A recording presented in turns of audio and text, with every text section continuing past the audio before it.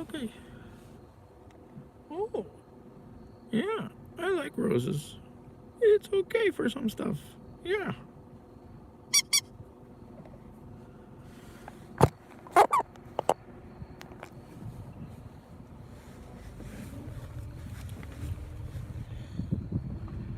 That's right, Fredo. They got stuff. And some of it's pretty good.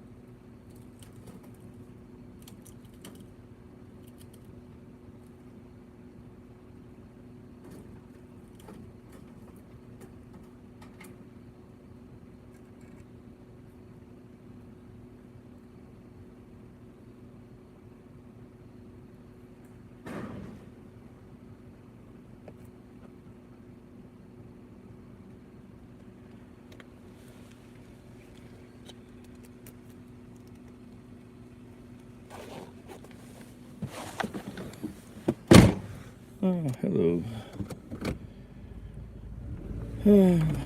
Oh, Fredo.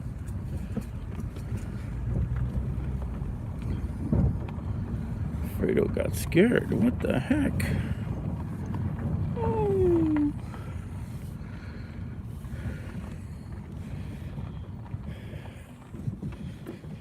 Oh, this driveway's.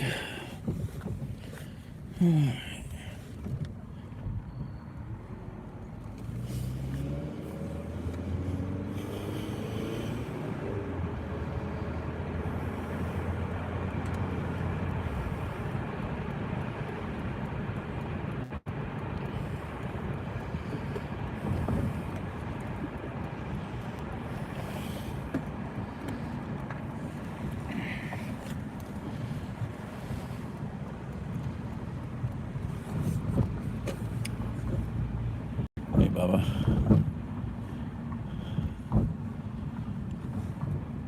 When I took the glove, I was trying to get to see if I had cabin filters. And then I wanted to see if there was, because the way the car makes noise when you turn the defroster on so high, or the fan. So to be able to move that or work on any of it, I disconnected all those connectors to move them out of the way, because I was going to try to actually pull the air box down, but that's a much more involved process, and I gave up on that, and I just took the motor out. I could reach up in there and feel around, and there was nothing up in there. It's just weird. It's like a high pressure air squeal. And so anyway, all I did was clean the fan. It was just a little dirty. There were no leaves or anything in there. Am I on the right street? Yeah. One of these goofy GPS. Where are we at here?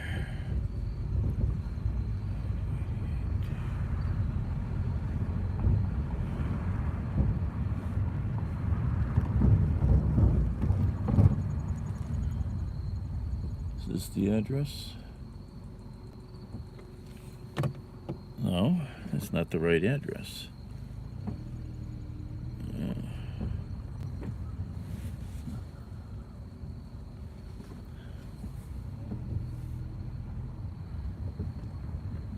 Oh. I better call these people. Not sure.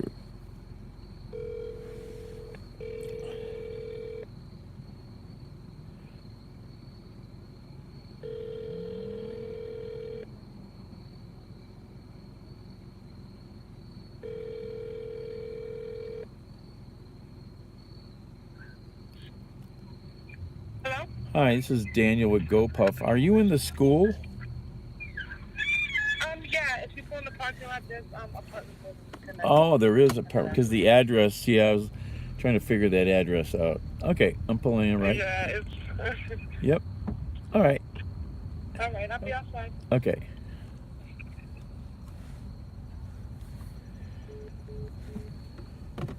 And I didn't see the other address here, and I didn't really Google the address. I was just looking at their stupid map. So there's apartments back here. Okay. I didn't know that. Probably this building? I don't know. Don't know. Maybe not. That don't look used. So probably back at the other.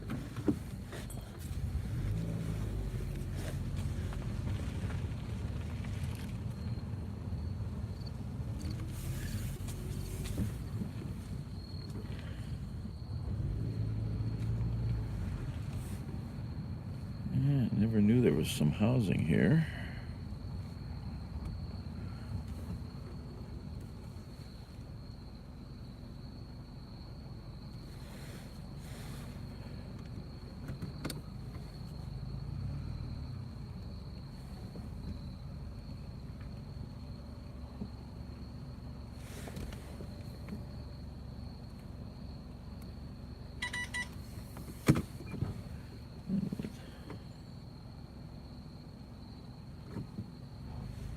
Ah, there's another driveway.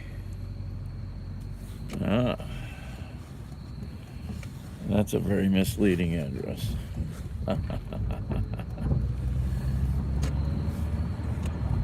Yeah. That's a very misleading address. It's the other side of the building.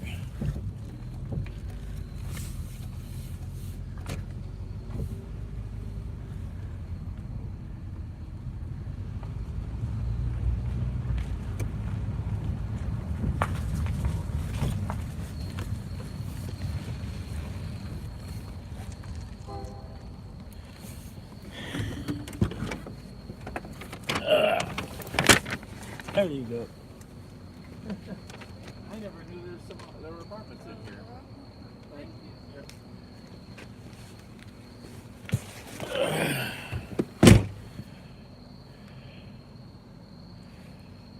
you. All right.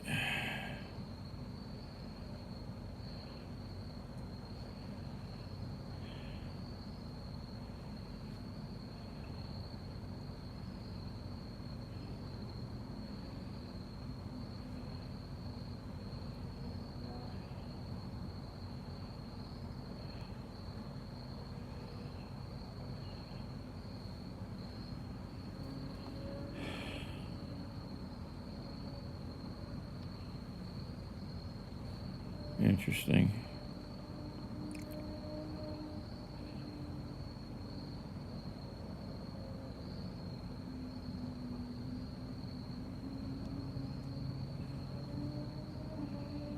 Okay, these people do not have... This is stupid.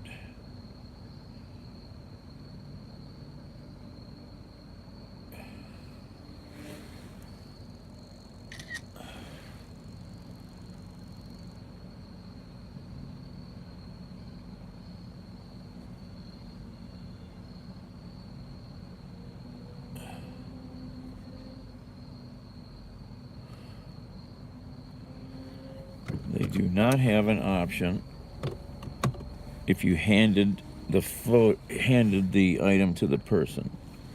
That's another fail. That's a fail.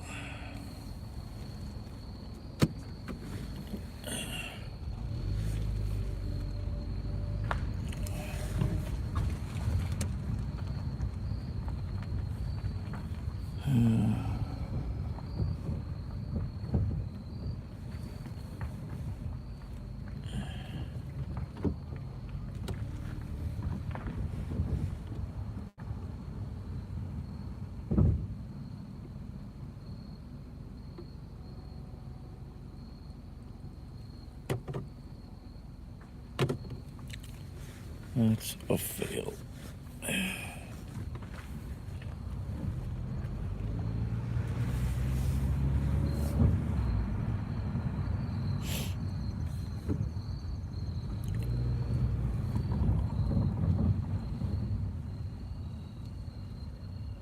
Says the app, yes. Well, I mean, I think, well, I can't even remember what the Uber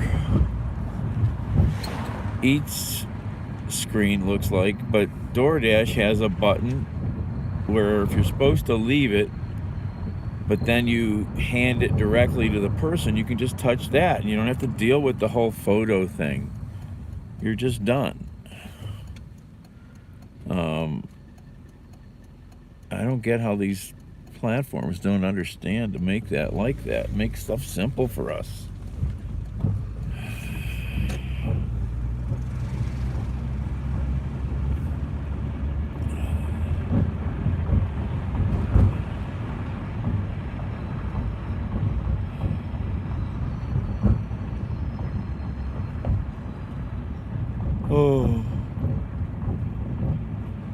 Oh, that electric panel wasn't the worst I've ever seen.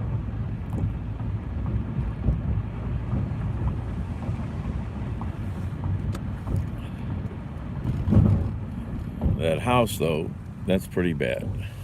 It's barely standing. Barely standing.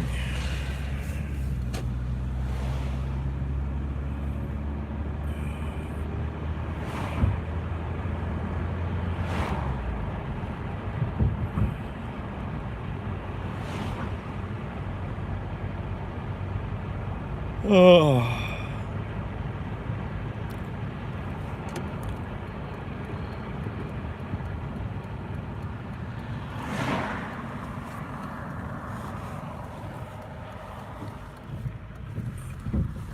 Oops, look at that hole. Oh, missed that freaking giant hole.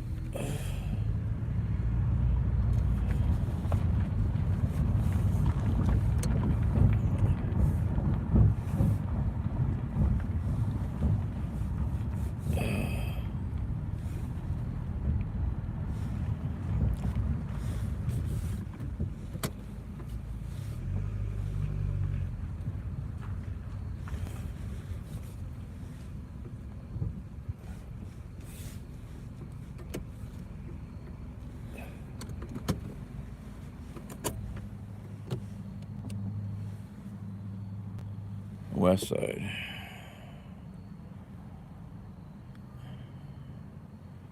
I won't even say that anymore. I'm just going to say the best side.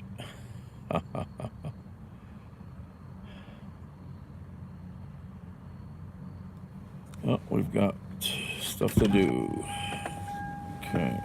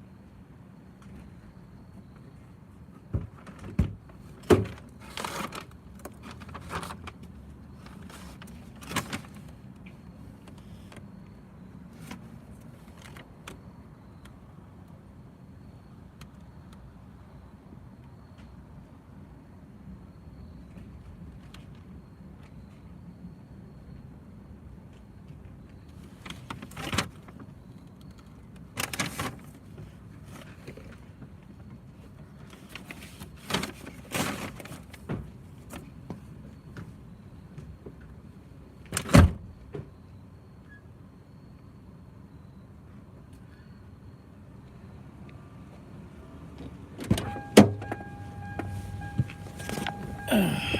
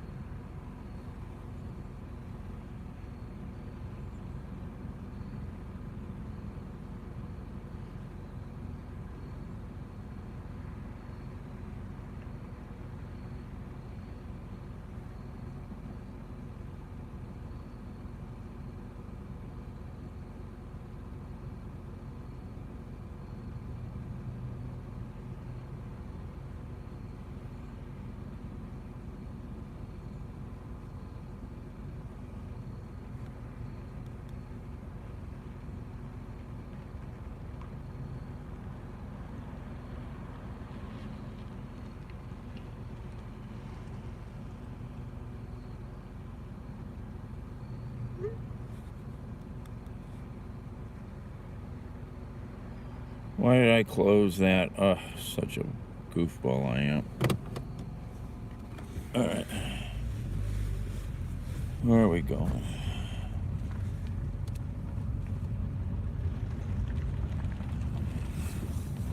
This way. Where's the driveway? Where's the driveway?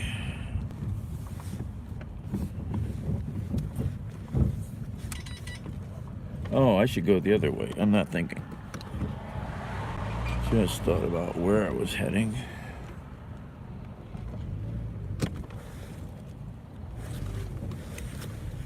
Yeah, we'll go this way.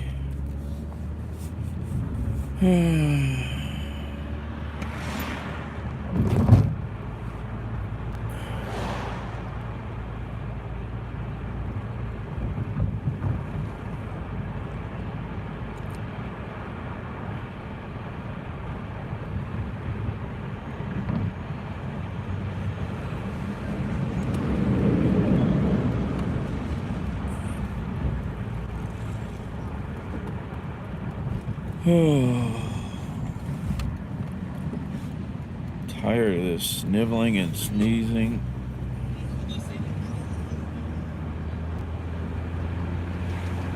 I take one Benadryl gel cap and it stops it, but makes you a little groggy.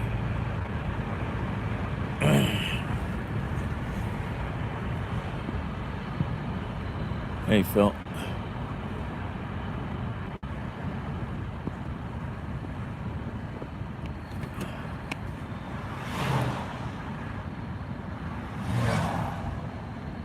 Well, yeah, they are. That's where the money was originally in Cleveland. It was on the east side. You know, west side was the, blue class side of town, blue collar side of town. All the old money was east side money.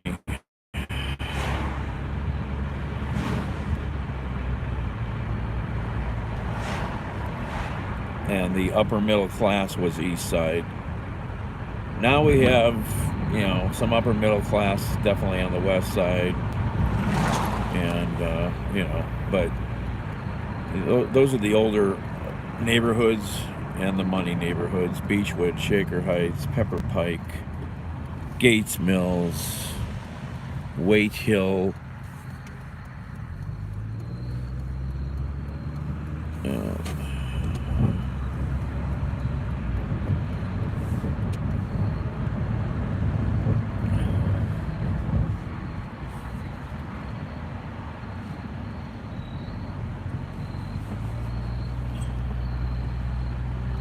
Yeah, it's okay. Oh, that basement was lovely. I've been in some worse, but that was a pretty bad basement.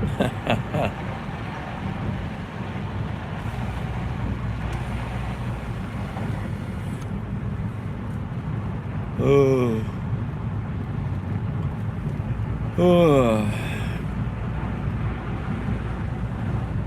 Can't wait to go back and watch the video.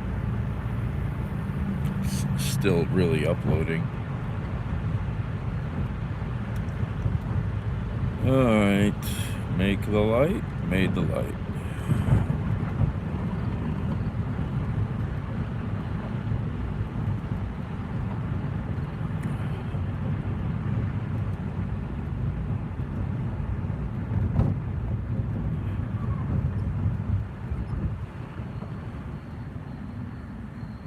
Oh yeah, crazy ass accident scene. I just shared that on another platform. I didn't put it on Twitter yet.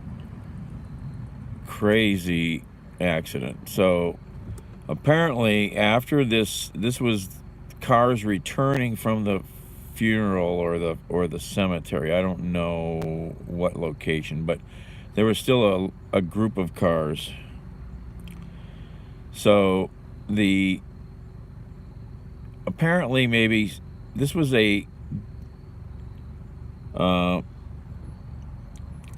there's a shooting. Yeah, just hold on. I know a whole story. So the funeral was for somebody young that died from an overdose.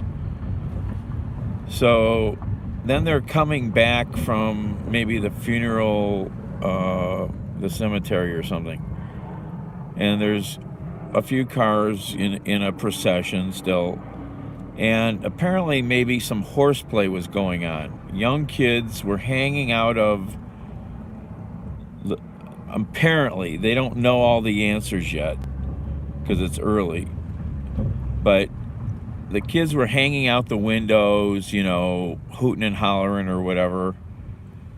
And a car in front of the car with the kids in it that got injured decided to turn out of the procession possibly or something. I don't know how or what happened, you know, but they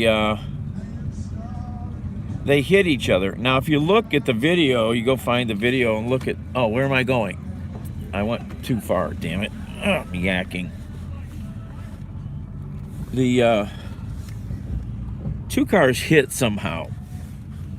And I think they hit in a way where the kids that were hanging out the window or something got crushed, is what I'm thinking. Or run over. So the 12-year-old fell out of the car because the cars don't look heavily damaged at all. And the kid got killed instantly. The 6-year-old got injured, probably again in a crushing kind of way. And then some arguing or something happened. Oh yeah, and the driver of the car that turned or whatever was a I think they don't know. They think they said it was, no, I don't know. The driver of the car was a young man, and he ran away from the scene, which is always bizarre. And then somebody pulled a gun somewhere and shot a 19-year-old kid who has just a minor gunshot wound. But it's just crazy. It's an insane, maddening. And then there was a shooting a block away with multiple shell casings, but they don't know anything if that's related or not. Akron has a lot of crime, and it has some pretty rough stuff going on down there.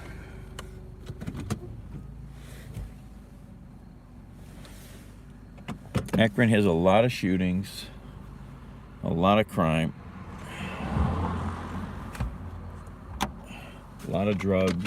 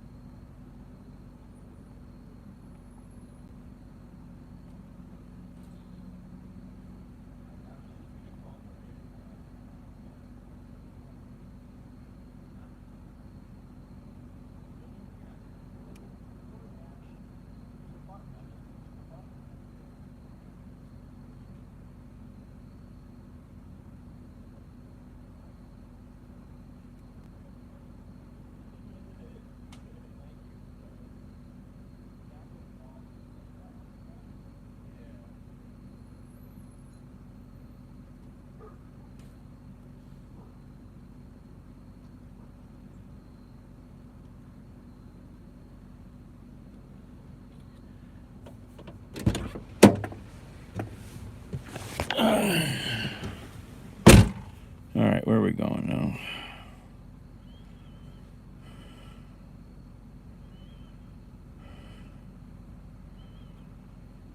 All right, we're going here first.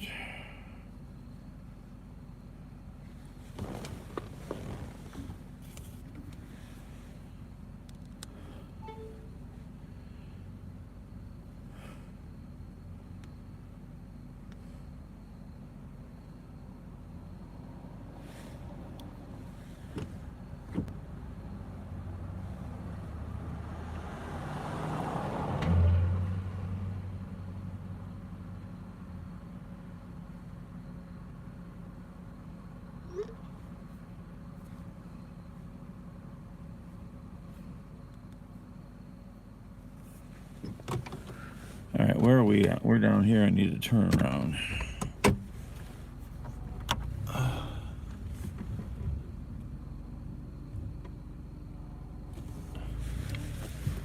Yeah, well, that shit happens.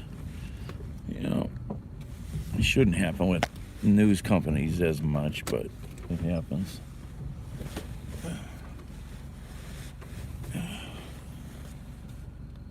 Oh my God.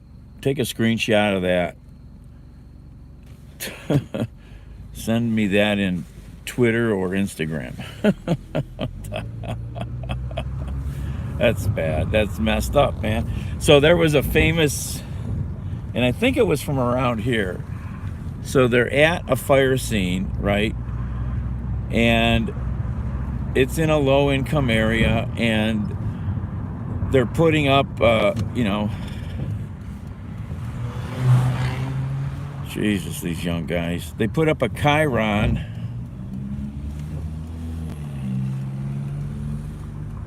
of subtitle, you know, and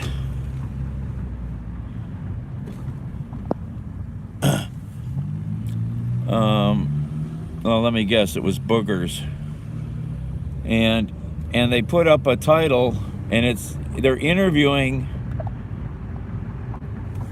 a young black guy or a woman. No, it was a young black guy, I think, and it says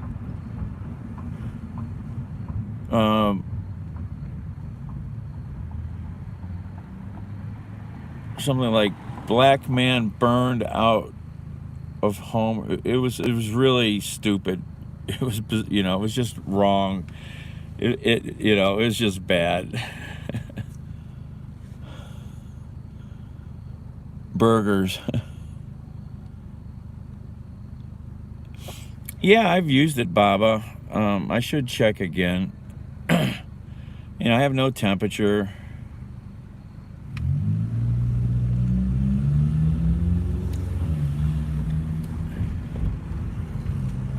But yeah.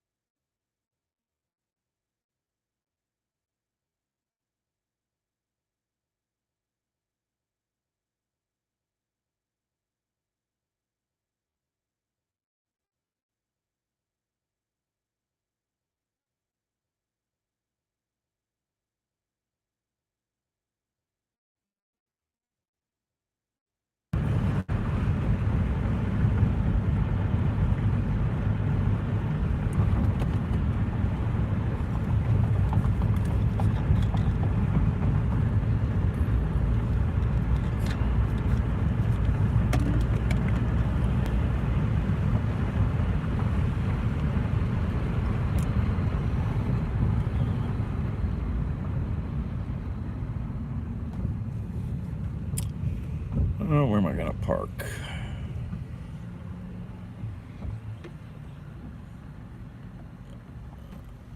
Where am I gonna park?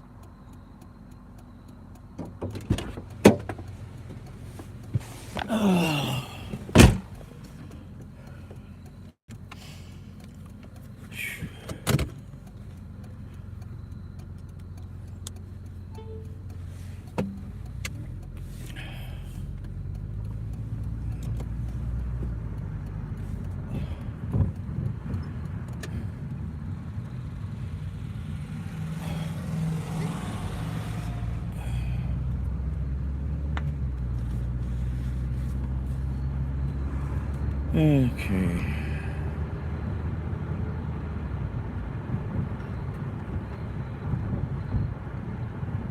Let's see here. I'm gonna go way over to Lakewood.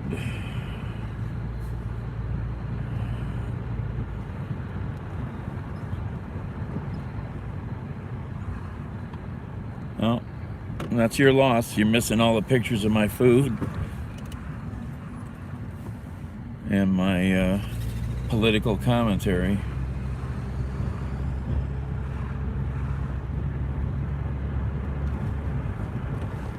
Yeah, I haven't even been looking at these orders to see what these people are buying.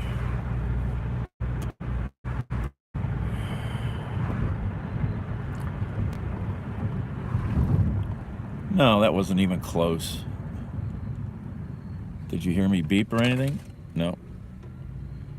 Swerve out of the way. He stopped. Just keep going.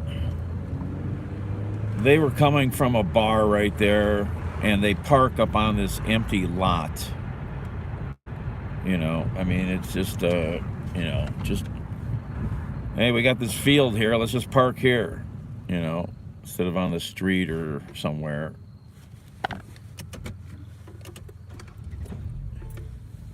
Come on, car. Wake up. I stalled. I gotta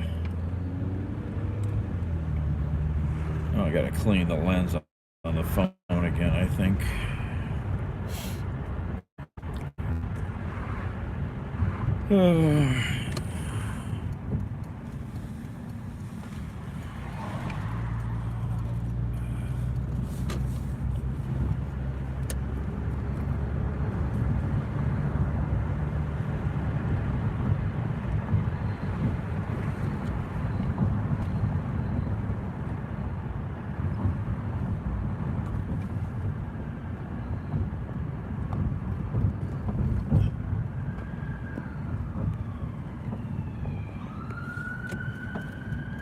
Okay, did I miss another notification? What is my phone doing? This thing's screwed up.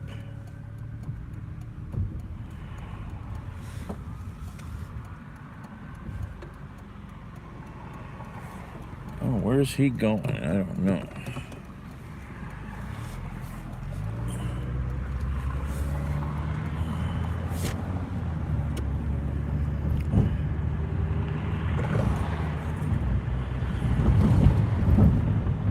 Oh, he must be going down there.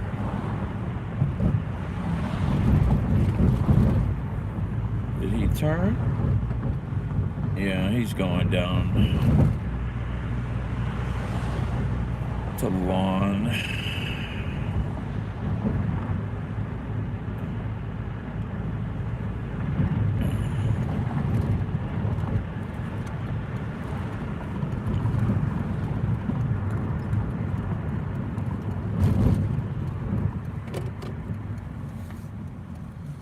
This is where I got hit the other night.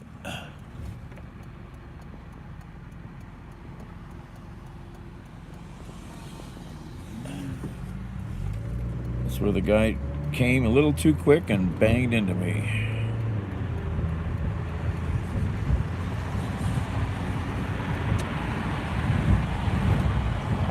Instagram is a decent platform, unlike Snapchat, which is just literally full of gibberish.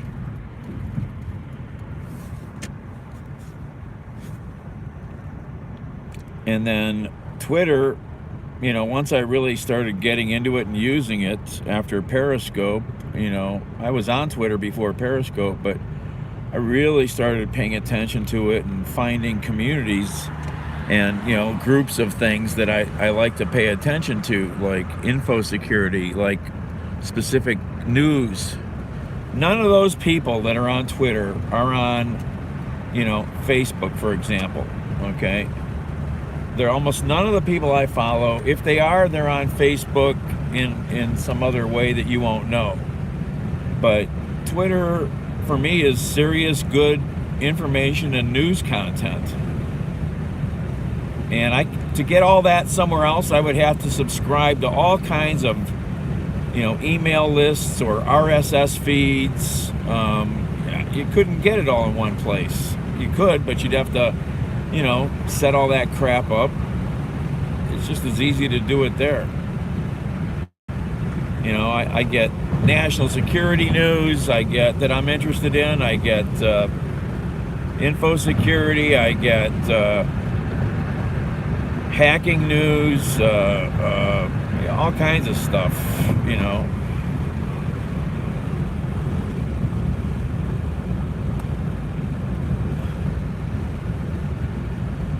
Facebook is not for old people. Any platform is for what you want out of it, okay? If you want to know the music scene in your city, you need to go on Facebook. You're not going to find it anywhere else. All the musicians have gotten lazy. They don't have websites, a lot of them. They don't do email. So if you want to know where the music scene is, you got to go on Facebook.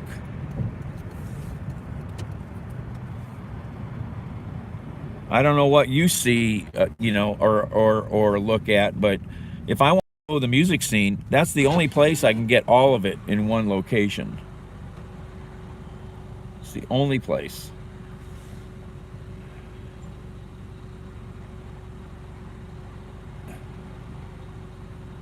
What street is that?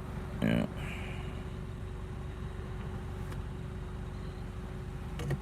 I should have kept going on the freeway. I got off too quick. Silly boy.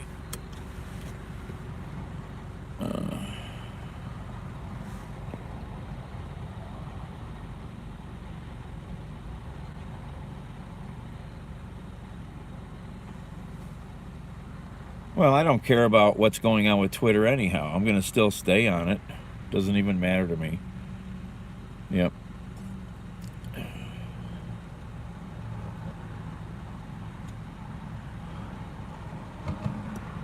You know, It's a lot of saber rattling and chest thumping right now. Who cares?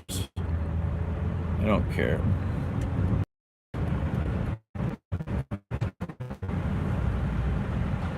Even if he was the owner, he can't affect everything on the platform. So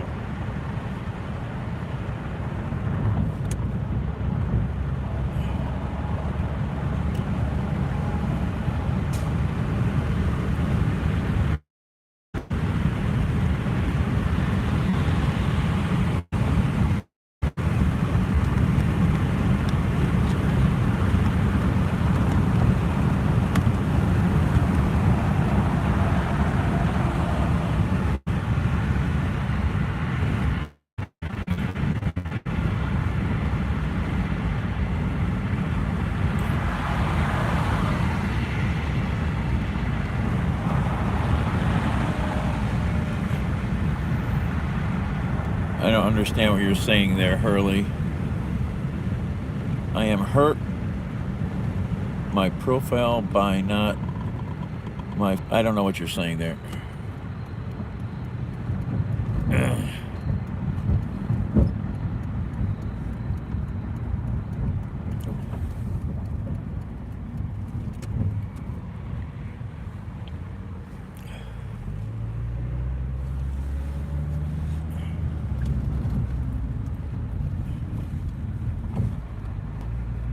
Facebook is for old people. I still have a MySpace page.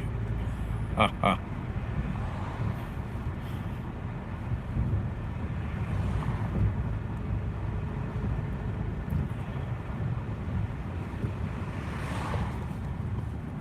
Better yet, I'll show you my login for CompuServe's old bulletin board.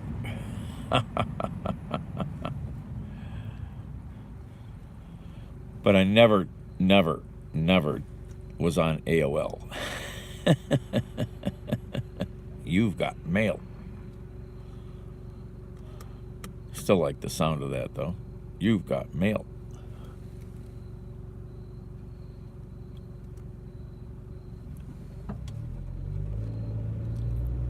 You should still be able to recover it. Have you ever tried? If you want it back. I thought they have a process, I think. I've helped some people get some accounts back when they didn't know how to do it.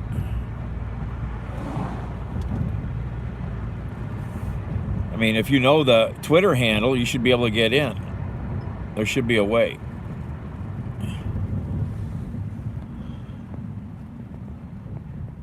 Oh, Juno. Yes, Baba. That was my first email was Juno. Oh, yeah. Well, actually, maybe with CompuServe or something, but I was on Juno forever. Yeah.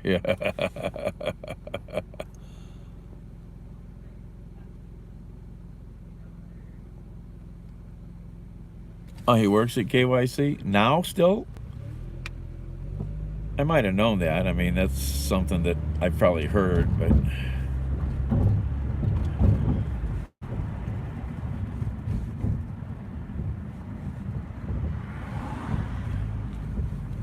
Alright, we gotta find a turn up here. I think this is it. Where's the map? I don't know.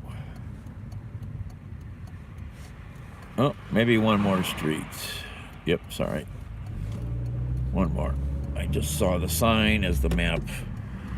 I could see the sign glimmering through the trees. I should know which street this is that does this. Maybe I'll remember it now.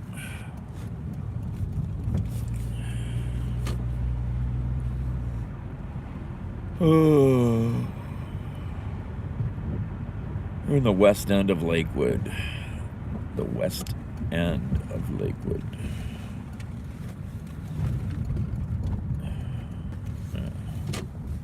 Kind of like that fence. I like that fence. That was simple, efficient fence. I like that. Where are we going? Up here.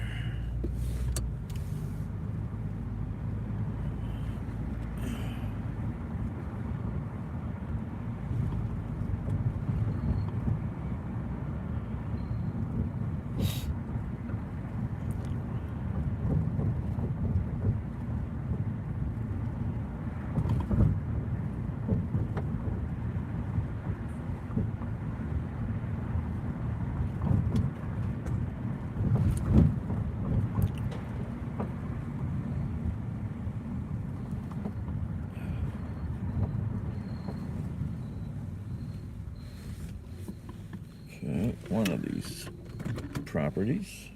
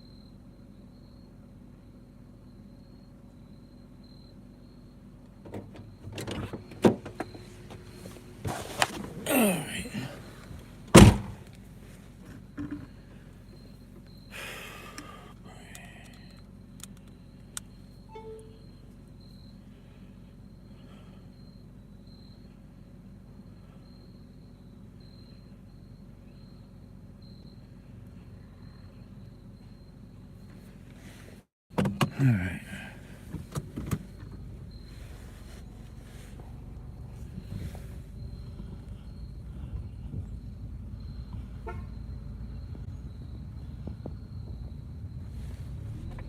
Gotcha. All right, where are we at? There's a lawn with some boogeymen out there.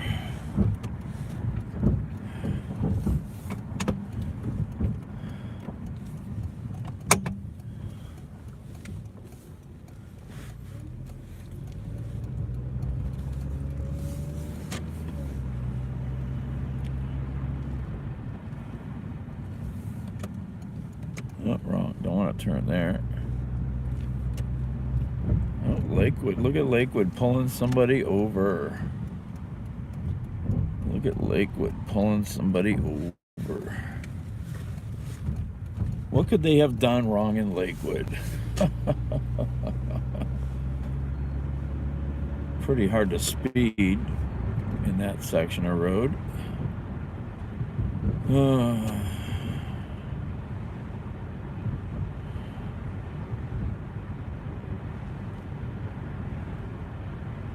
Let's see, we're way out here now.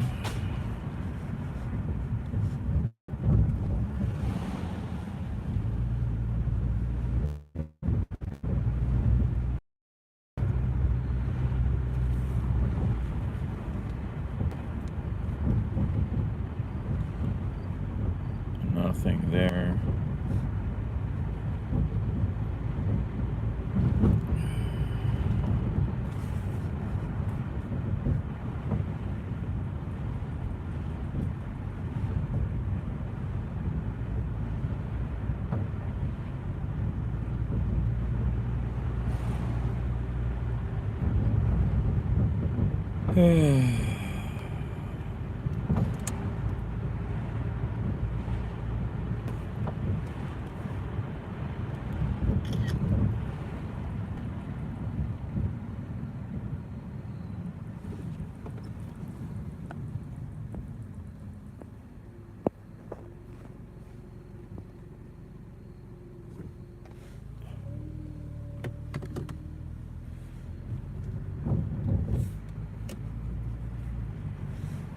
Let me clean the phone's window first.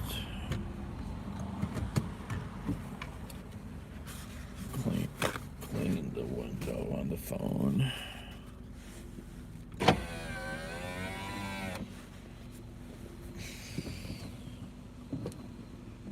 Where is the can?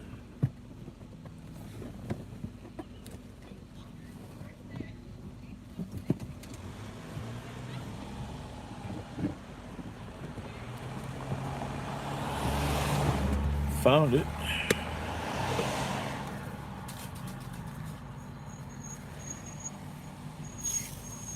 I need a little spritz bottle of something instead of this giant can. Yeah.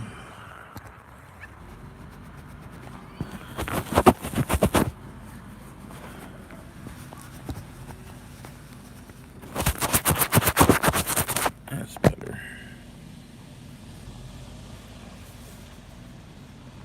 All right.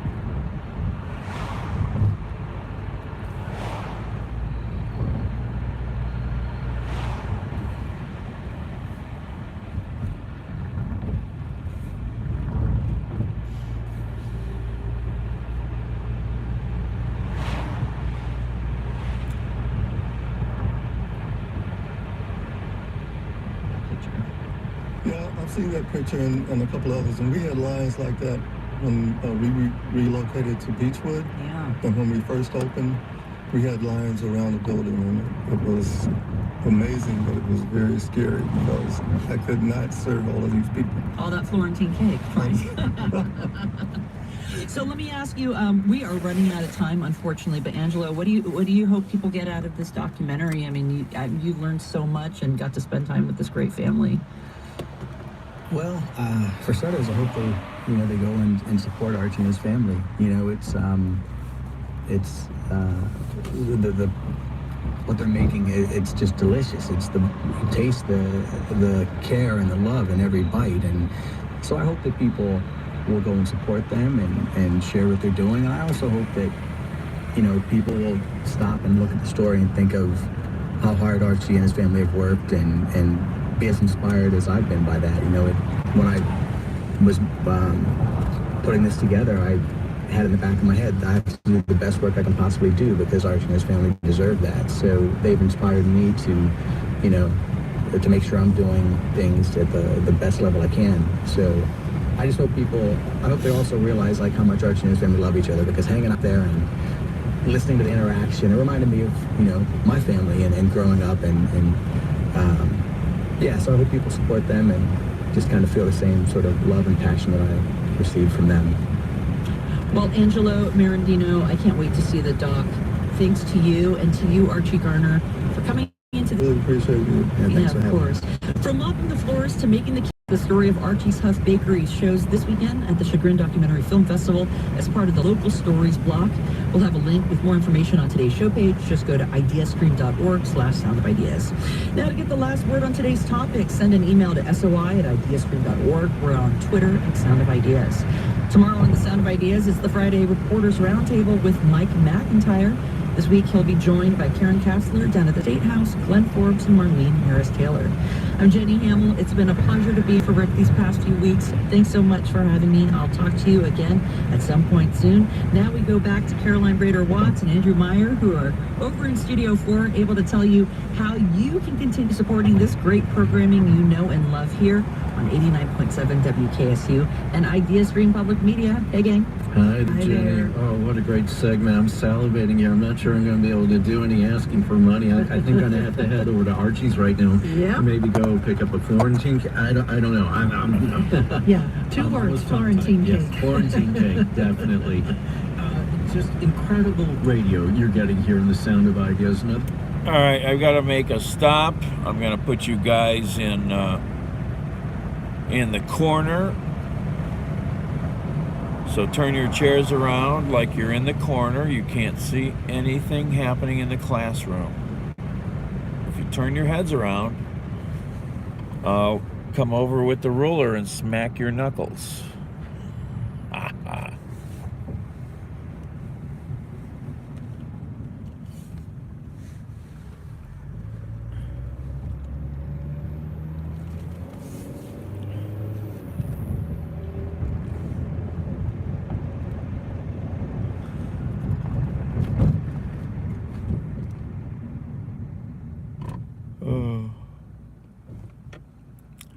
Well, at least your screen is white. Have you been with me when I shut the headlights off and drive in the dark on totally dark roads? That always blows people's minds. How does he do that? How does he do that?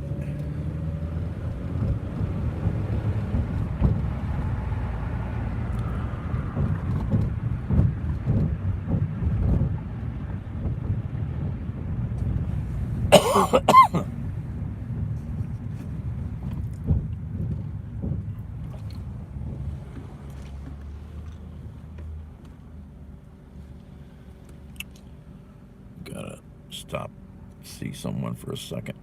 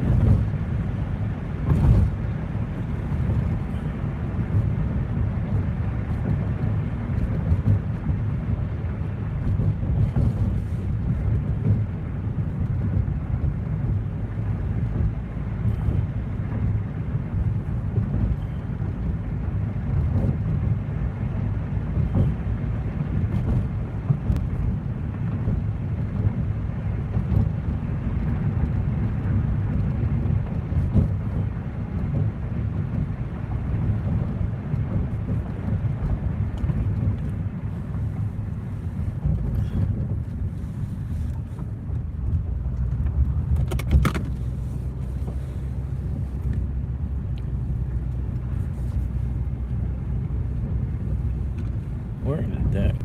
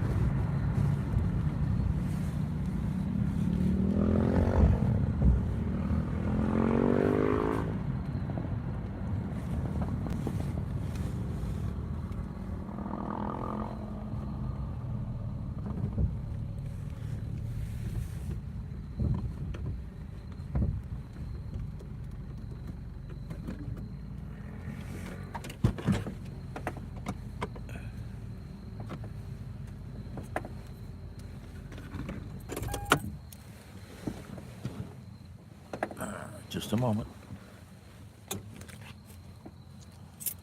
While we're here.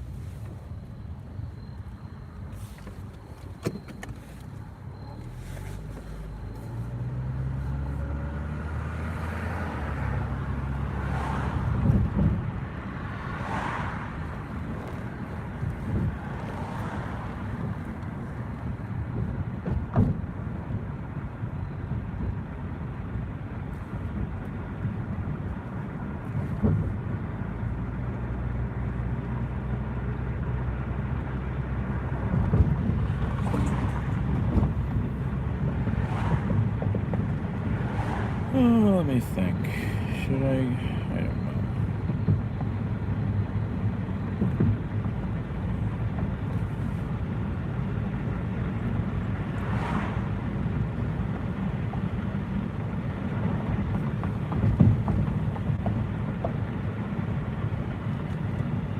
know. Oops.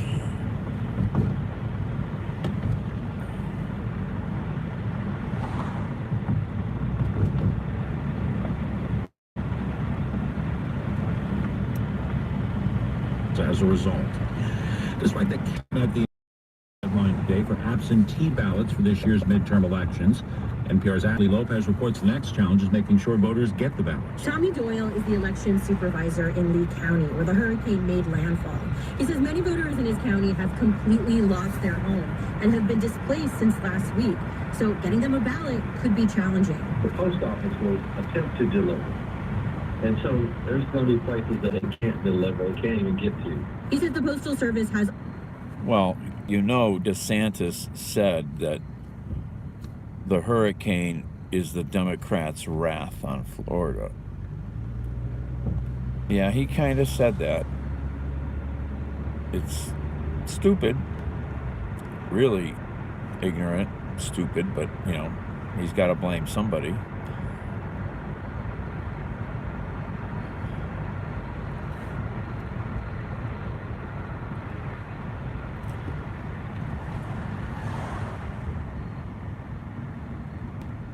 Oh, whatever. Can't be that bad.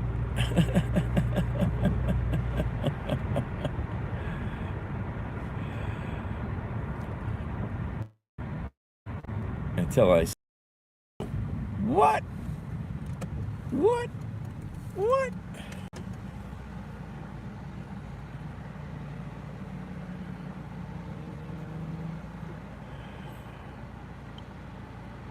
Oh. Oh.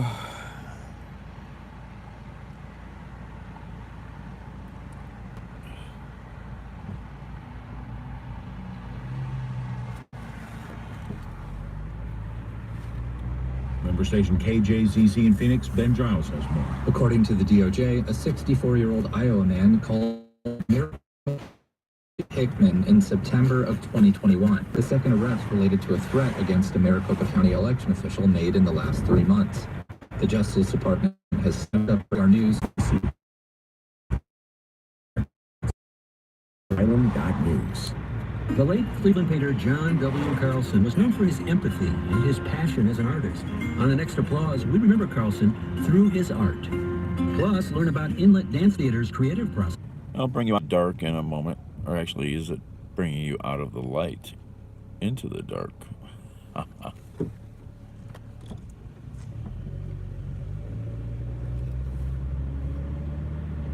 Wasn't that awesome news today? Biden trying to get everybody on board with all this madness about prosecuting people for pot, for marijuana. Really, really, really. I mean, I think there can still be reasons to, you know, get in trouble for it, but, you know, there's like 2,000 some people in jail for nonviolent marijuana arrests in federal prison. That's crazy.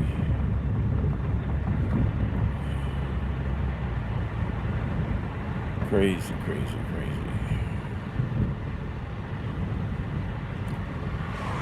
I gotta get into Scott's bar. I can never remember what kind of food he has there. He has good food. I keep forgetting to go there.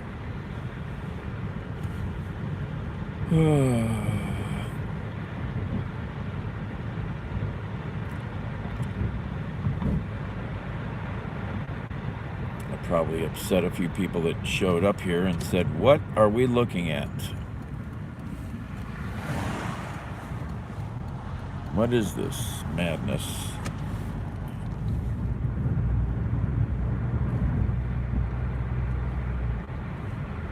Oh.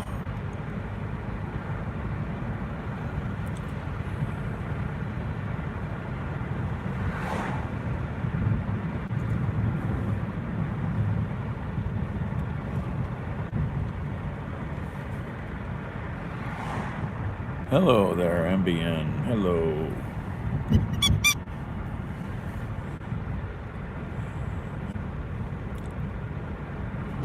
Well, let's try to go. Yeah. Let's do this.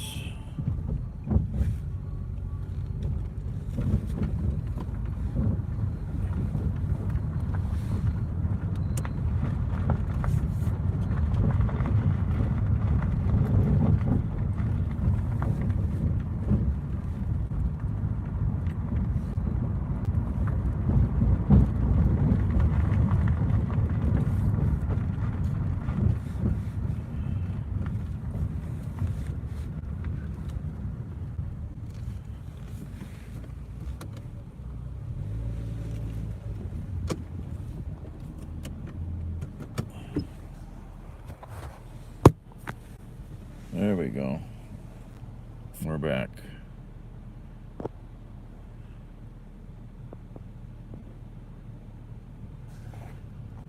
We're back.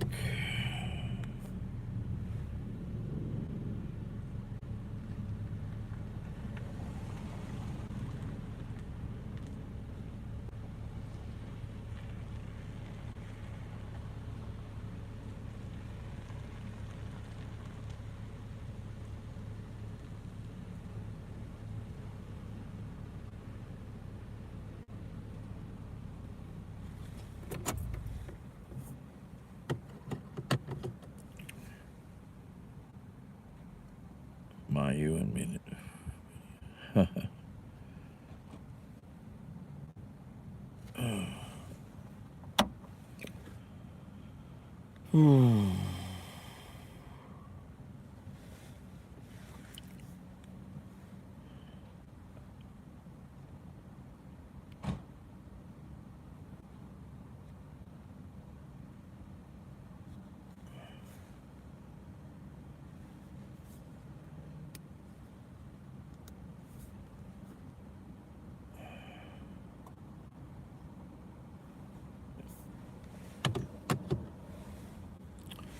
Oh, that's what I forgot to do.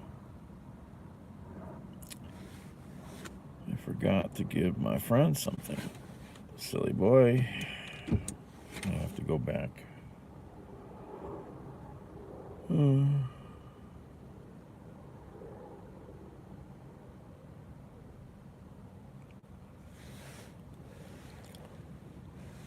Tired.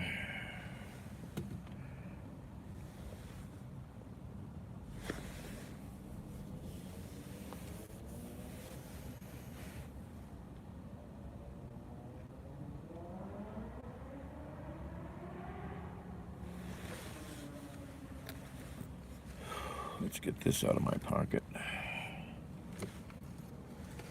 Is that a battery in your pocket, or are you just happy to see me? Craving Arby's. Oi.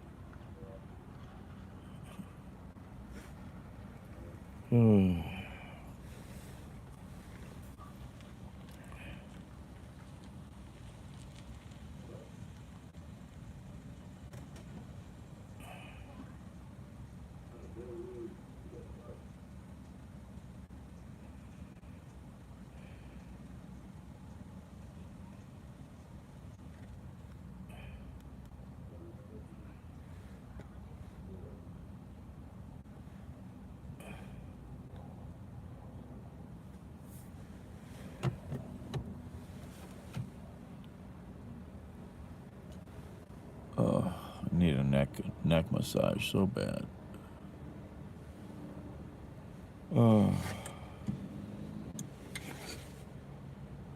Barbecue, nice.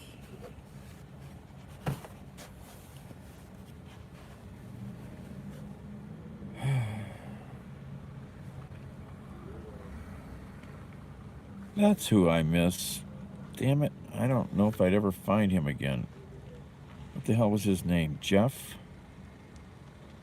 He used to follow me pretty heavy on Periscope. He was up in, where was he at? He was up in Wisconsin. Somewhere out in the boonies in Wisconsin on a farm. think it was Jeff. I just thought about him. I have to go back into lots of old Periscope videos, see if I could find these names and find a way to find these people.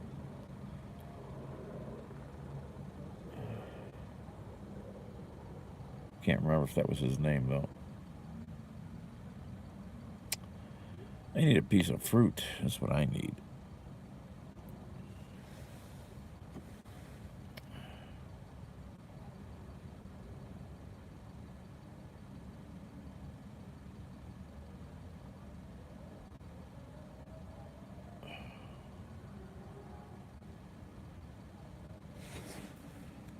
Let's go here.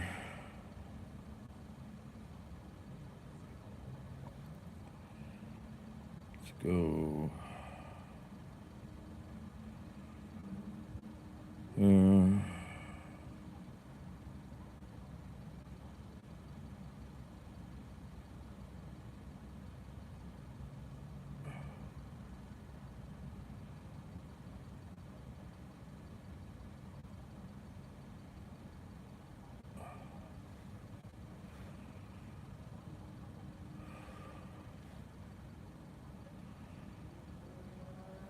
I don't know why I'm not getting notifications here.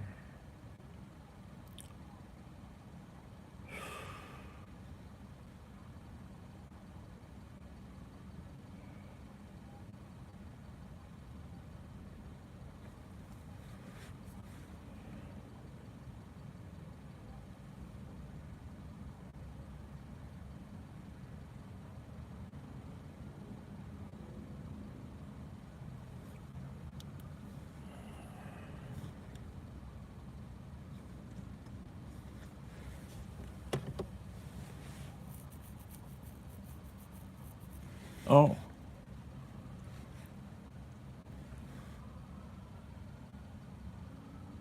Worship on Cleveland's mind. Oh, yes, you must worship me. I am your master. You will do my bidding. Yes.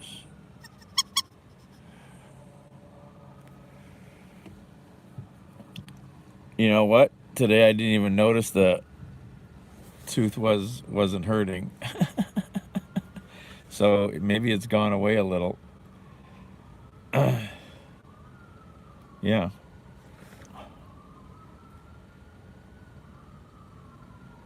I'm not feeling anything.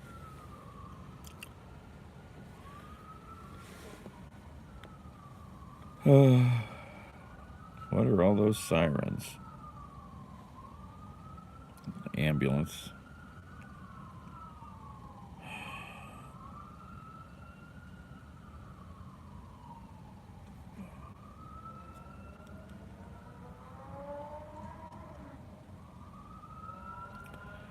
Hey, Huck.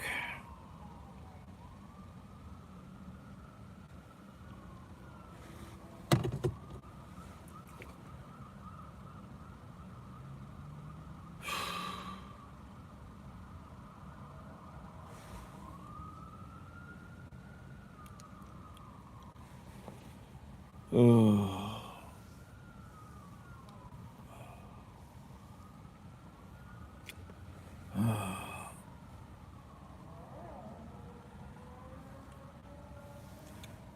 When I get a little less sick, Huck, I'll call you or you start bugging me. I don't know. I mean, I ate a sandwich from Dunkin' Donuts for dinner. I really like their sourdough breakfast sandwich. It's big, hits all the right points in the mouth. Oh.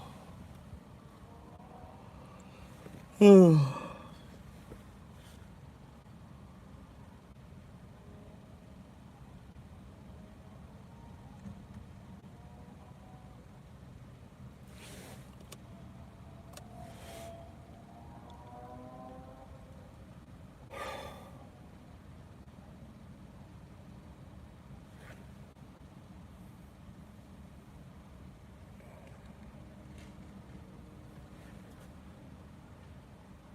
She got a lot of deliveries. Or one big delivery.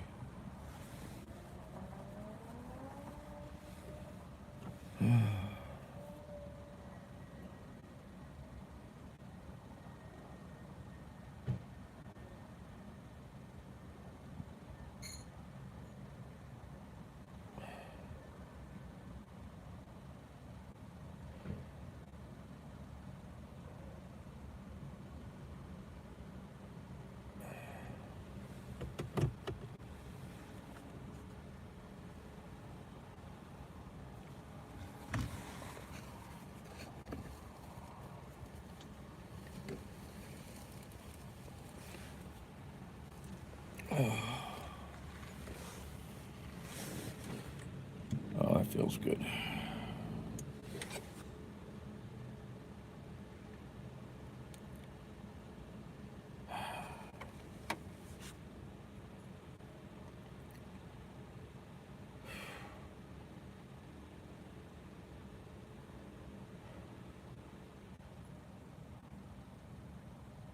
I wonder what the upstairs of that house looks like where I was in the basement. I bet it's hideous.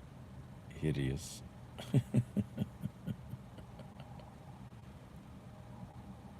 Oh. Oh.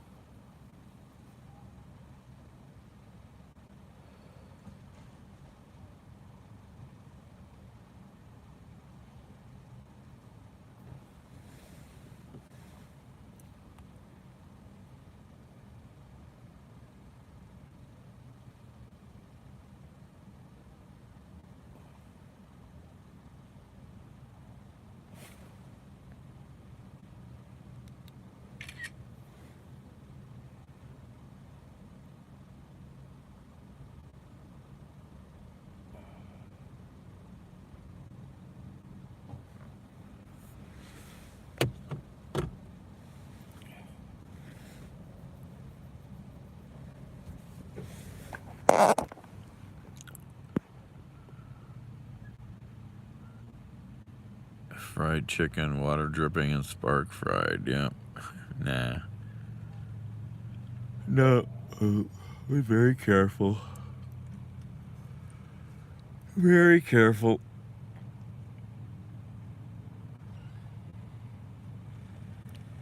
Yep, Sean. Yep.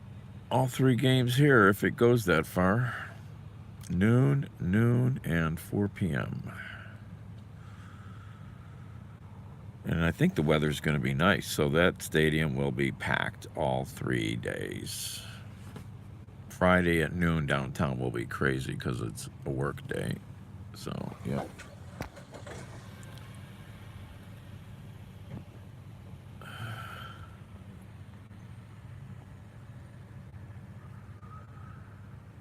Oh, 14 people here. Hello.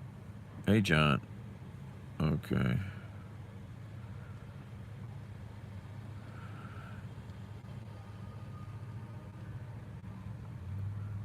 I am not on Facebook, I think. I could be a lot bigger with followers to push on YouTube.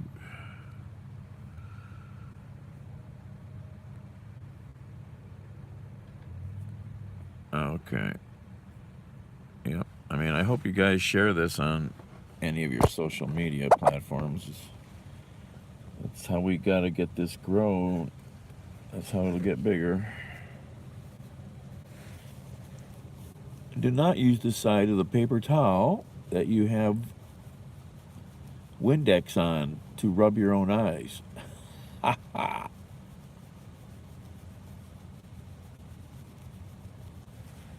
I can see clearly now. Oh, groggy. Those damn Benadryls. They work. They stop me from sneezing and sniffling. But they make you groggy.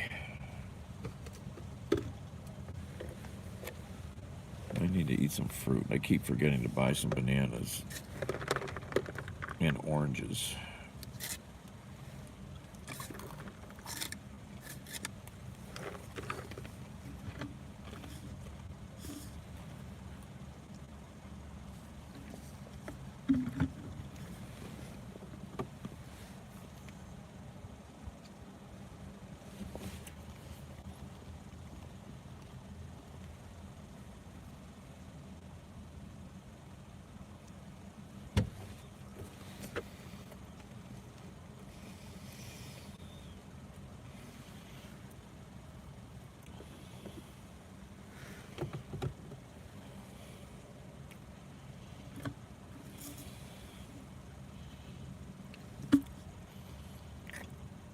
I wanted to work on the cooling system today, but then that guy called me saying they had no power. Well, yeah, the breaker's missing. How? I don't understand how long somebody was in that panel. It's all very bizarre, but they're all a little challenged. I have no idea. Scott.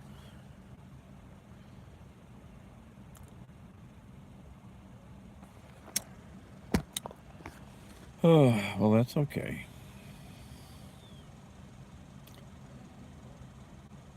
There's plenty to go back and watch.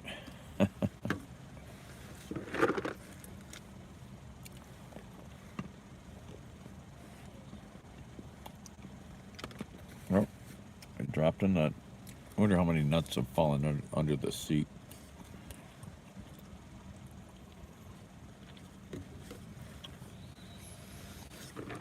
They're going on a cruise and I'm not.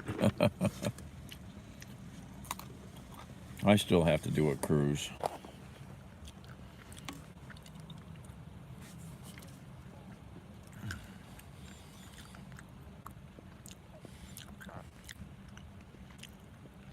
Yeah, they're all challenged. You know, sad humans who just getting by.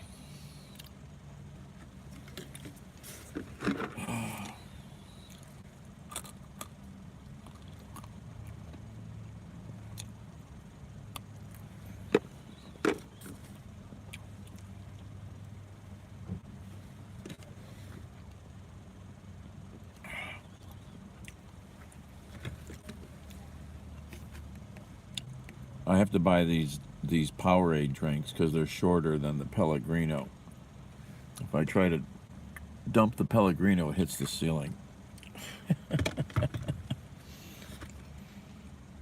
Oh yeah, I lost the bottle cap to this. Somewhere on the floor. It's okay.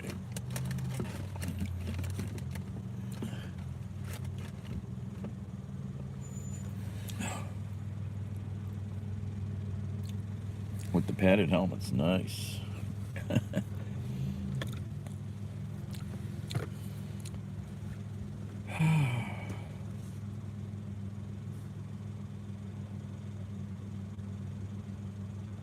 Now it's a crackhead deli. Oh, that's so sad. Neighborhood's changed a little, huh?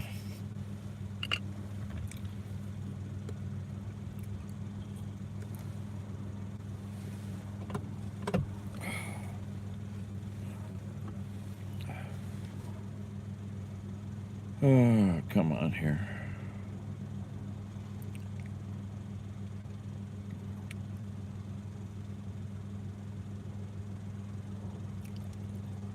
I saw a guy today in town who, driving down the street, I should say, who likes to think of himself as a bit of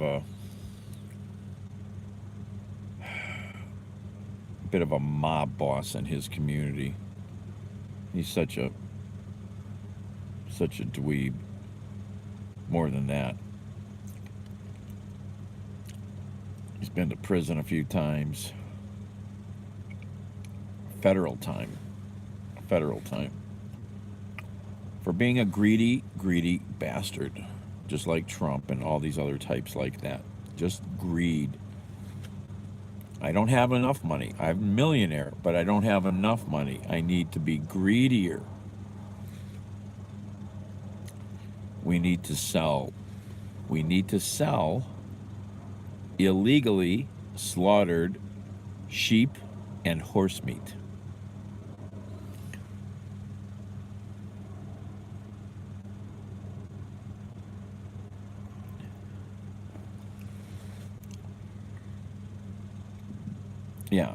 Yeah, he did that. Along with money laundering and food stamp fraud.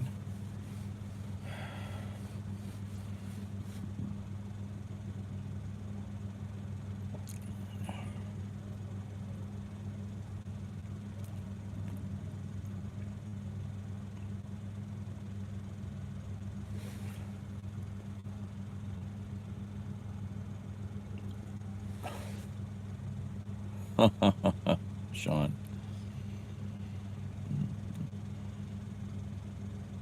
Sorry, Sean, but I really care less about anybody really but the teams here in Cleveland, and even then I don't follow them. I barely know what's going on. I hate big organized sports, especially football. They're the ultimate greedy bastards.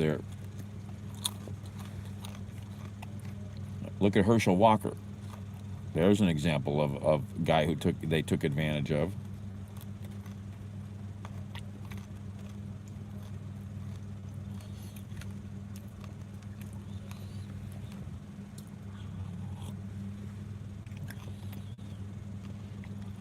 They hire felons, they keep murderers around. They don't care.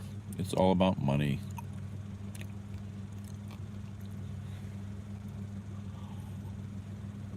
Yeah, pick the under, yeah. Oh, I'm tired. I need a neck massage so bad.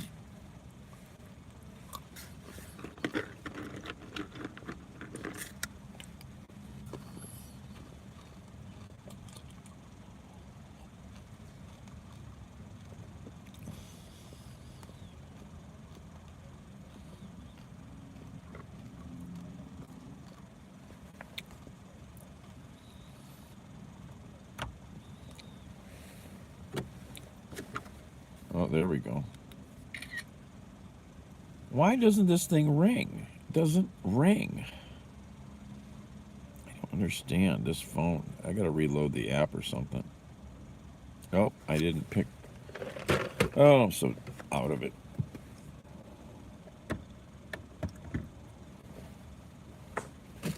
All right.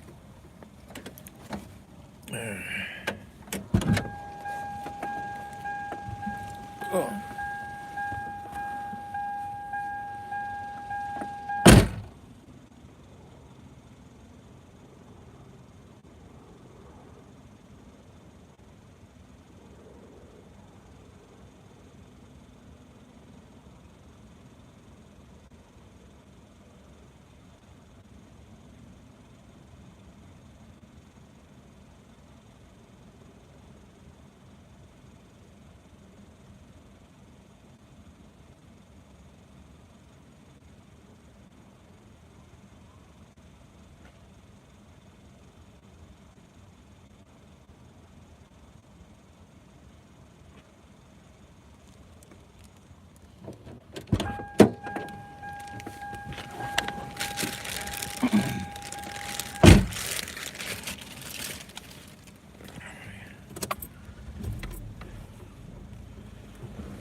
Where are we going here?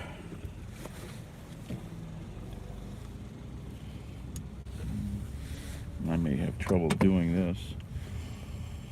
Let's see here. Where are we going?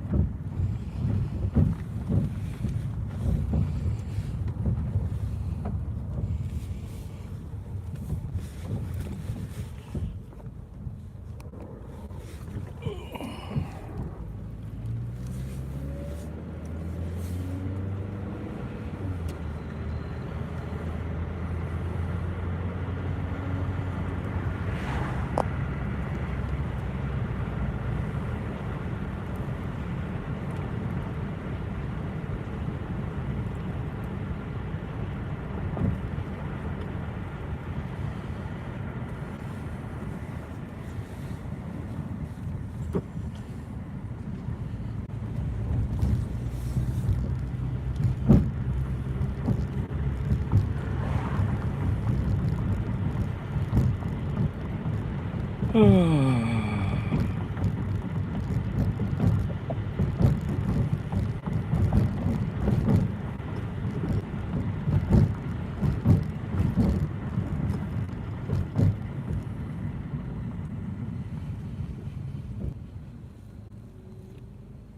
is a 25-mile-an-hour street in a rough part of the west side. And you can't believe how fast cars, the wild accidents that have been on this street because people speed so much. Crazy, mangled vehicles. But, oh, damn it.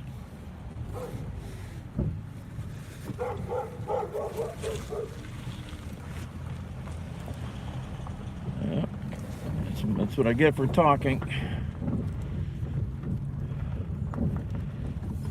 We only lost a few seconds.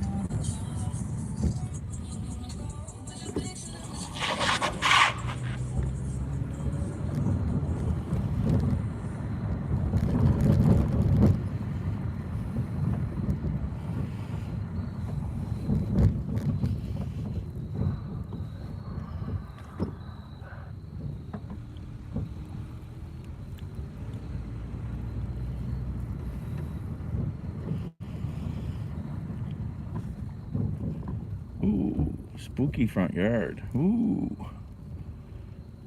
Oh, is this where I'm going? I think this is where I'm going. Look at this. They got a whole graveyard here. Maybe I'll show you in a minute. Gotta get done with this. They got a whole graveyard.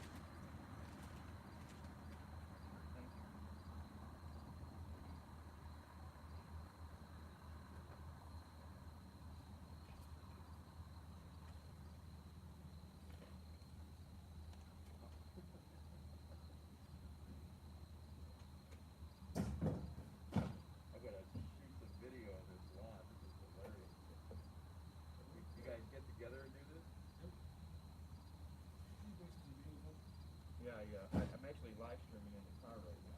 I do my deliveries. I live stream around the city. Nice. And so. YouTube. Here, I'll show you my handle.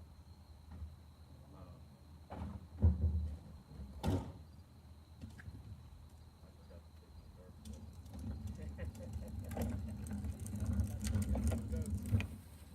I didn't have much stuff, so I forgot to put it out. So there we are live, looking down the street, right?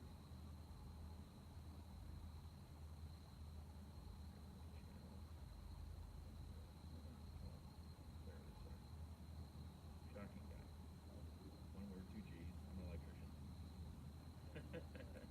So, I've been streaming for like 8 years on other platforms, but they all closed.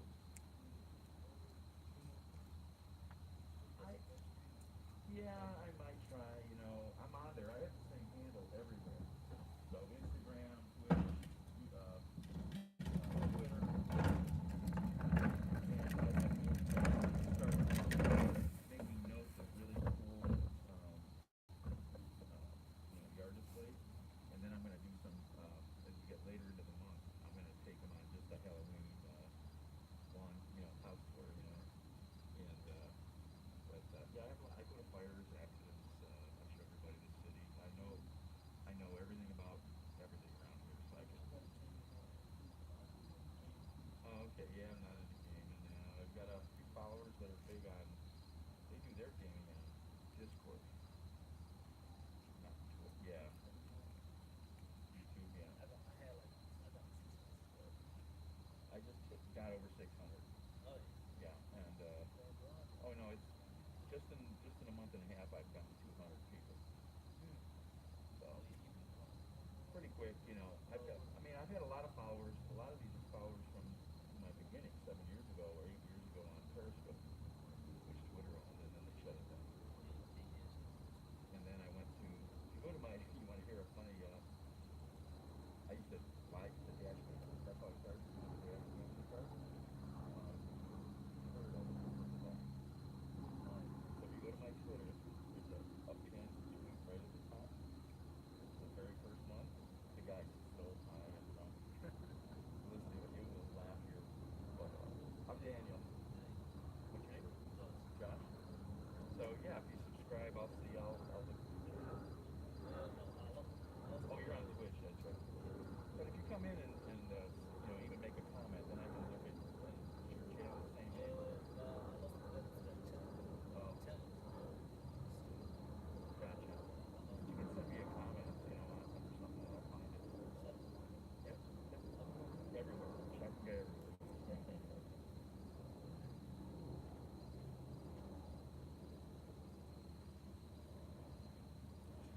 Oh, that was painful. Let's see if we can get this fixed now. Their app is not friendly at all. Their app is not friendly at all. I gotta really call them during the day and raise Cain, because it's got some issues.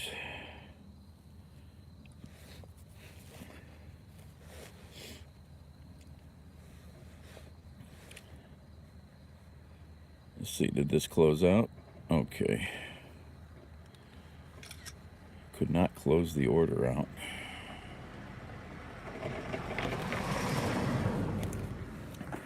So here, let's check this cool front yard out here. And I'm gonna try to make notes of a bunch of front yards, and we'll do a couple Halloween night drives.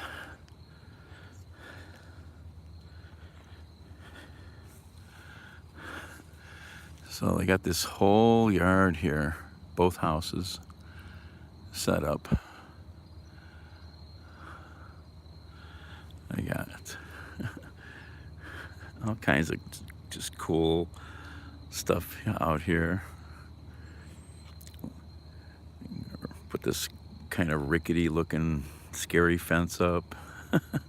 It's all real simple stuff. It's just very cute how it's done.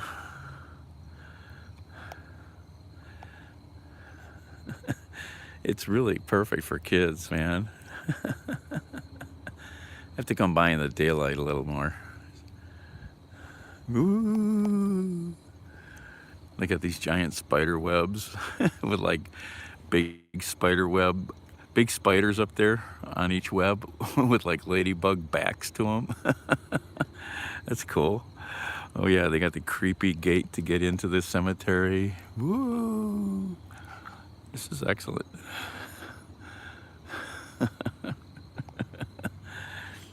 Oh, we got leg irons. Awesome. Got shackles.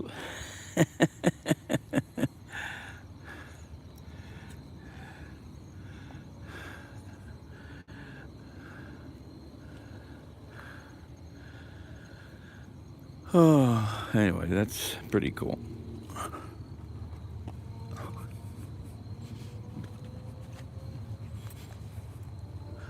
That's pretty cool.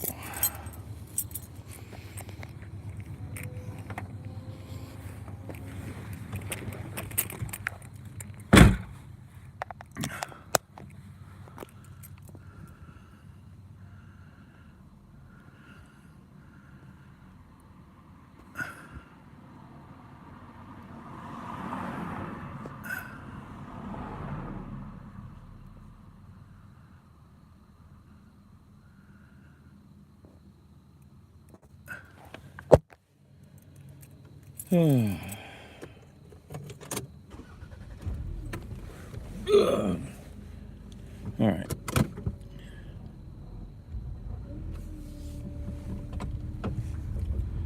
Every liquor delivery or tobacco delivery has been a problem.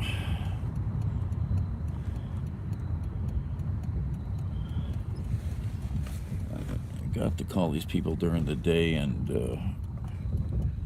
read them a bit of the riot act.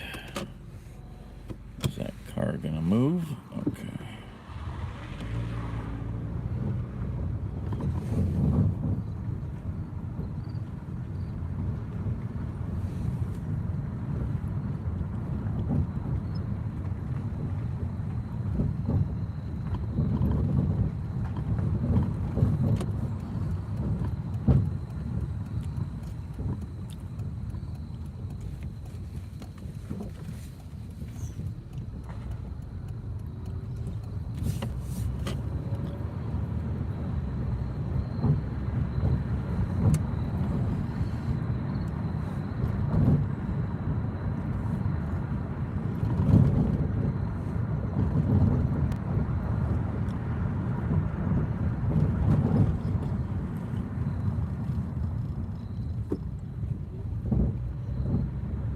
Oh, I was close to Clark. Why didn't I go that way? Oh well. I'm not thinking.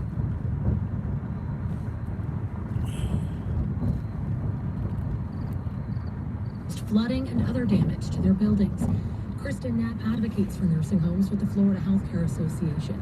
She says residents are staying in nearby skilled nursing facilities where staff are working to make them feel comfortable. For nursing home residents, many of them have very complex medical needs. They have Alzheimer's or dementia. So there's always a concern about transfer trauma when you talk about evacuations. State health and emergency management officials have to inspect each nursing home before they can reopen it. For NPR News, I'm Stephanie Colombini in Tampa. The Biden administration is moving forward with leasing some public land for oil and gas drilling in 3 states. As Wyoming Public Radio's Caitlin Tan reports, the initiative was mandated by Congress. The Department of Interior announced that it'll take steps to lease oil and gas rights to about 260,000 acres of public land, primarily in Wyoming and some in New Mexico and Kansas. This is in response to the Inflation Reduction Act, which mandates some oil and gas leasing. Taylor McKinnon is with the Center for Biological Diversity. It's ludicrous that in the midst of a climate crisis, we would be committing more fossil fuels to leasing and development that will only worsen that harm. Only one sale has taken place since Biden took office. Typically, they happen 4 times a year. Oil and gas proponents say leasing is necessary for the industry to thrive. For NPR News, I'm... Well, I mean, you can't put your head in the sand and say we're not going to use oil. Oil is used for so much more than just, unfortunately, so much more than just driving. Plastics and so many other materials are made out of it. We're not going to get off that tit for quite a long time. Quite a long time. I don't think we should drill that much, but we can't, you can't ignore it. You can't ignore it. We still need stuff.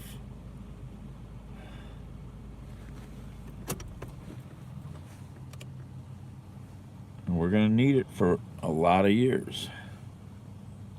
Even if you could put millions of electric cars on the road, we still will need oil for so many things.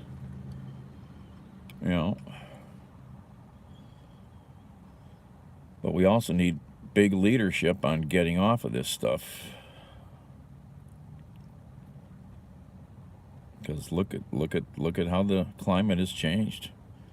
You see it right here in Cleveland. You can see it everywhere. We don't have snow like we did when I was a kid. It doesn't exist. We don't have whole winters long of snow. We get hammered a couple times and that's it.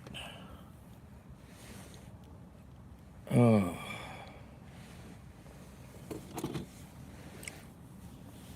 Oh.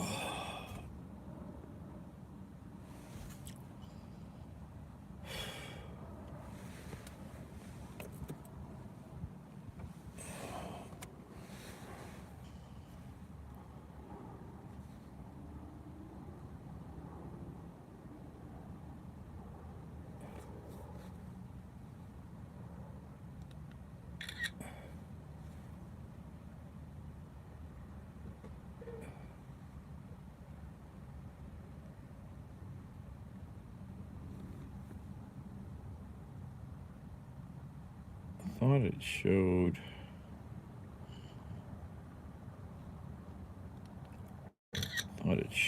So there it does.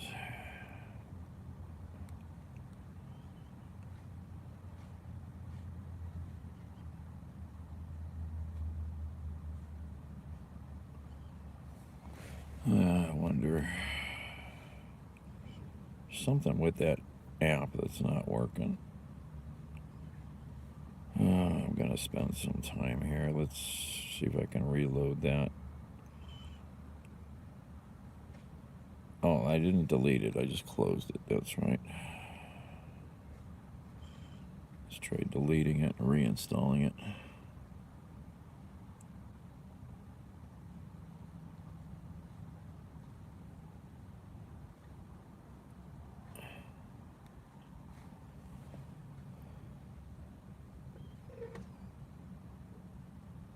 Edit, remove. Oh, that's no good. What did I do with it? Oh my God, what did I just do? I never did that before. There it is. Found it.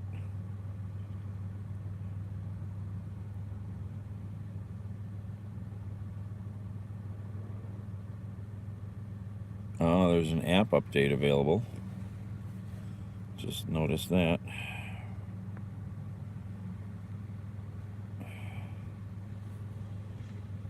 That might fix some of my problems.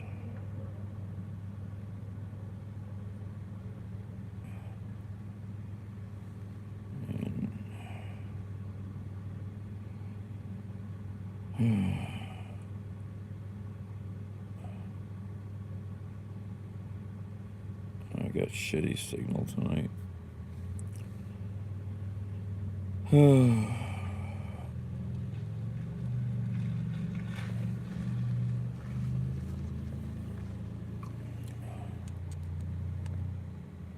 That's gonna take a while because it's slow.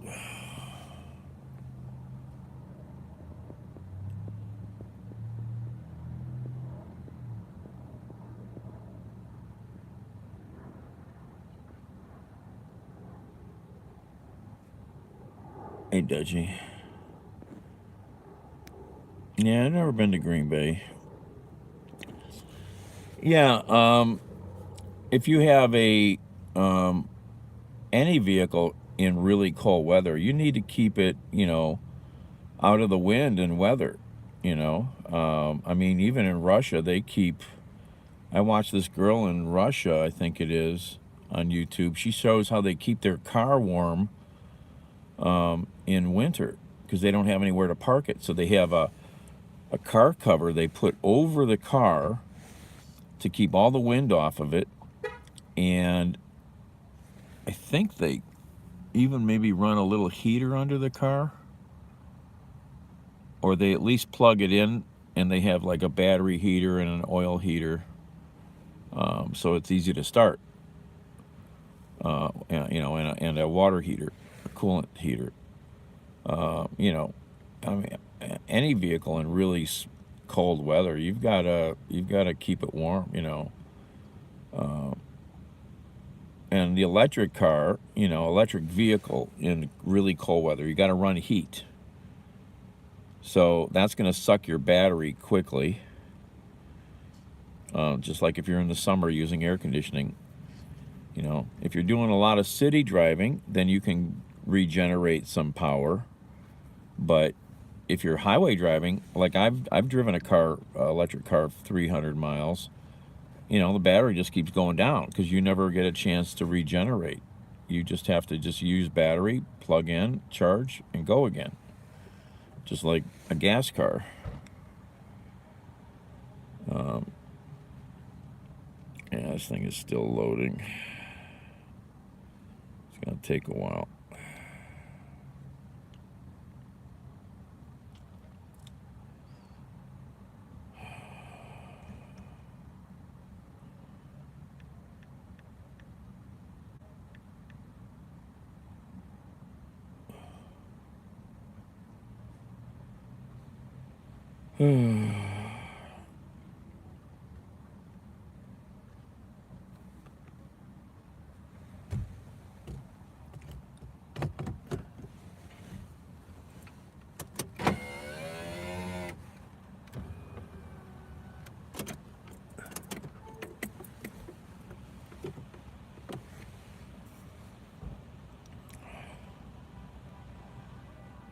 Terrible connections tonight. Hey, Gumby.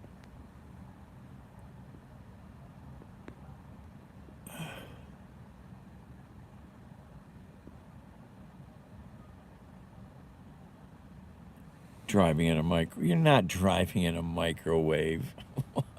What the hell? That's a silly answer. You're not driving in a microwave. Yeah, they all have, exactly. It's like a place to tie up your horse in Alaska. You tie your car up for a second. Yeah, exactly. You plug in everywhere you go. Yep.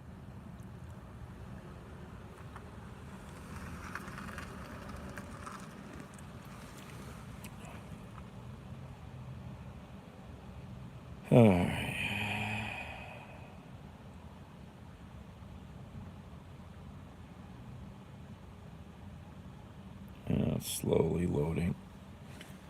Slowly updating.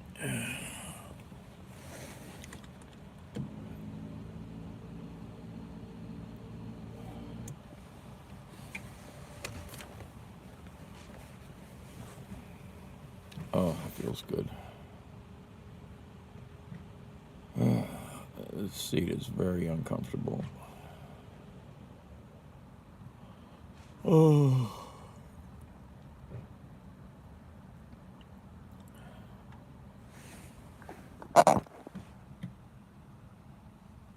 Because this car's not new enough. Send me a newer car.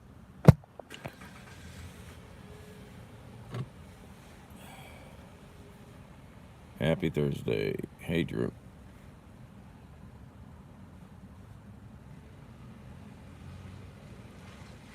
Did you see the thing I sent you on Twitter? Or I tagged you in? I think I tagged you on the Liberty ship. They were firing up the boilers in this Liberty ship. It's the one of 3 remaining Liberty ships. It's a really cool video. They got a whole channel on this thing.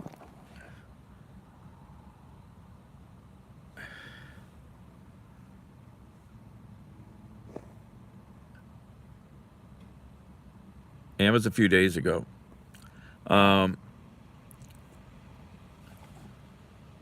Well, Uber, because to be on the platform, they have age restrictions on the vehicles for either humans or food.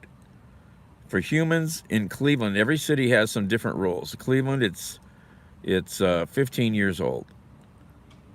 My last car just made it in that. For food, it's 20 years. This car is older than that. So I can't do it. I need a new vehicle for that.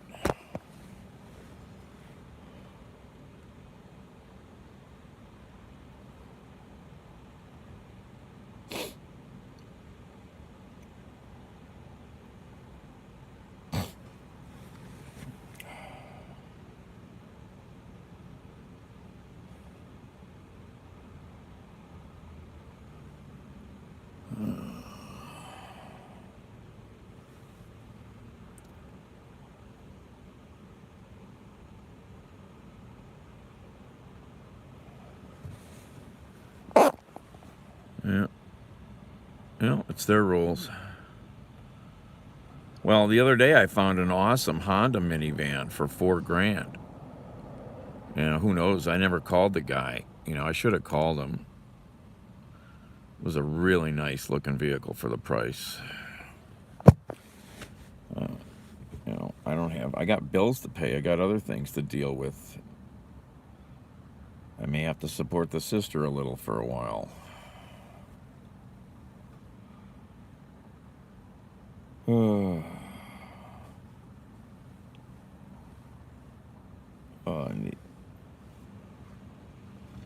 It was a 2009.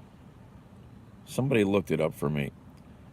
It was 146,000 miles. It was pretty clean. That was a good price.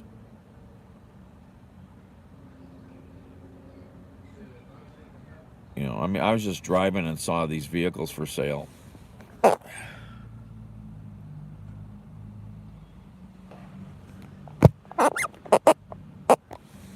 Well, some people will help family, some won't.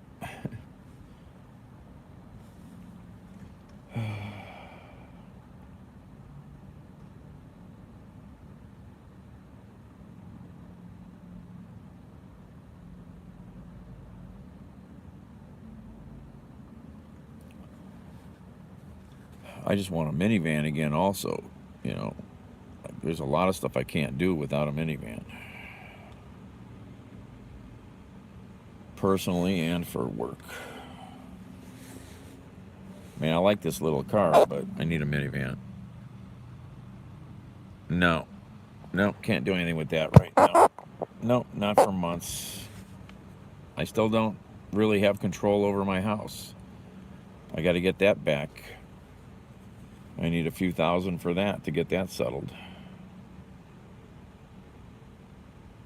Well, my life's a mess.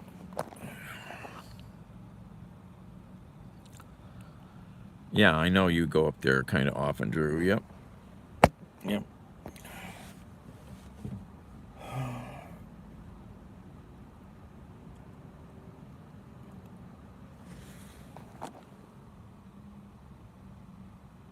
Exactly. I can sleep in it. There's just so many things I can do it.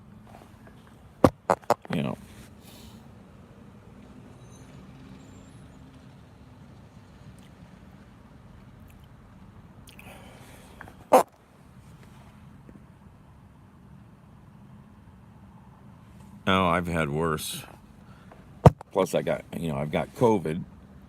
So my first test, I forget what day it was, last week, was clearly positive. Then I did a second test a few days later, and I didn't think I saw a second line. But when I went, and it's been a bunch of days now, I says, let me just do another test.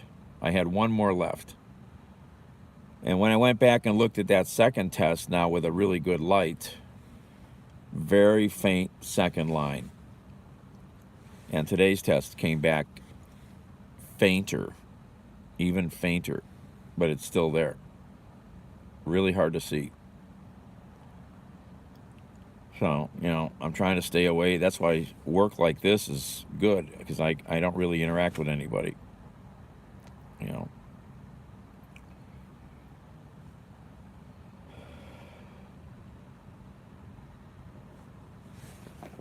Oh.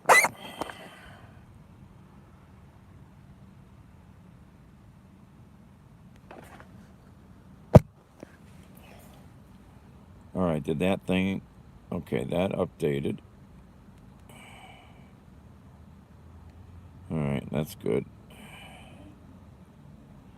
Well, you know, it's weird. I didn't think I had anything serious because I was sneezing and sniffling. Not coughing or, you know, but my throat is now, a few days later after the beginning of the sneezing, sniffling, then my throat's a little raw. You know, you can hear it maybe. You guys can really notice it, gravelly. But, you know, I'm not coughing. It's just sneezing and sniveling. So I take a Benadryl, and that kind of knocks me groggy, you know. Those things are, they work, but, you know. Yeah, I'm sure you do, you know.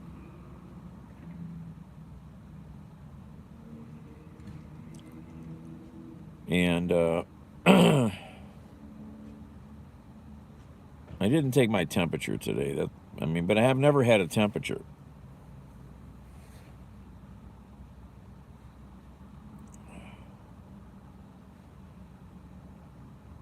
Just thinking about that, I've meant to do this, to buy another digital thermometer and keep it in my backpack so I have it with me.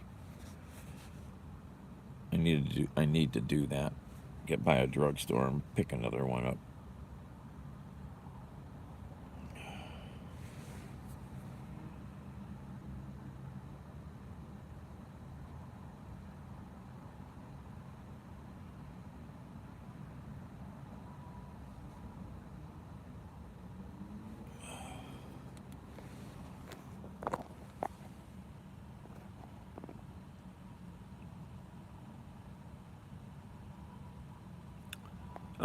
Tests cost? I don't know. Those are the free tests I got from the government through the post office.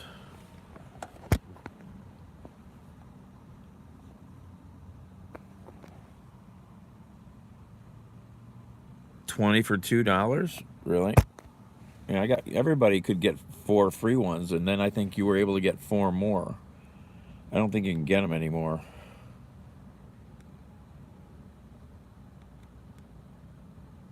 I was gonna Google that.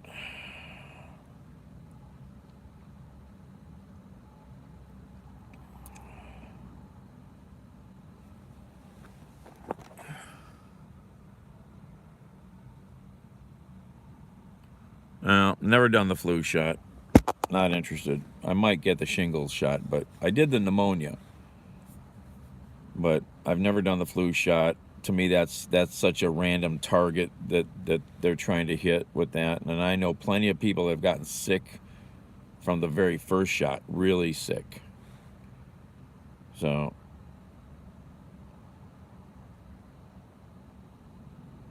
there's this big crazy thing going on here. Lake Erie walleye fishing is a really big deal in western Lake Erie. They have these big, crazy walleye tournaments. Well, apparently, there's a lot of cheating that's been going on. A lot of cheating. Now the State Department of Natural Resources is looking into this madness. What a bunch of cucks. Ugh. Fucking greedy, more greedy adult men.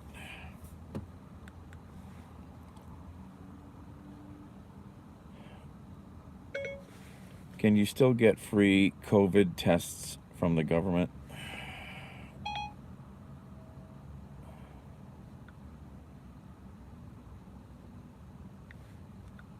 I'm just curious if you can still do that.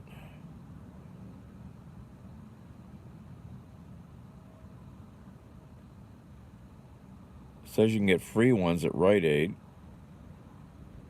Well, you can still maybe get them for free. Unless that's a... yeah, I think you can still get them for free. Yep. Just go to a drugstore. That's crazy, Drew, isn't it? I mean... I mean... That is... I don't know what went on there, how they're cheating. But...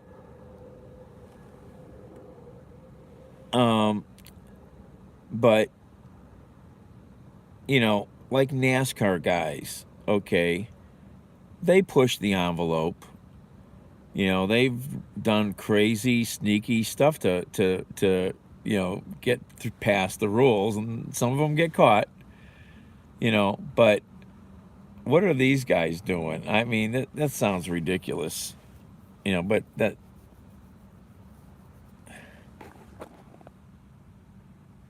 It was a $150,000 boat.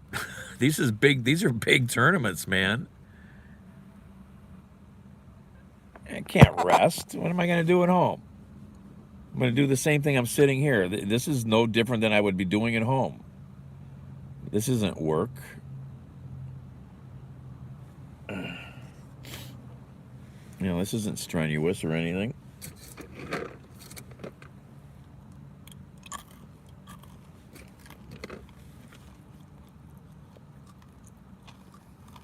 Oh.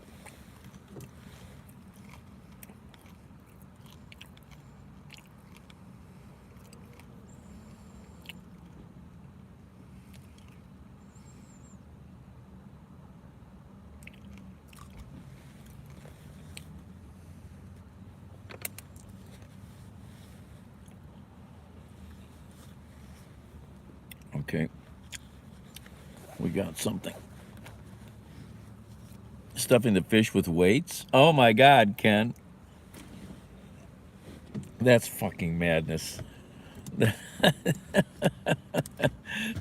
I didn't read what they were doing. I know some guys that were probably in that tournament. That's just bizarre.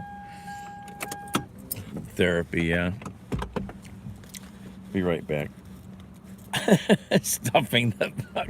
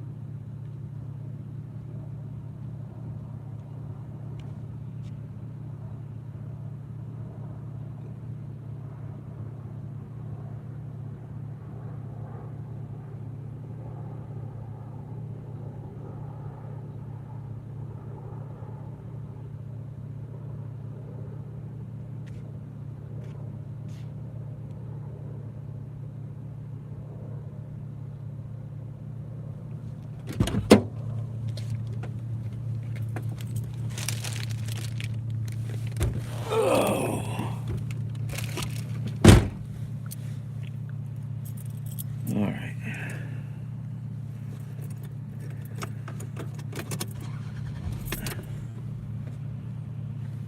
Why does this phone do that? I don't know. Where are we going?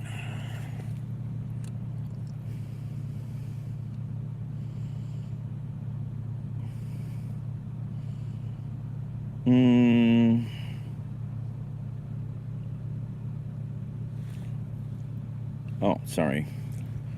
Just reading that name.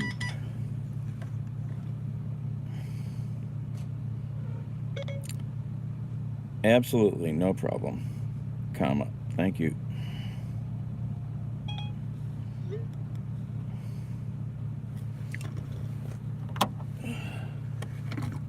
Oops. Making a mess.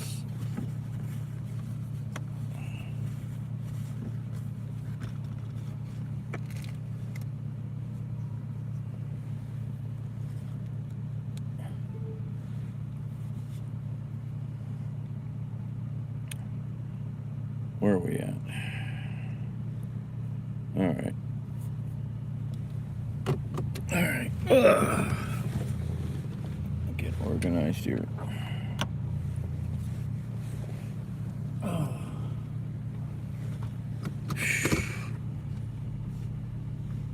Where is that switch?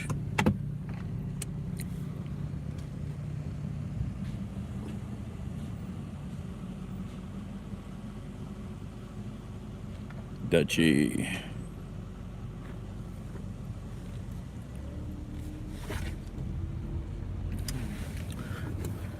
Well, you know, if you, like I said about Facebook, if you want to know about the music scene in Cleveland, you're not going to find out about a lot of stuff unless you follow things. You would need to follow so many other things to find where this stuff gets published, because bands have stopped sending out emails.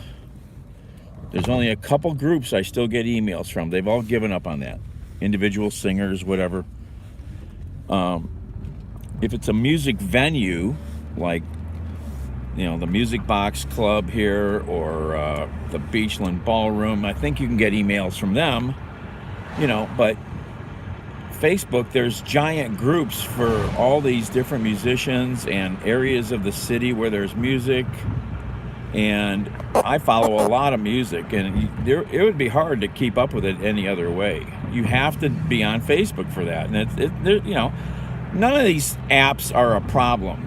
They're only a problem if you make them a problem. You know, you only have to participate in what you need out of it. You know.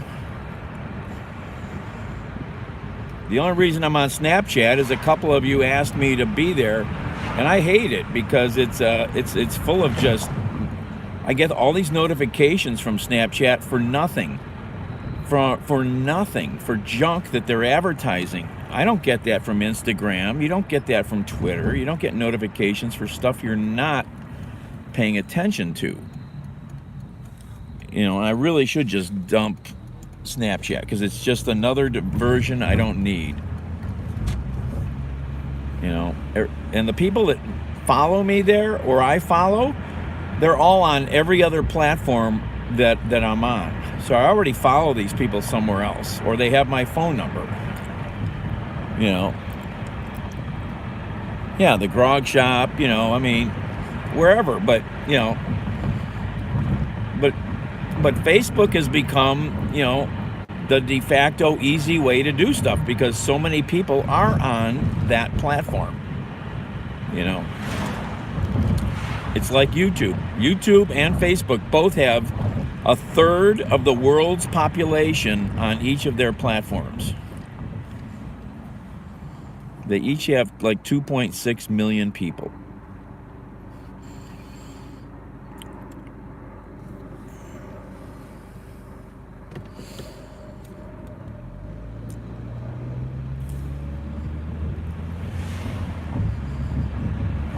You know, you just make sure you set up your password's good. You use two-factor authentication.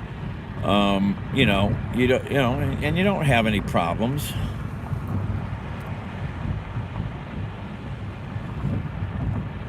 Well, I don't know about advertising, but I mean, I get these notifications, Dutchy, for filters. Why do I need to get a notification for a damn filter to show my face with a big nose or something? That's ridiculous.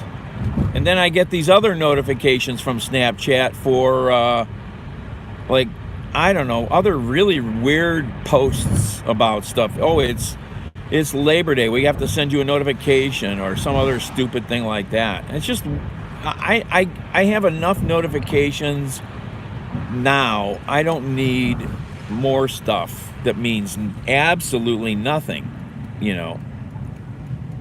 Motorcycles.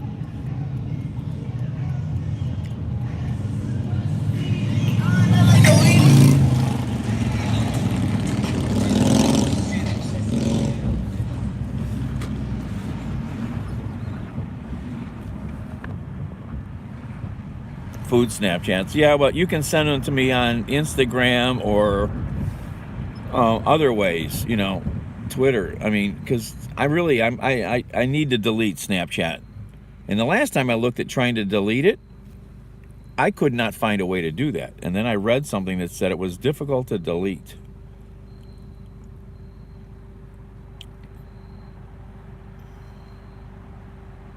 Just stupid, man.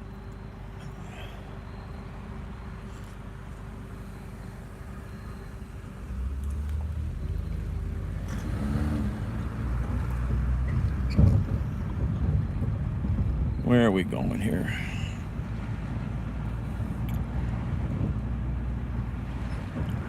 Crazy, crazy for loving you. I'm crazy.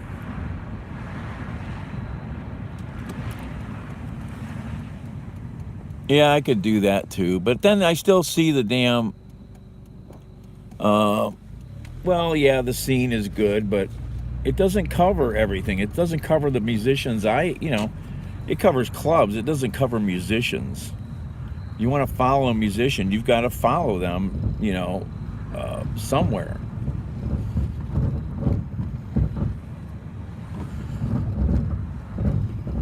Or a bar, you know, little bars that do music. They're not in the Scene magazine running an ad. You got to be on their Facebook page.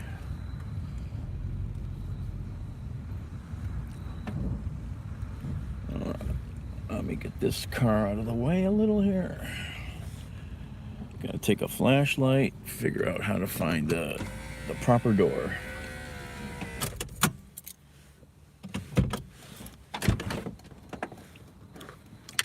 Where are we at? Where's the flashlight? Right there. All right, be right back.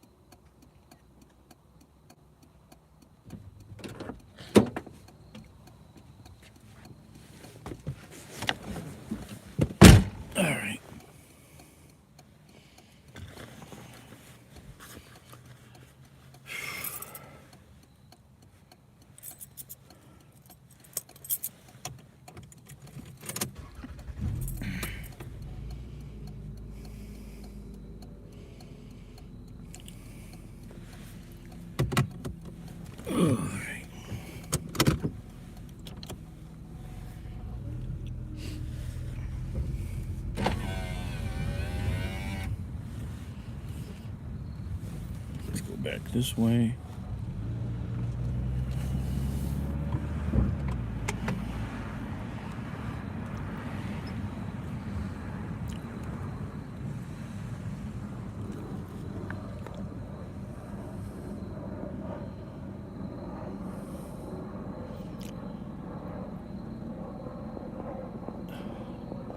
Well, yeah, Snapchat is geared toward our younger crowd, absolutely. And TikTok I like. I follow some. I don't go there often enough, but I have seen some really good TikTok channels that I really like.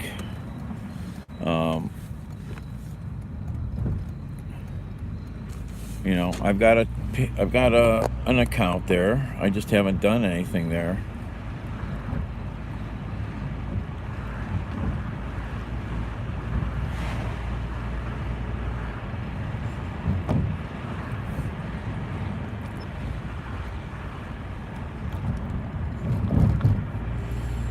But Snap is full of just really nonsensical crap, you know.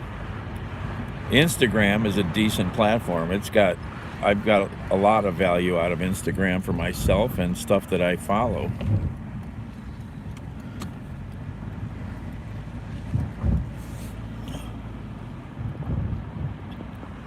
I've got MySpace. What age do I consider young now? For me?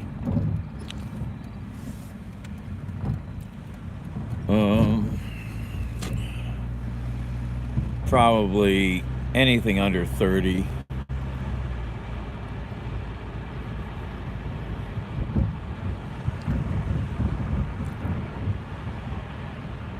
You know.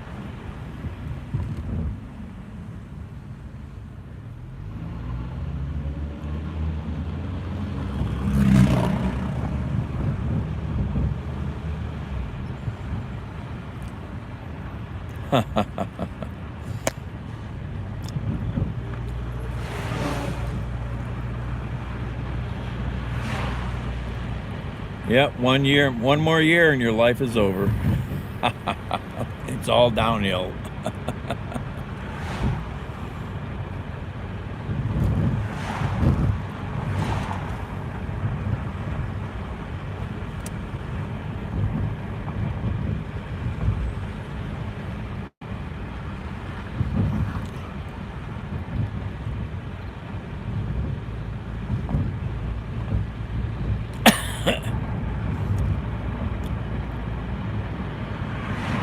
You know, compared to a lot of people I know from my world, you know, I'm still young and active. I know a lot of people, you know, I just lost 2 friends a month ago.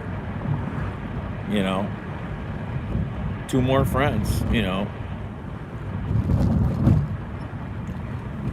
They wore themselves out, man, beat themselves up. They drank their brains out. They, you know,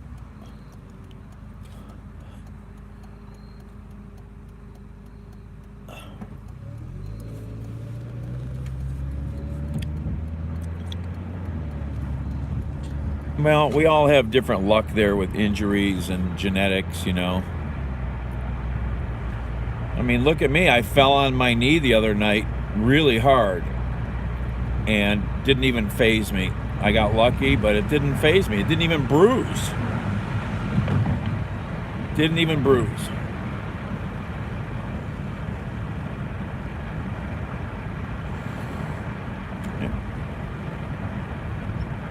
You know, and I would have hit my head or my chest if I hadn't had my forearm out in front of me carrying their food. Oh yeah, do I have I might have the photos in my other. I thought I posted the photos on Instagram. I don't remember.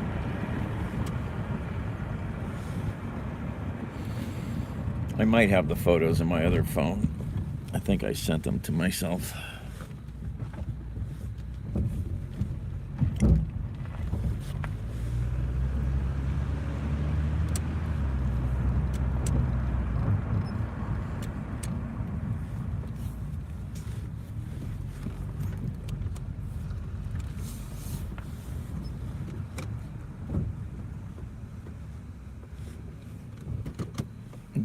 need your lights on, people. Turn that shit off.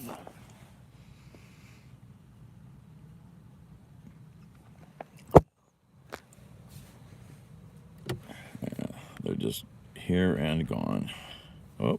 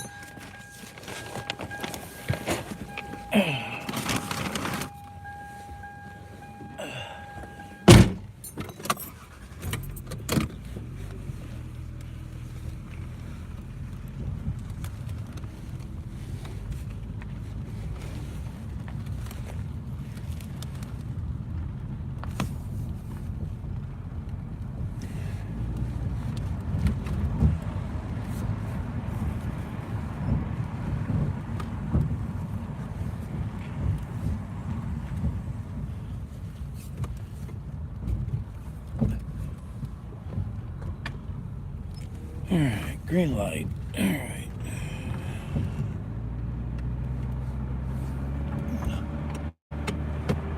I have no idea. I almost never look. Stuff, food, things, I don't know.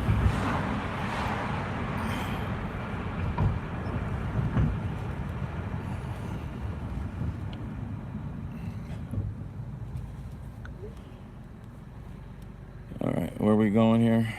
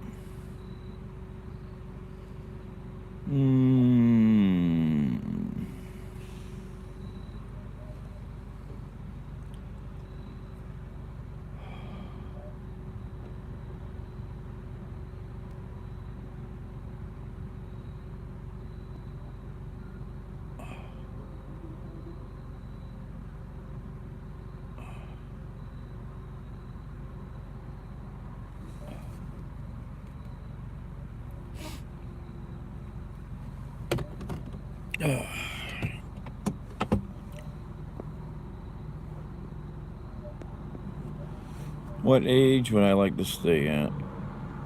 Probably around 30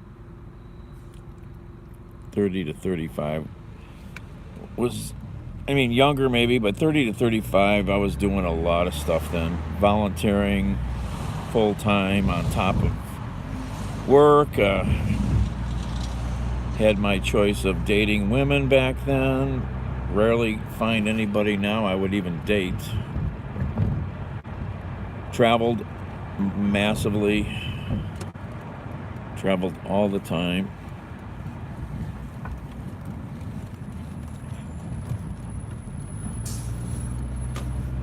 It's a street I never come down typically. What is that building? That's got to be a phone. That must be a phone exchange there.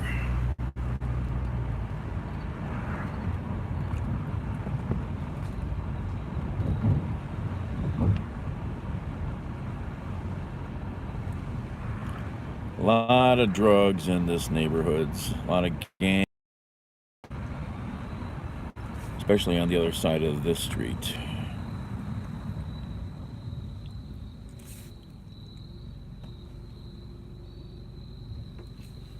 Well, 25 to 30 was fun too. I mean, those were all good years for me. I mean, I always had $1,000 in my pocket or more. I mean, come on, cars, get your asses over.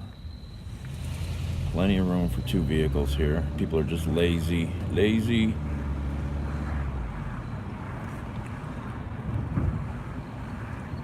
Turn left, then turn right. Where are we going here? This is a weird drop here.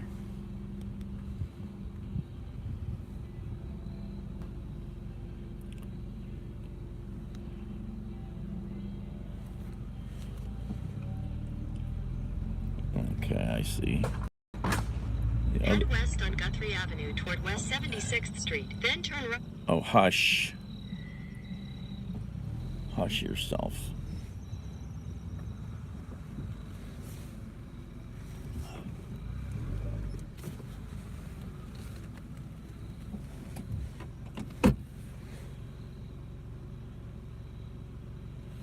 All right.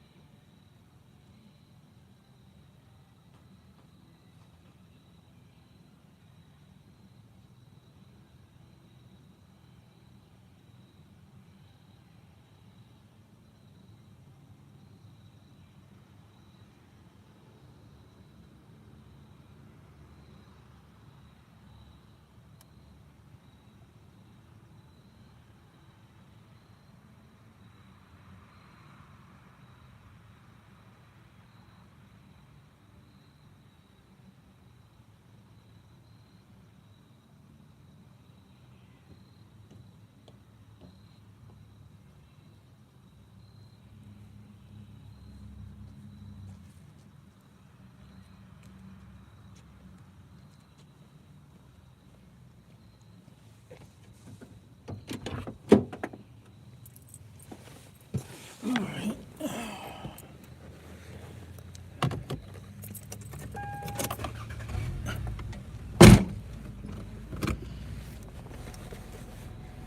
Let's see, where are we going now? We gotta turn around.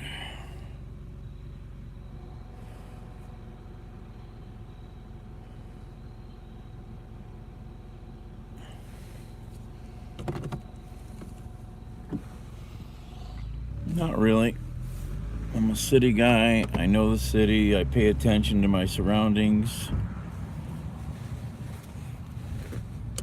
as much as I can.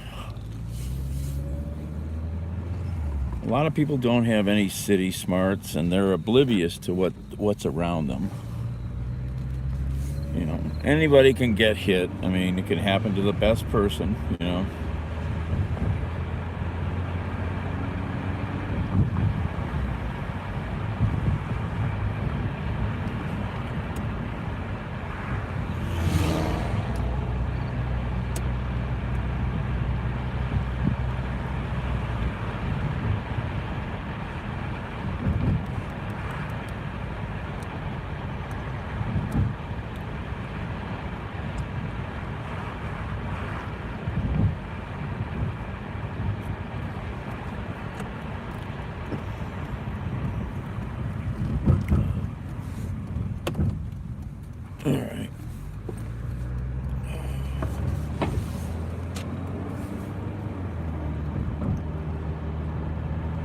Calgary? Yeah, well, Cleveland's not.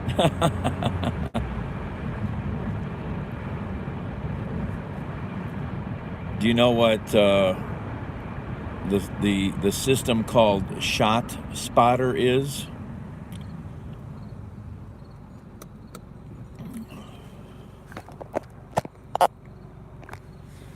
Ooh, I know about that.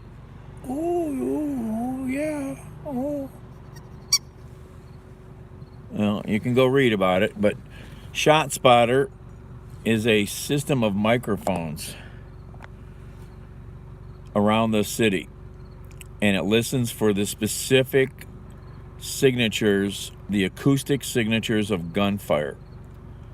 So the police will know where guns are being shot. We have a little bit of it in Cleveland, but apparently City Council is now going to enact possibly putting it across the whole city. Lots of cities have had it for decades.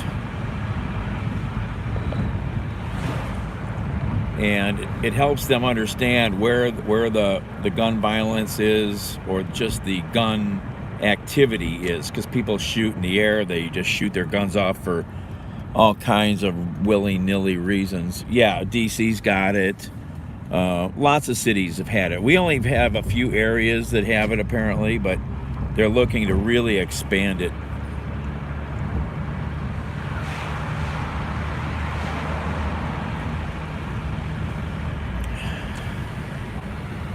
I mean, look at that dude that was up here on the sidewalk with me the other night at that accident. That was right up here. I need to get a screenshot of him and put it up on Instagram or somewhere. He was a real butthead, in my opinion. No comment. Want to find out? My first weapon is my damn brain. My second weapon, if I'm in the car, this is my second weapon.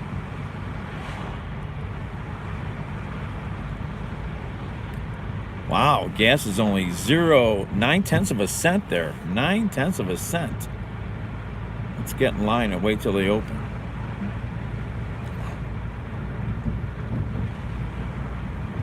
Oh, where are we gonna turn up here? I mean, this is a rough neighborhood right here. Shootings around here all the time. Right in front of this bar right here. This is a titty bar. Shootings out here in the street all the time.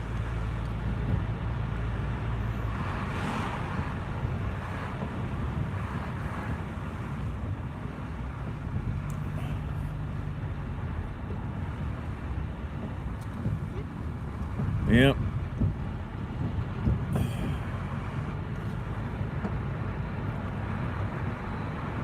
Where are we going? Where should I turn? Can I turn there? Well, let's find out. I can't think. I think I can. I think I can. I think I can.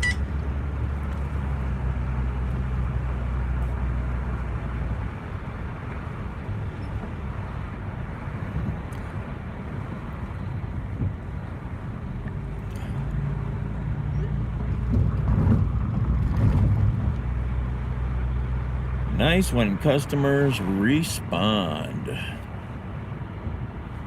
Which street do I want? I want not this one. Can I turn here?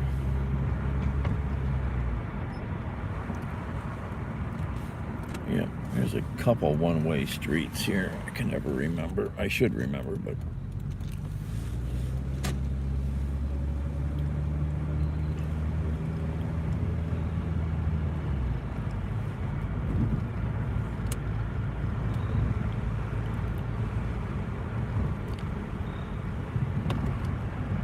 absolutely. I carry the customer's goods from my car to their front door.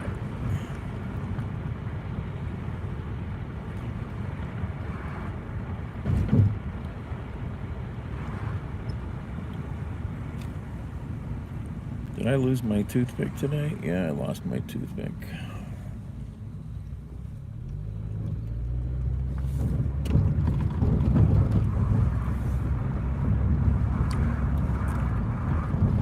like this street, somewhere in places along this street, there's been all kinds of shootings.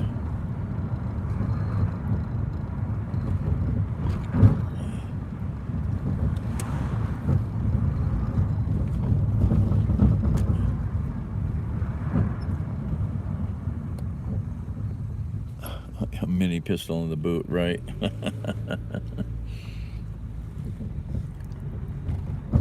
right, where are we going here? Oh, they're repaving this. Does what make you paranoid? No, I'm not afraid of anything. No.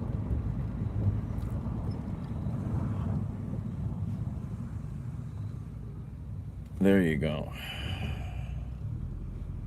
Keep going.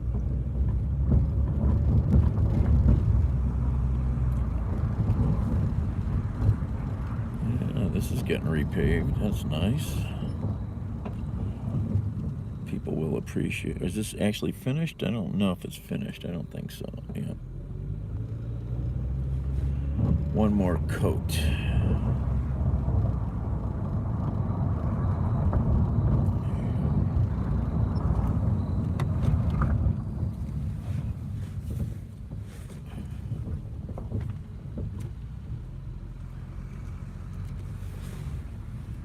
Where are we going here?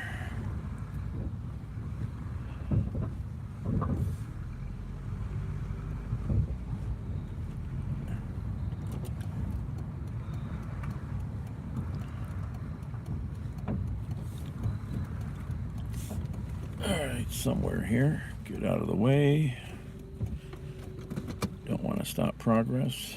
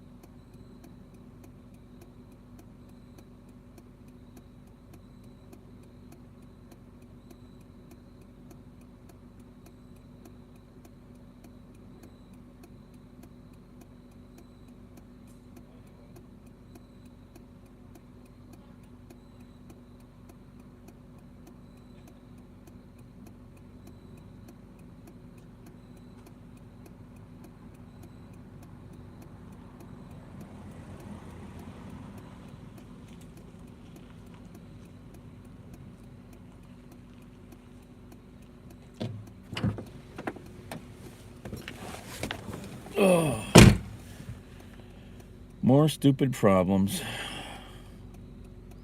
Ridiculous. This app is terribly designed for these issues.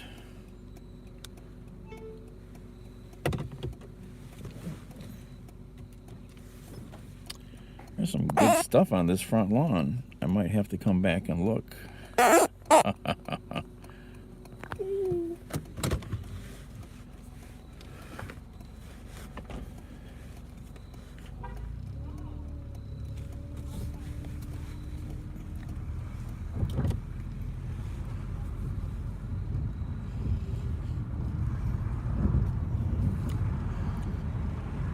No thoughts, no prayers.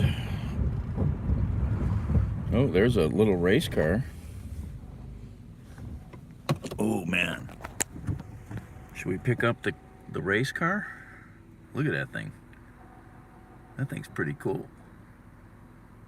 And then there's a wagon and a truck. Wow.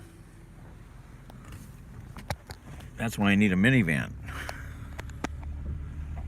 That's why I need a minivan.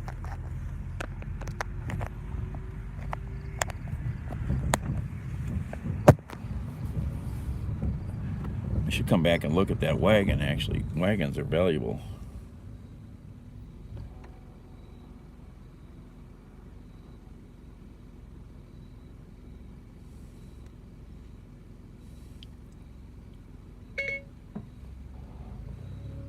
No, nobody is a minor, comma. Can you not look at the photos of the license I sent? Comma.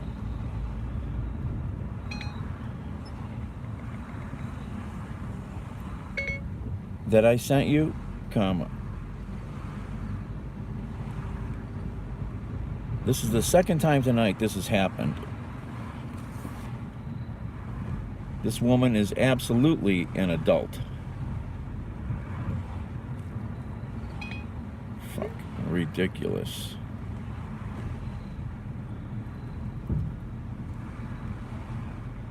Their system sucks.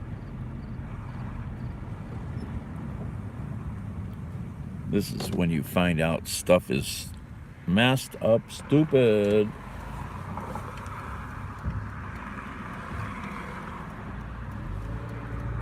Poorly designed, poorly thought out.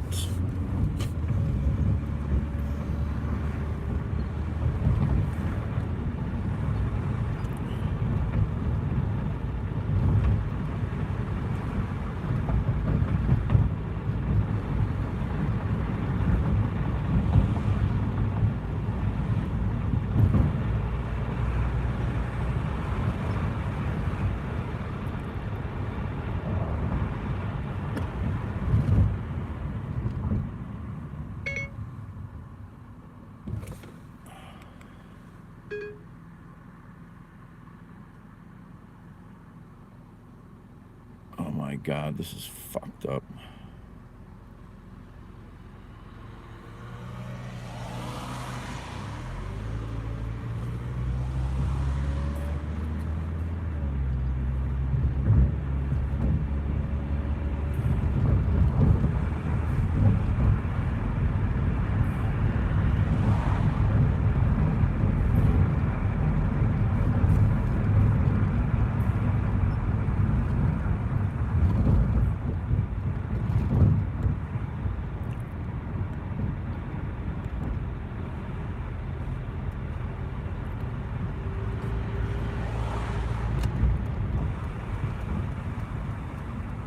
This is so screwed up.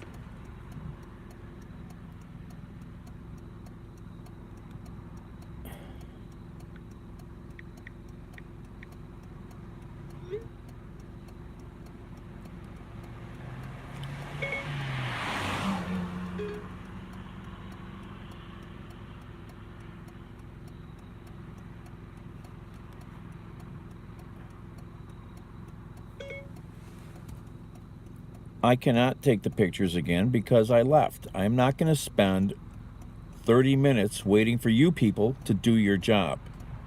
I've done mine.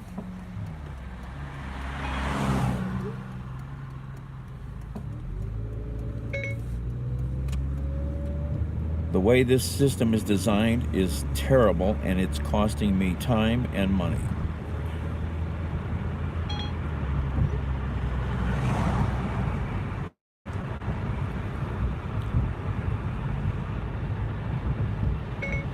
I sent the photos once. It's not my problem where they went.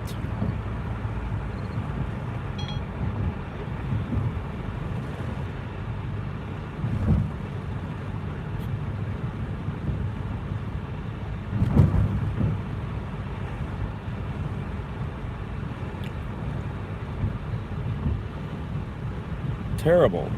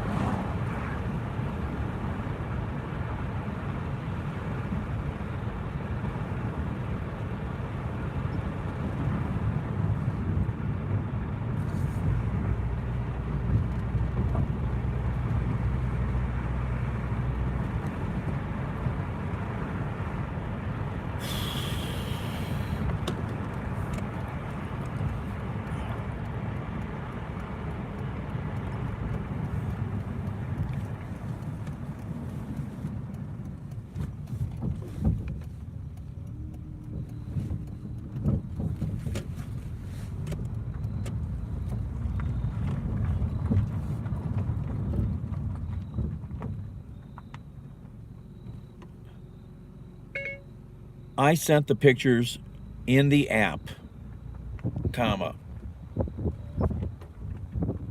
The last guy that I ended up calling on the phone ended the trip without any issues. This is not my problem. This is your app's problem and the company's problem for not having a system that can deal with this.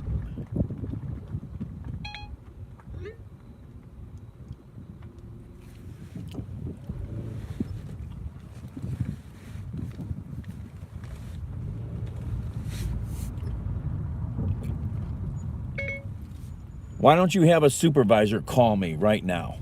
Do that. Find somebody who can call me. This is ridiculous.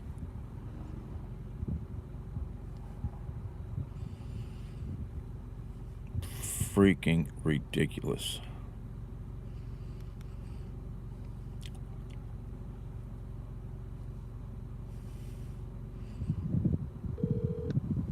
Hey there. Thanks for calling GoPuff. Let me help you get to the right person. This call will be recorded for quality and training purposes. Need help with an order that hasn't been delivered yet? Drivers and partners, press 1. GoPuff employees, press... We value your feedback. Please stay on the line for a brief question survey after this call.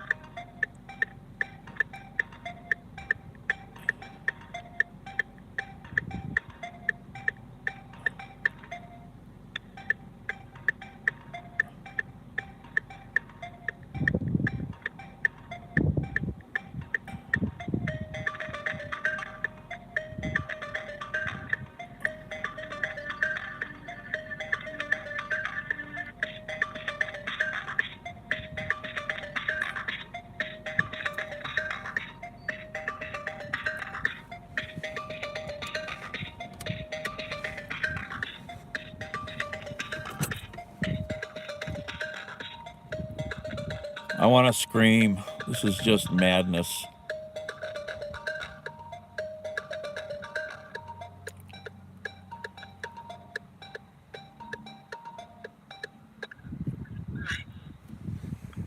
Hi, this is Deidre from GoPuff Customer Support. How are you today?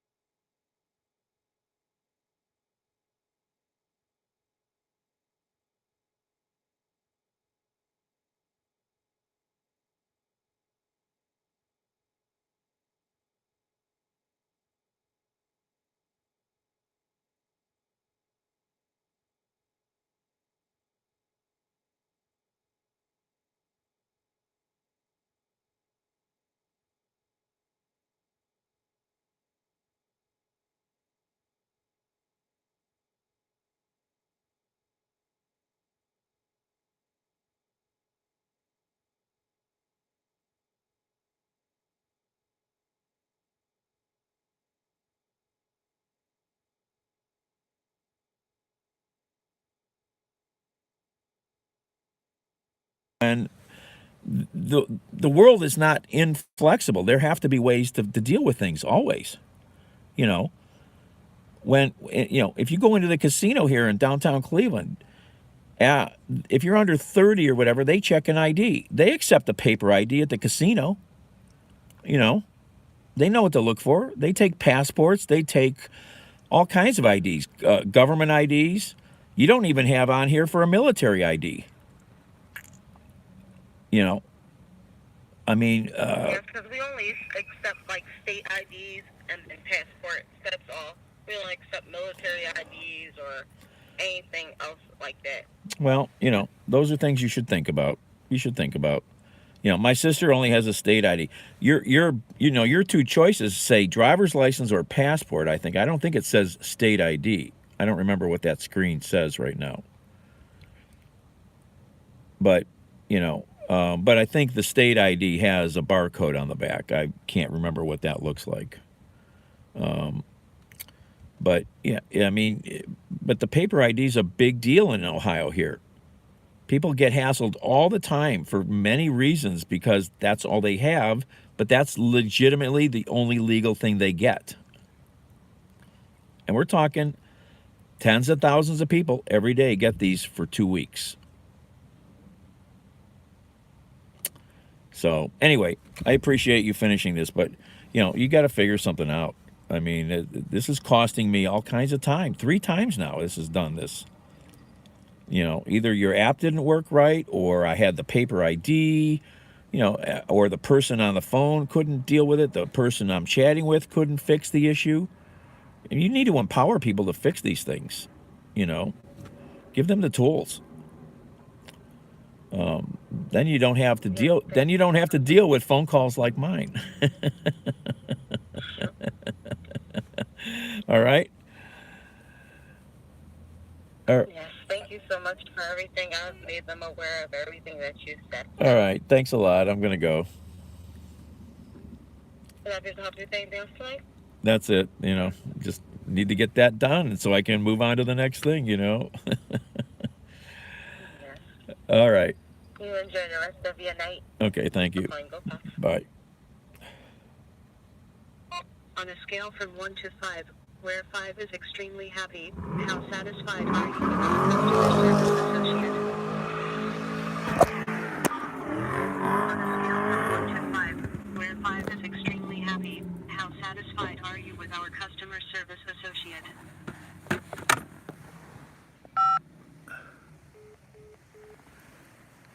Oh, did you hear it? I think that was the same fool that was in here before doing donuts in his. This is a different car. That's a Mustang. I think the other one was a Charger.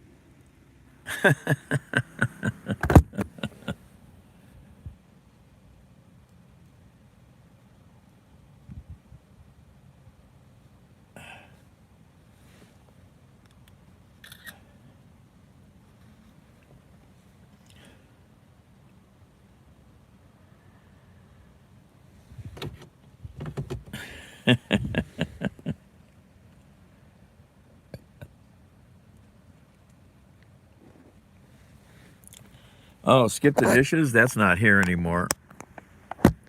I worked for them.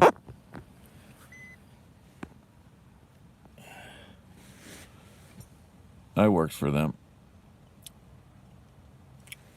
have my cooler back here and my pizza bag say Skip the Dishes. They got bought up. I think they're a Canadian company, but they're not in. I don't know if they're in the States yet. I think they got bought up by somebody or merged.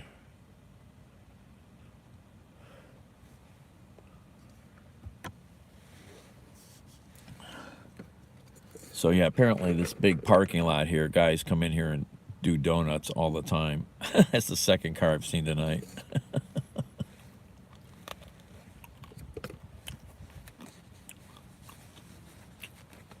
Hello, Nada.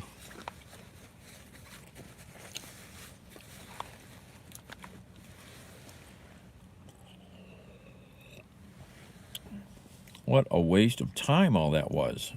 Oh my God. This is maddening.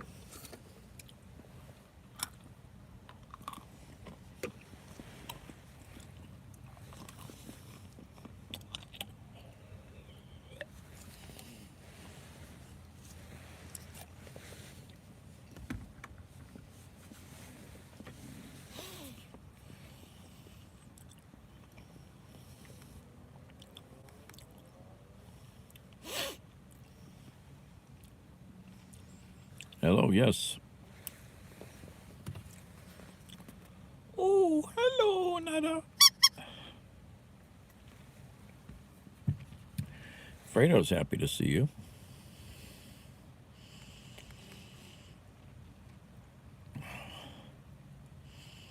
How did I screw this up? How do I... Oh, there it is. How do I find the right place for this?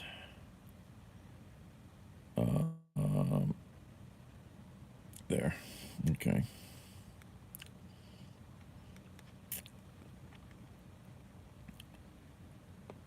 Oh, man, what a ridiculous night. Jesus.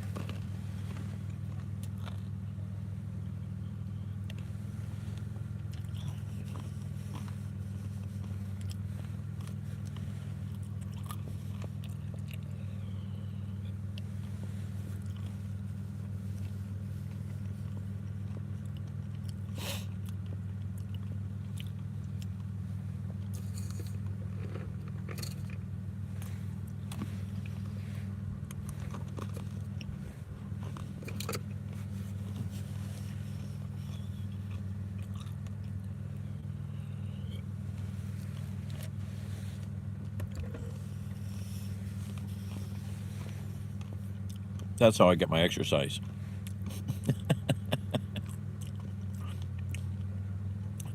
Ranting at giant corporations.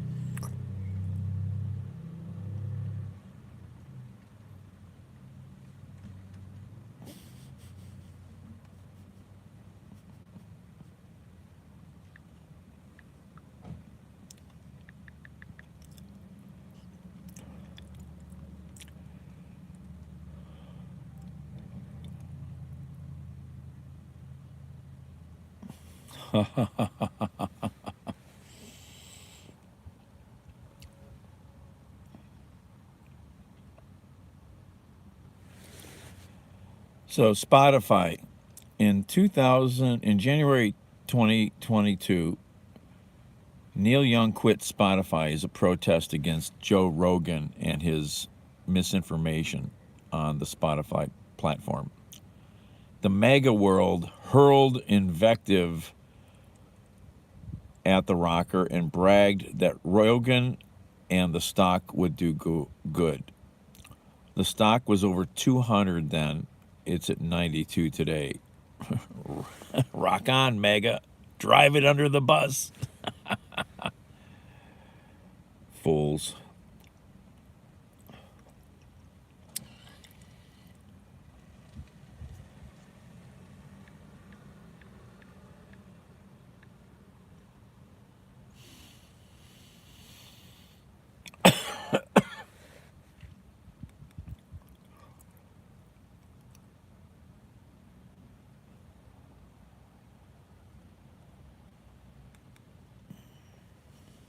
I don't know if I've ever seen this.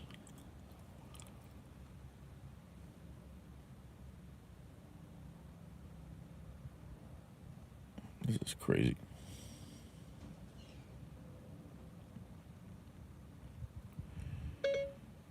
What the hell kind of freak is she? Wow.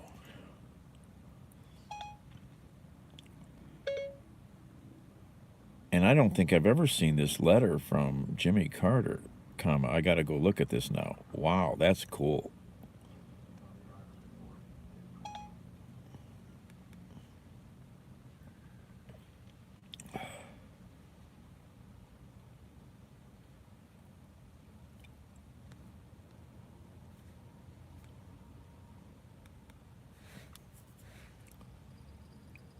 So one of you people sent me something cool. This is the note that Jimmy Carter placed on the Voyager spacecraft in 1977.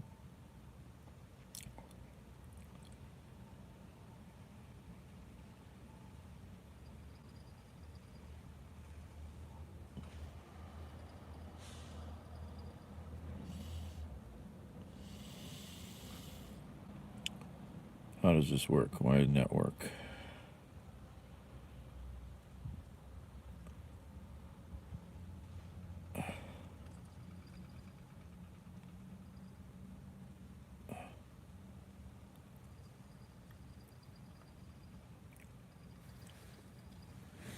And Voyager is still out there. Still out there. Statement. This Voyager spacecraft was constructed by the United States of America. We are a community of 240 million human beings among the more than 4 billion who inhabit the planet Earth.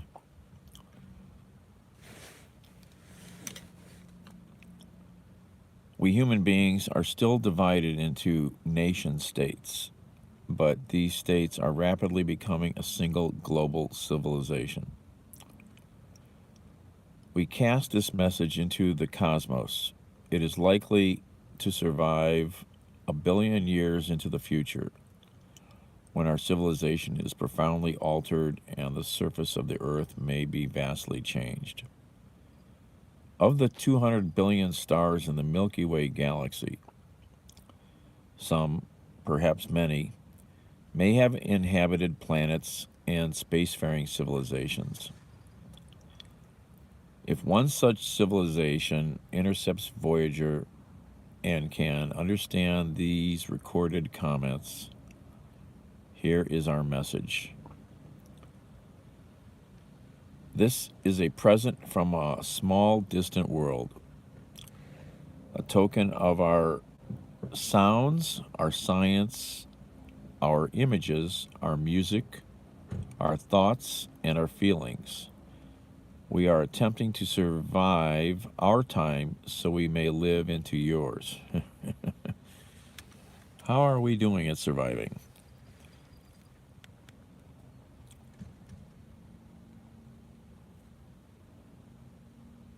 Okay, we've got more work.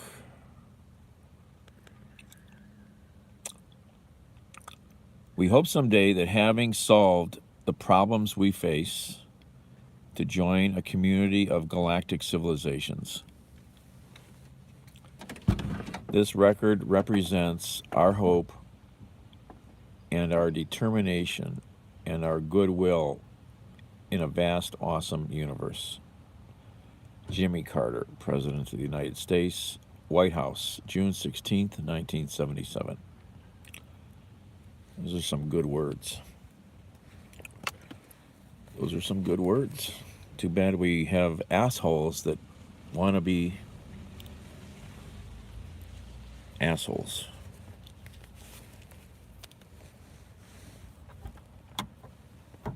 Let's see here. Be right back.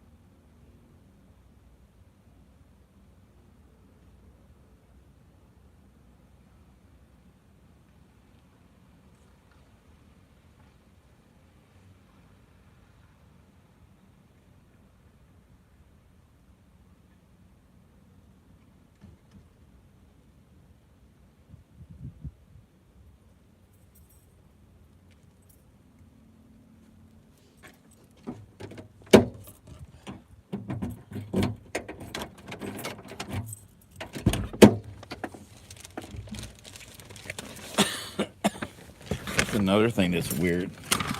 Sometimes this car just locks itself. I don't understand that.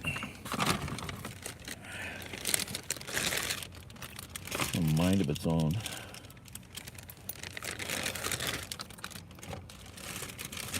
Absolutely has a mind of its own. Where are we going? Where is... I can't think where that is. Oh.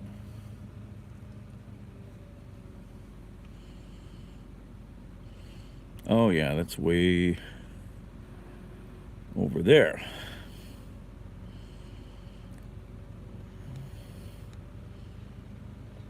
Okay.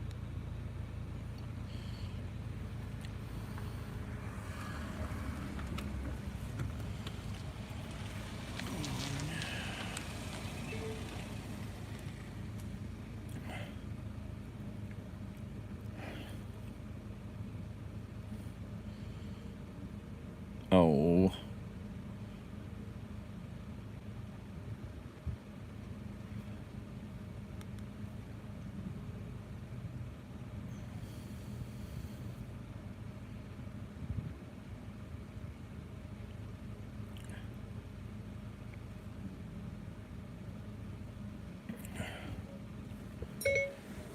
Hi, your order is on the way. This is Daniel with GoPuff, and I saw your notes on where to leave it. Thank you. All right.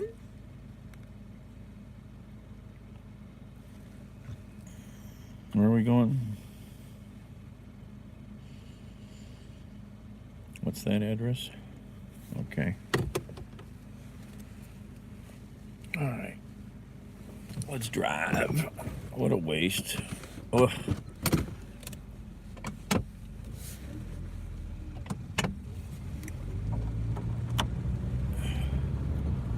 Crazy. They drive me to drinking. Crazy. I think I'll try heroin instead. Fix your app, please, or I'll be snorting crack.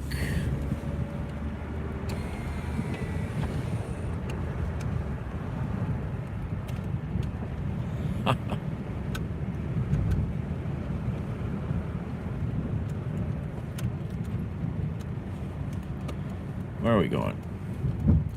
This way.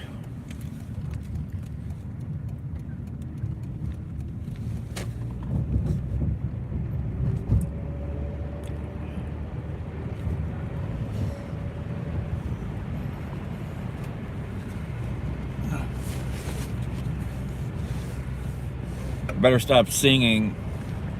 Somebody's going to send a copyright claim. They're using our song without our permission.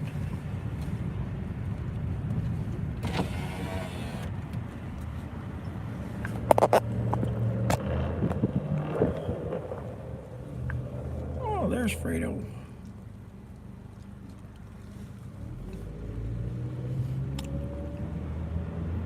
Yep, it's sorted out, but what a waste of time. What a waste of time.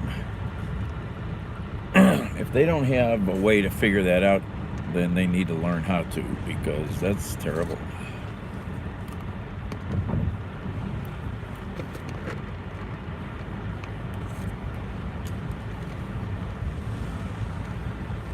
Oh, that place is closed. Oh, they're working on the pumps. I see.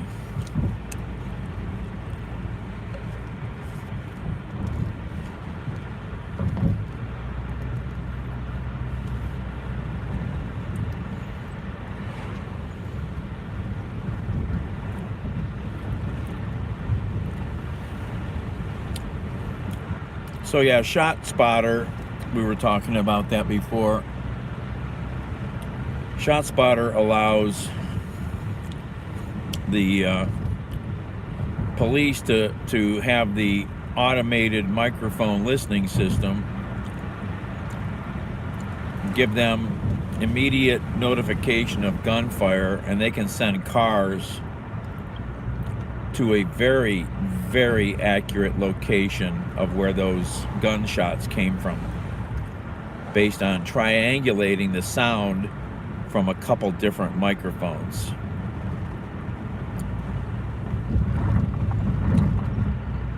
It's a good tool.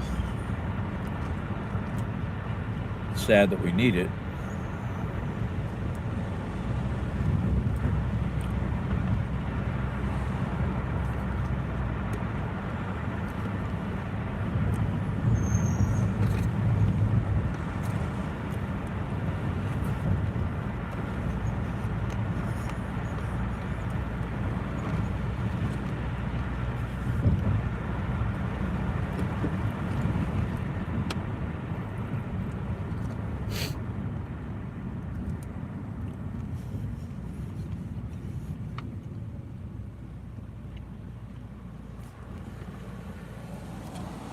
That's right.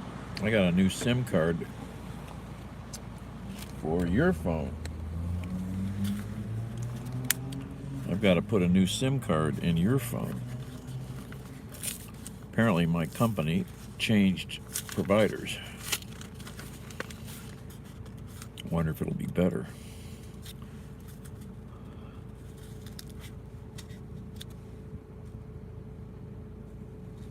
I said so. Can you hear me? I said I did.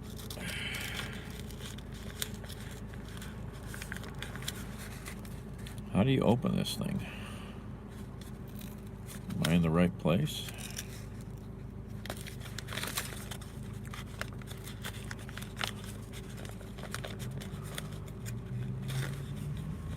I have no idea. I ate a sandwich earlier. Dunkin' Donuts. I love their sourdough breakfast sandwich. It's big, tasty, and of course it has bacon! Bacon, bacon, bacon! Alright. I gotta put a new SIM card in your phone. I'm not sure if I have a proper paper clip. I wonder if they sent me a... You gotta have a tiny paper clip to pop your SIM card door.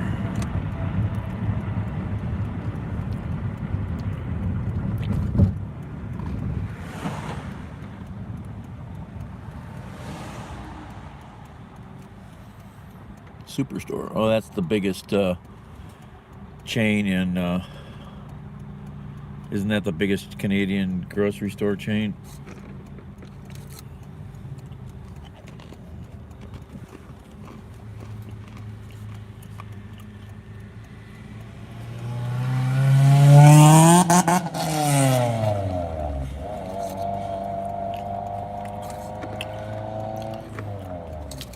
So did that tiny little car wake up your all your pets at home?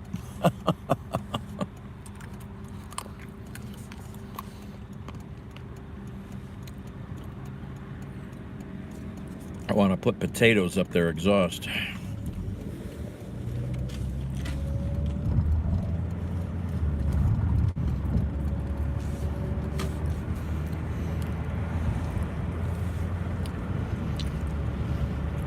I just watched a video popped up on my feed from California. California has some pretty strict laws on noise.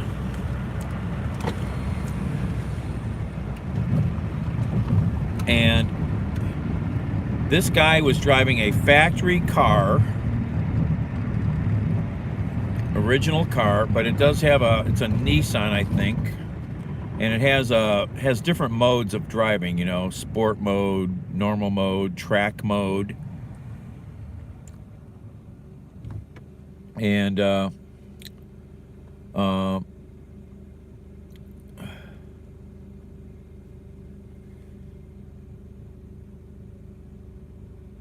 exactly. I always say, ooh, there's a race car. Most of these cars can't even go fast. They just make noise. So the video is interesting to watch. The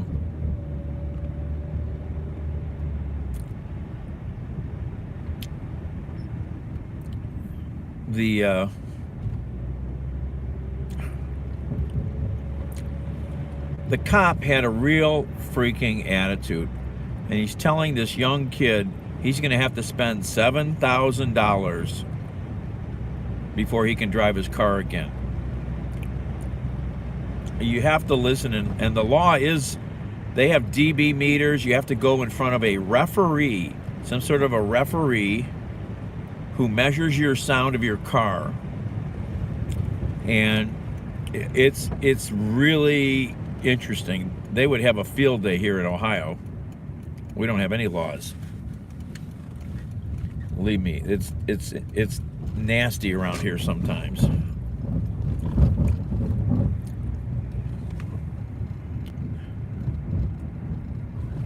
Where are we going? Is this my old grandmother's house? That would be hilarious. Might be. I don't know the address. My grandmother lived here when we were wee little tykes. Oh, I think it is. That's hilarious.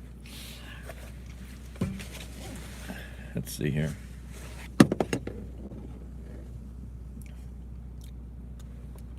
All right. Where's the item I'm taking here?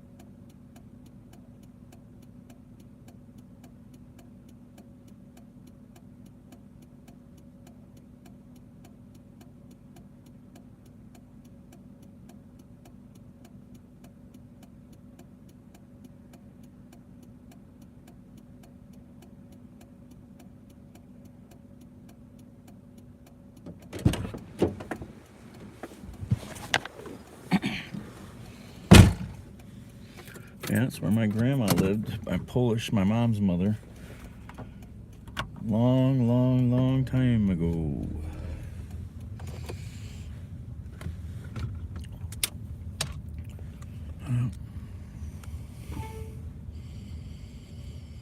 Let's see here.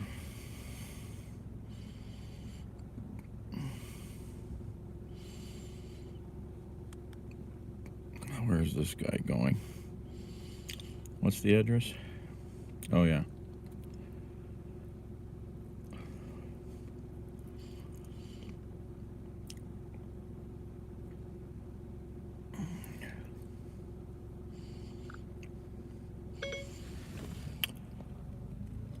Hi there. I'm assuming you'll come down and meet me. I should be there in about 5-6 minutes. Thank you.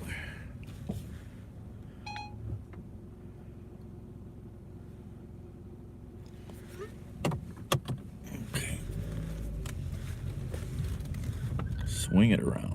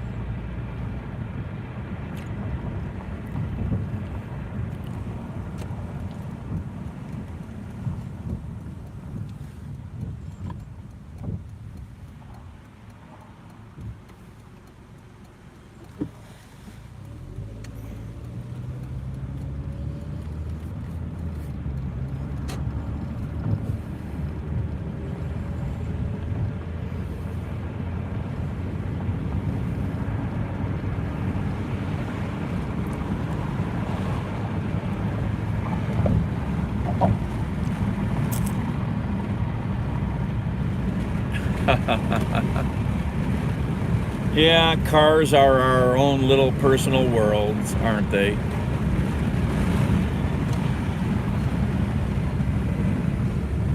Well, there's the stadium getting ready for the American League Wild Card playoffs. Division playoffs, or no, the playoffs, like wild card. There's the terminal tower is green, still green tonight. Still green tonight.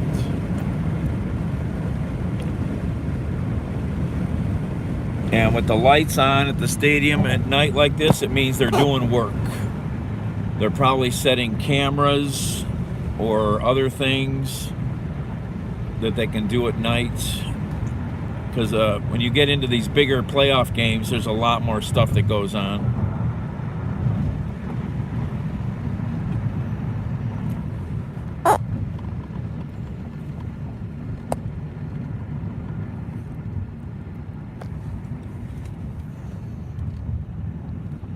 Yep. No, I feel way more comfortable in my car seat than anything I can sit in at home. But again, I've spent a giant portion of my life in a vehicle sitting on my arse.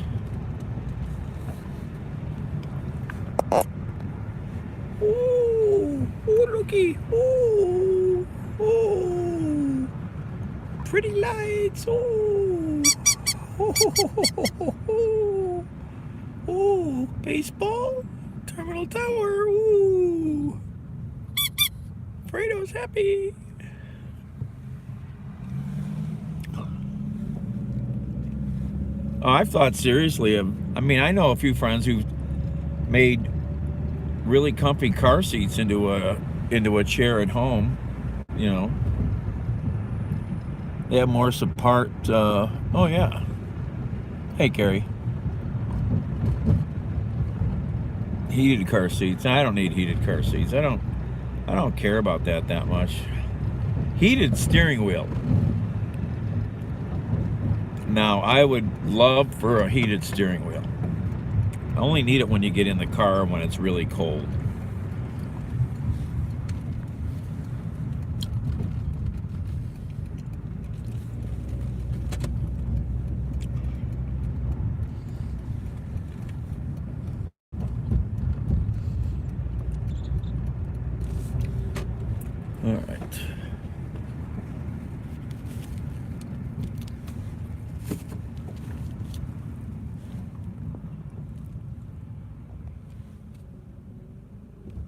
Sure. I drive good in snow. I like bad weather. Anybody can drive on a dry road. And even then, a lot of people can't drive on a dry road.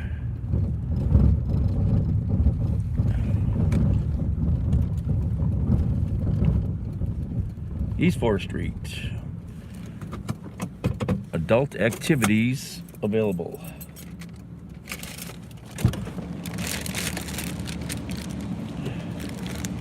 No, you're right. Perfect weather.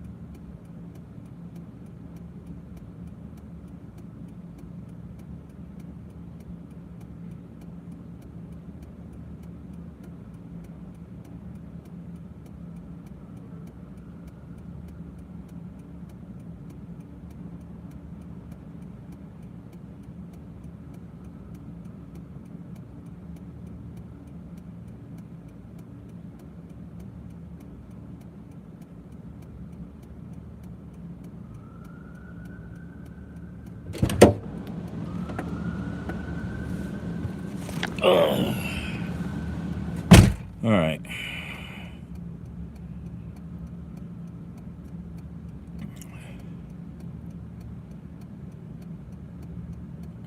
No offense, folks, but I like talking with real human beings in the flesh when I get the chance. All right. Where are we going here? This is Into the Hood. Into the Hood.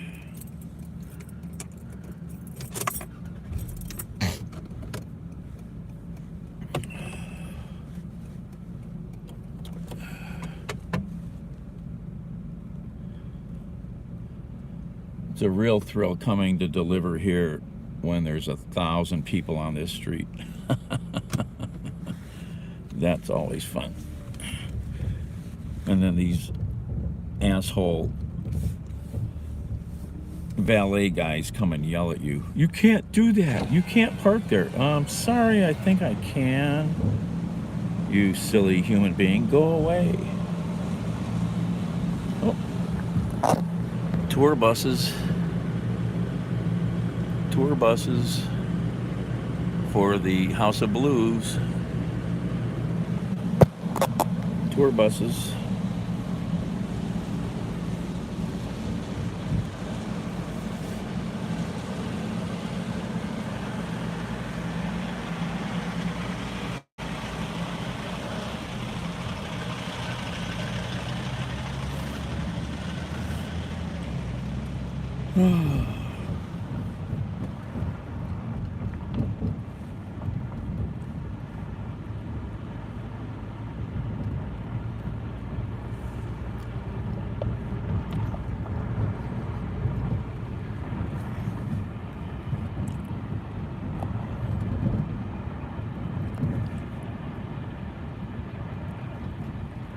How do I deal with winter? I drive in it. I put my big boots on and I go. I like winter. You can dress for winter. And I know how to dress for winter. Oh, look at who we just passed. I don't know if you saw that guy crossing the street. Do you remember the guy I mentioned last night who's a homeless guy who wanders the streets? Just passed him again. He's got the same clothes on today, though.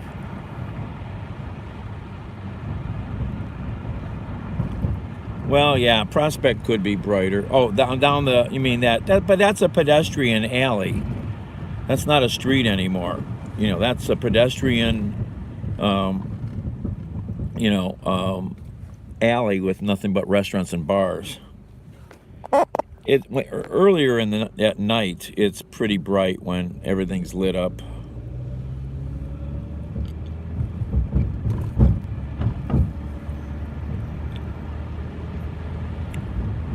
Where are we going?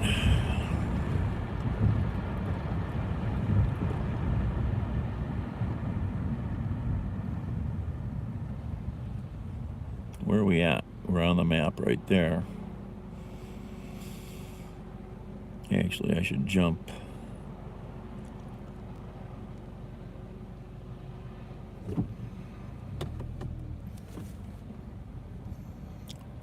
Yeah, I like fall. You're right.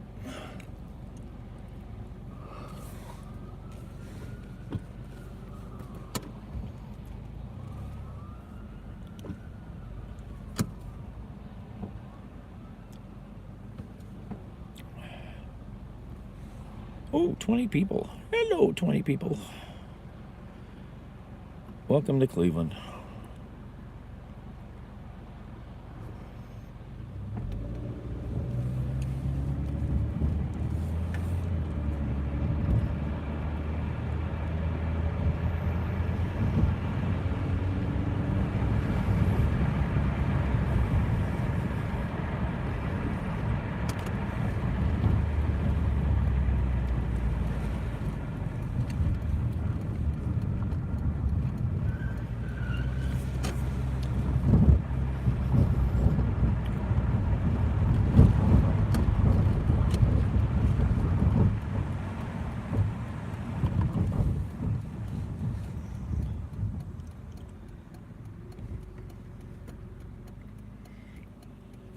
Yeah, let's see here.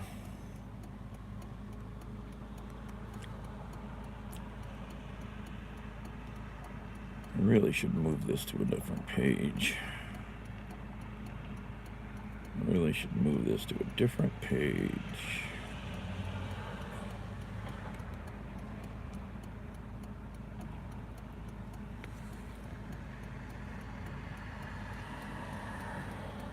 Can't do what in winter?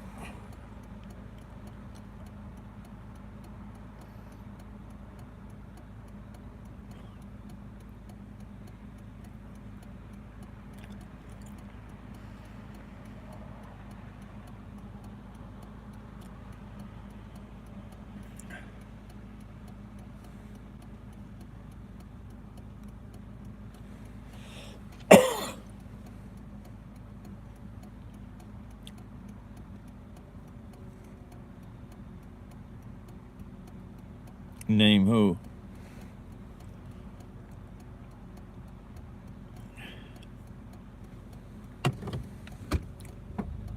I'm not sure what you guys are talking about.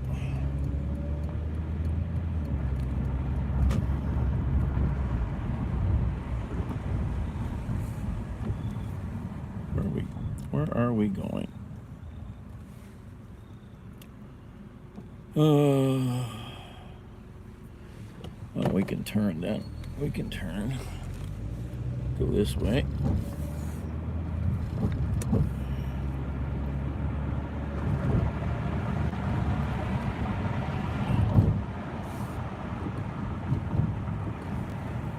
What do you mean? I am the Nightcrawler.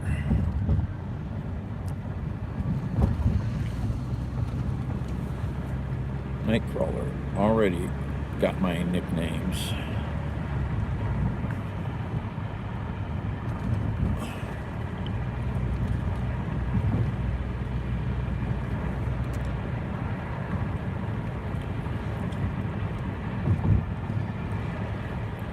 I need a toothpick. I said that before.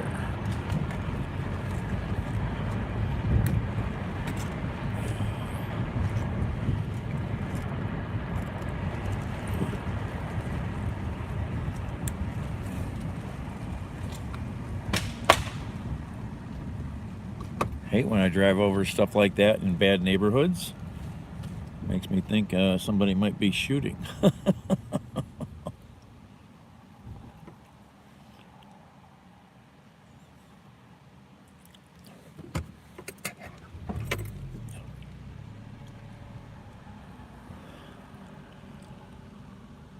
Remember, here's the corner we were at this morning. There's the power pole with the big memorial and all the liquor bottles, and on the other side is the other memorial.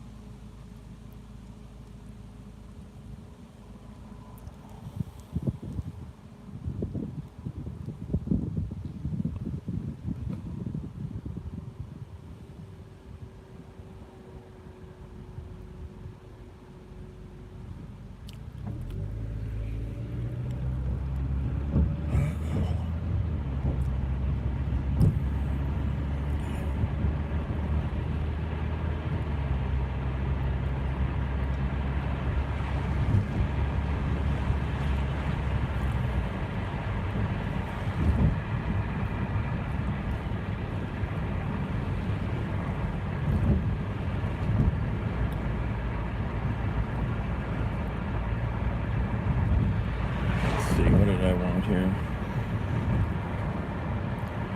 Where are we going? Further, farther. Oh, I still didn't get over far enough? I thought I did. I'm not paying attention.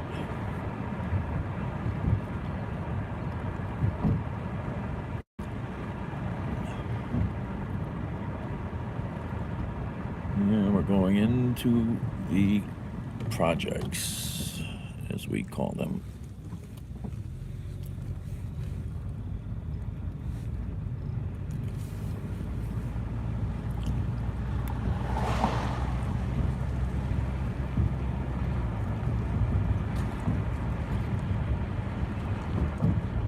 see here. How do I get in here?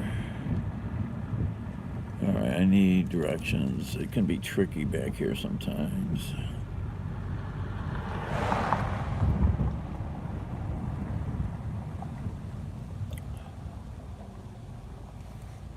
Let's see, I can turn here.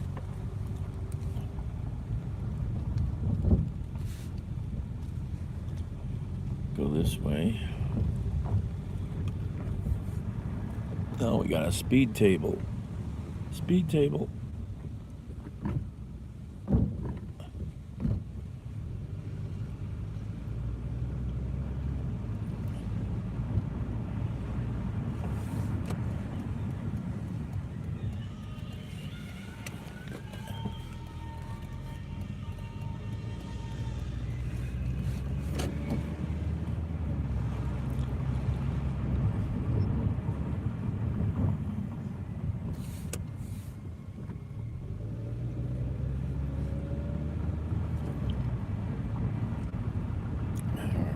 Here's where we go. Okay.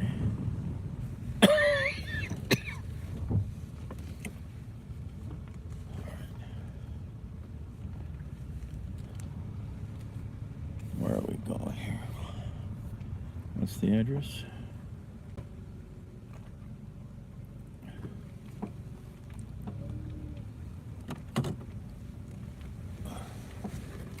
Right here. Okay. This was easy.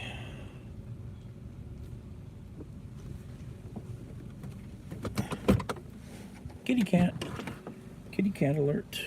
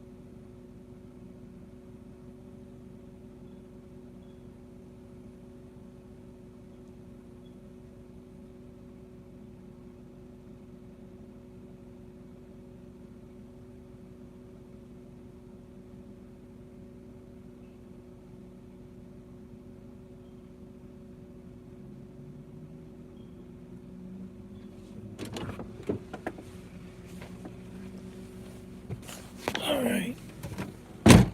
Okay.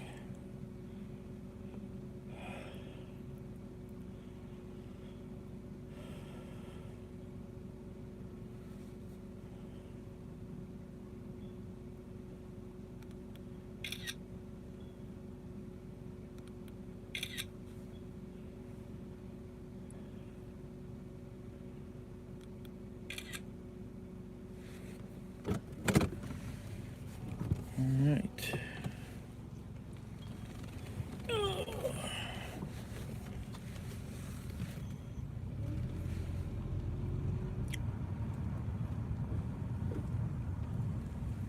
Where are we at?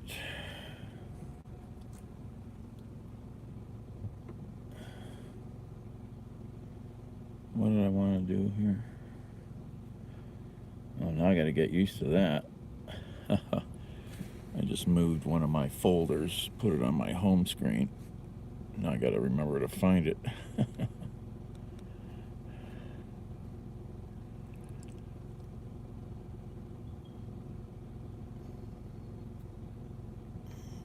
Time is it? Okay. So they're pretty well done, probably. I don't know if it's worth driving back to the west side or not.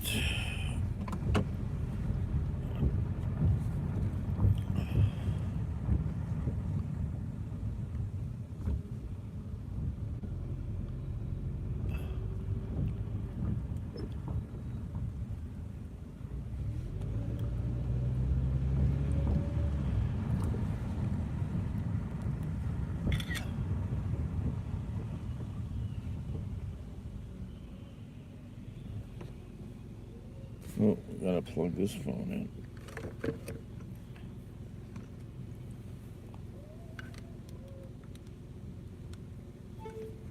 Alright. I can get out of here by going this way, I think.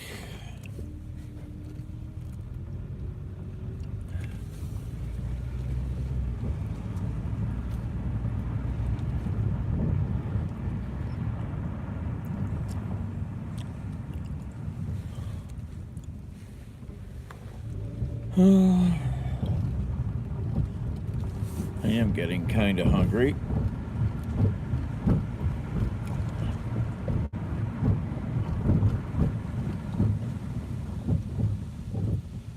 Where are we at? Which way? Which way? I'm all twisted around. This way. Go into a neighborhood and you come out of it. It's like, which way did we turn? Which way is north?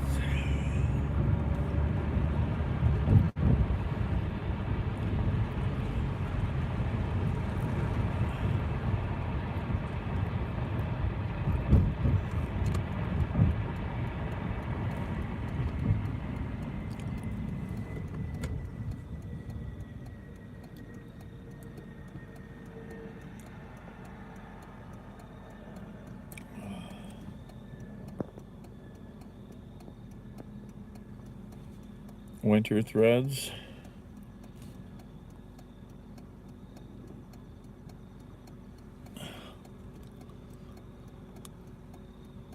No, not typically. I've never had the money. Decades ago I had money to do that. No. You don't really need that. You just need to know how to drive. It can help, but mostly you need to know how to drive.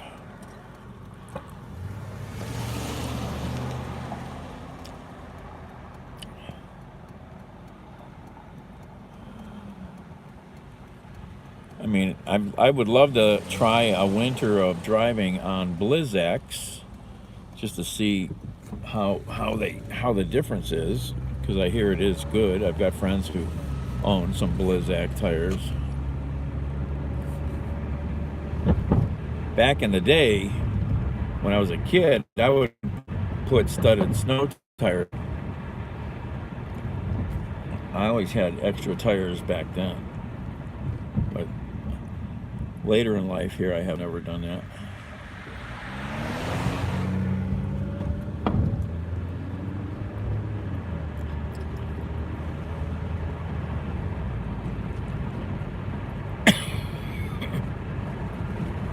I'm a little hungry. I mean, I ate, when did I eat? Before I started driving, so like 7:30, 8 o'clock is when I ate. And that's like how long ago? 5 hours? 5.5 hours? Might be up for getting a chicken Philly.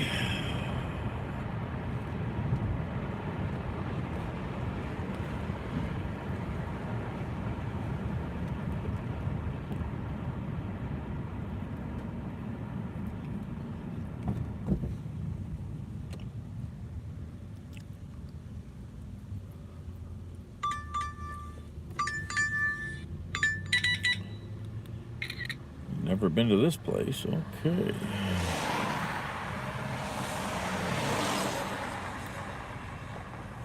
All right, we'll do this. We'll do this.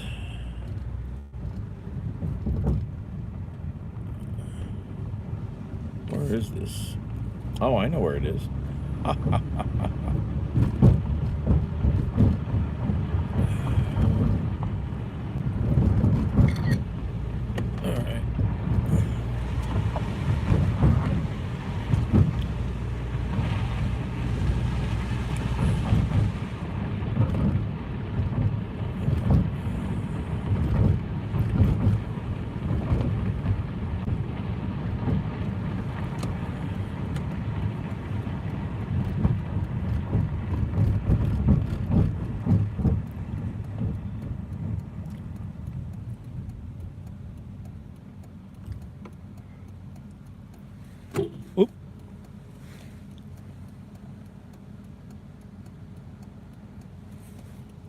Oh, back in the day, if I could only show you video or pictures of all the hookers that would stand around on these corners right here. Cars would come down here and line up 100 cars deep, cruising around a number of intersections down here with all the hookers reaching in and giving you a free sample. It was wild, wild. I wish I had photos of that. I don't know why I didn't take any. Man, that's nightlife imagery you can't recreate.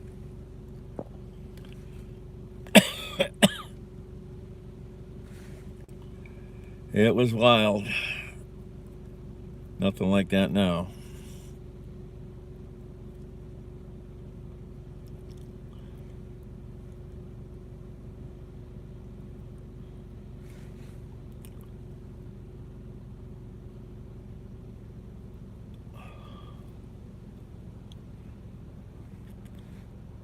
The good old days. They were a lot of fun.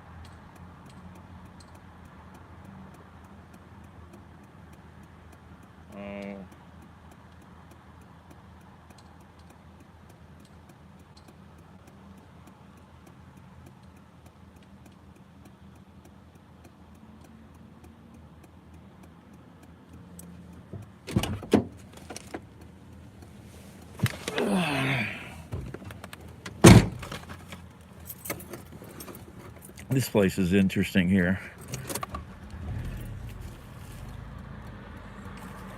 Because you go in and they have an automated thing. You show your order to the camera. It can, if it's in the system properly, it immediately, if the order has already been completed and is ready,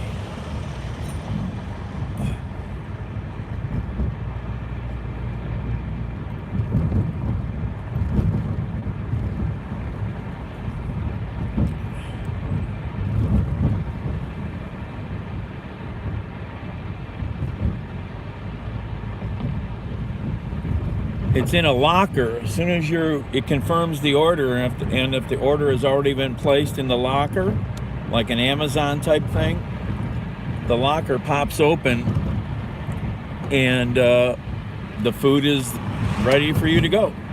Wham, bam, thank you, ma'am. It's very cool technology.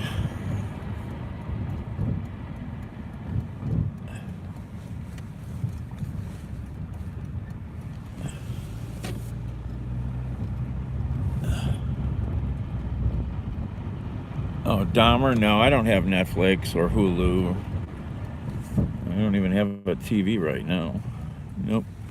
And it's drizzling. What the heck? I'm not sure if I remember we were supposed to get any rain.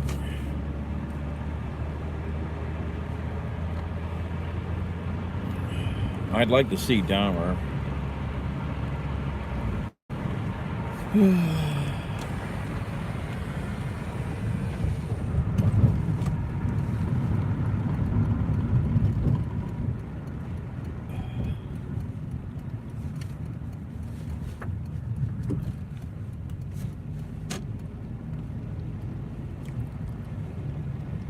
Remember, maybe we were going to get possible light rain.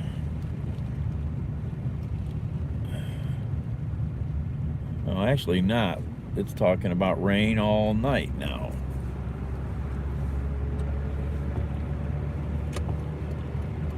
Six a.m. Rain, rain, rain, rain. 7 a.m. rain. All right. Today is supposed to be okay. No rain today. Cloudy.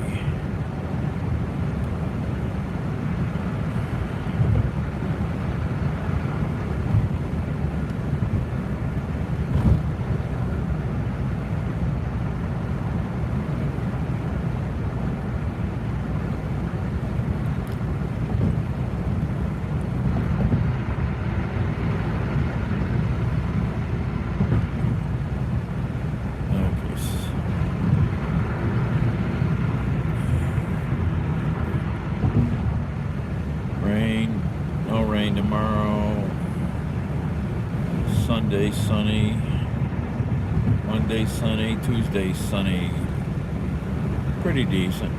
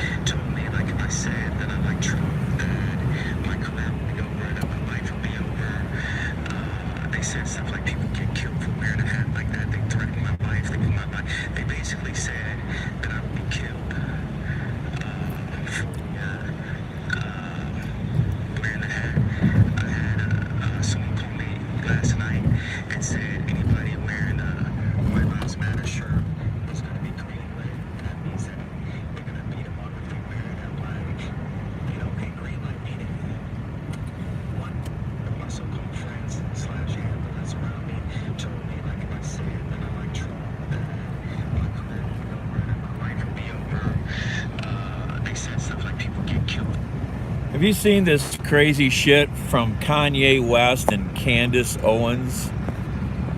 There's a pair of messed up human beings.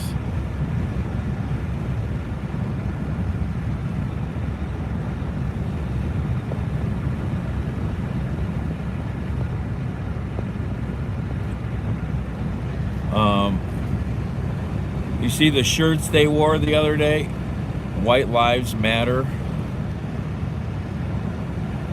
go look up the stories.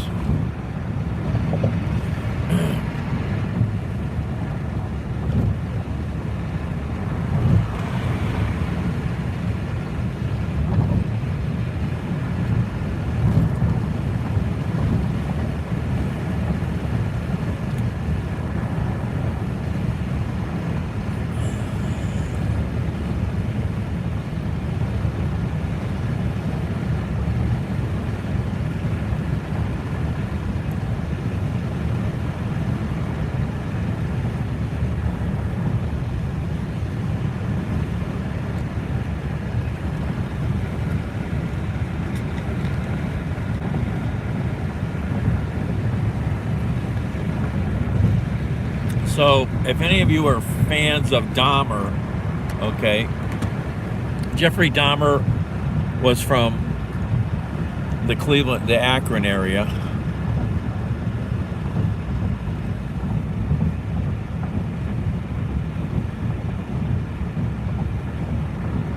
And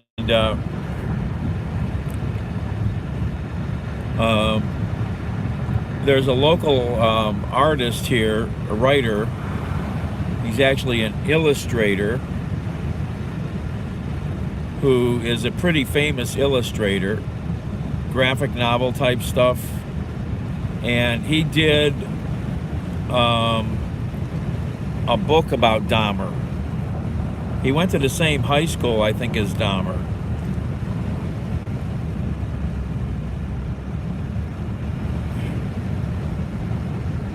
What do you mean, a clown? He was a murderer. That's not a word I would call him. Turn the heat up.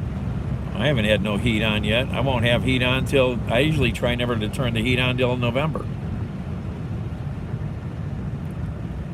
You know, I don't have any heat right now anyhow, so it doesn't matter.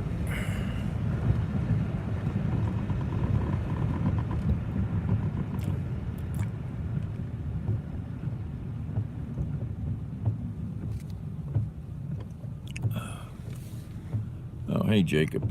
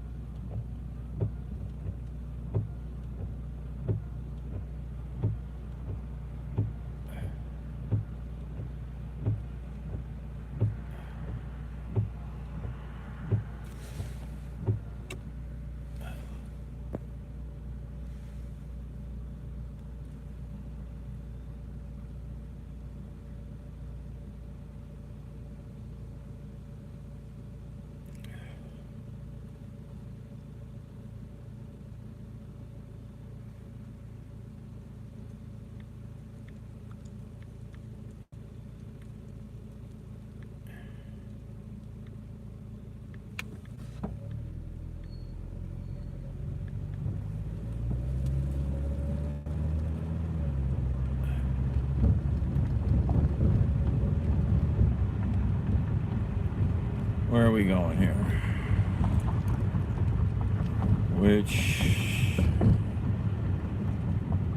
Where are we going here?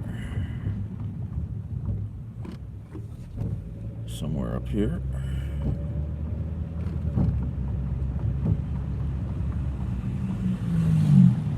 Oh, I think I know where we're going.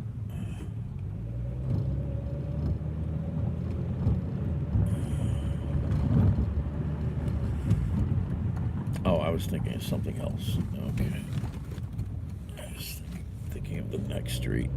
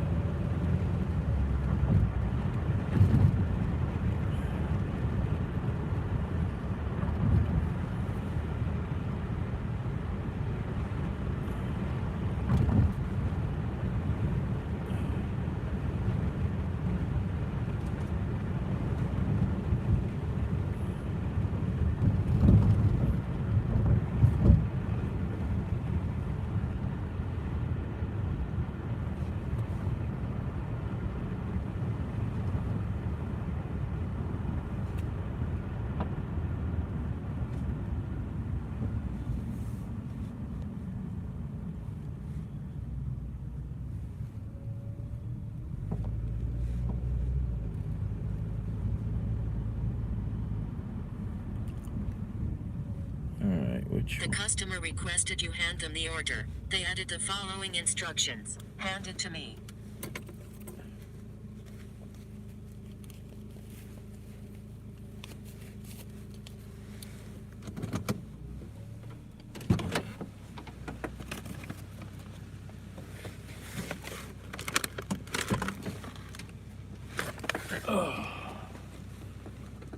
Oops. Oops. Something fell.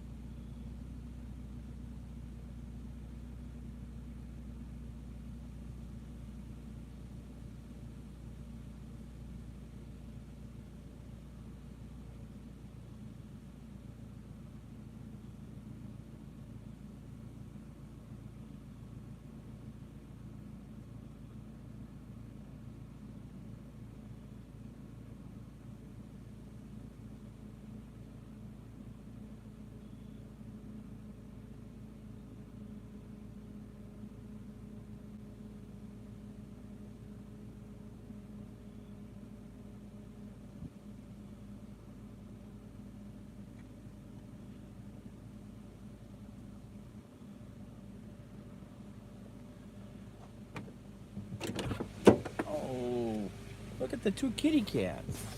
Look at the two kitty cats. There's a brother and a sister or something over here snacking. Somebody put some... I gotta put cat food in here. I keep meaning to do that. I keep forgetting to do that. Look at them. There's three of them. There's three kitty cats. Three kitty cats getting fed by something.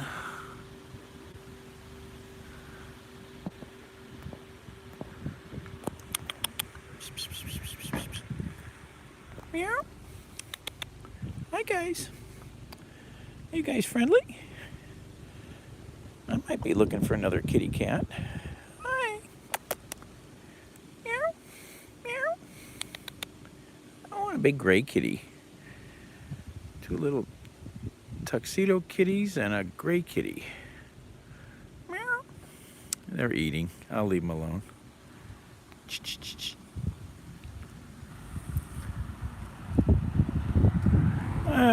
Not right now. I'm not ready for another one right now.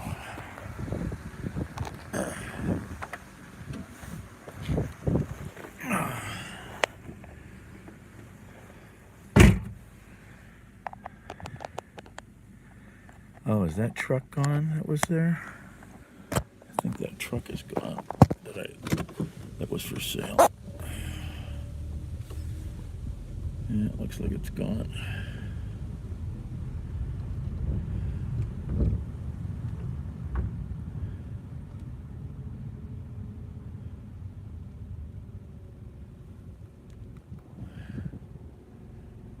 It was sitting right there. Yes, Fredo. I love dogs. Have had lots of dogs, but you got to be around more or be able to take it with you everywhere you go. I don't get home a lot sometimes.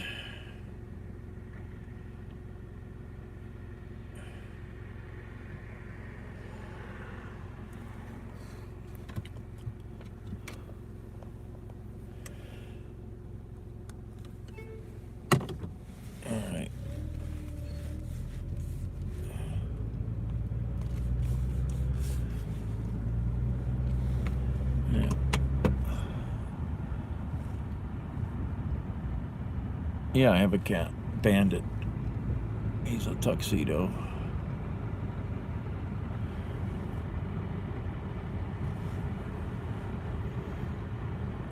Oh, there goes a black cat. What are you doing, kitty, with a collar?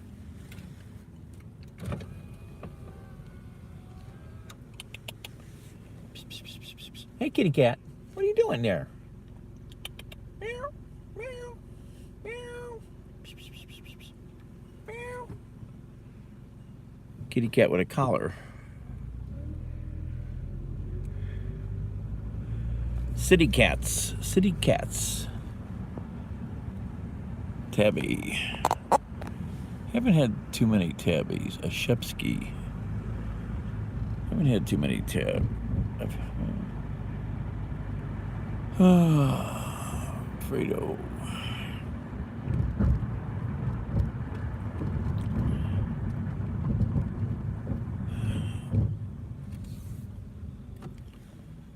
What are we doing? Guess this thing's over.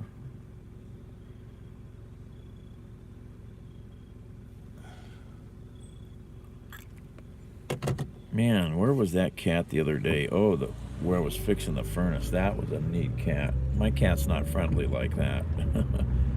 Crawled right up on my shoulder.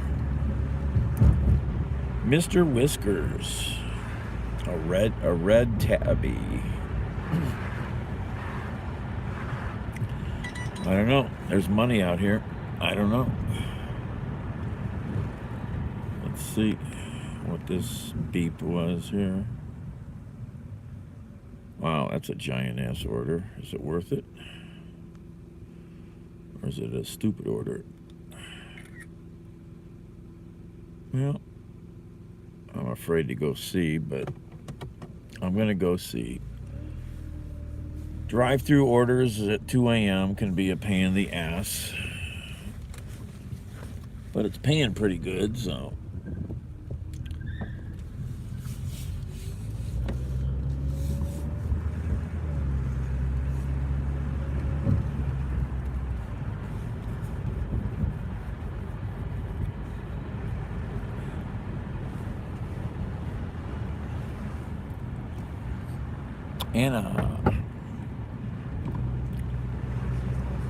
All right, where are we at? We're here. All right. Taco Bell.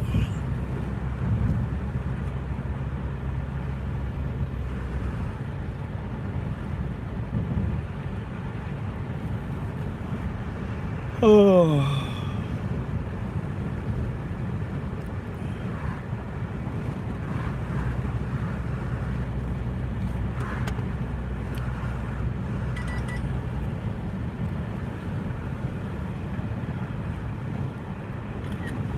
What did I do? Did I not pick that order? Oh, don't tell me I screwed up. What the hell is this app doing?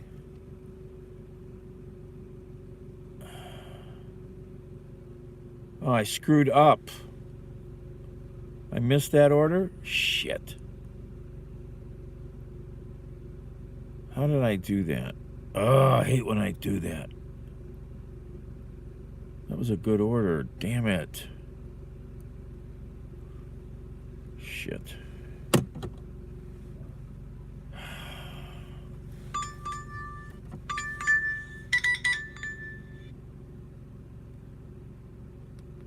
Oh, man. I just missed a good order. Now they're sending me a shit order. And I'm not going to take it because it's going to drive me all over town. Damn it. Freaking frick.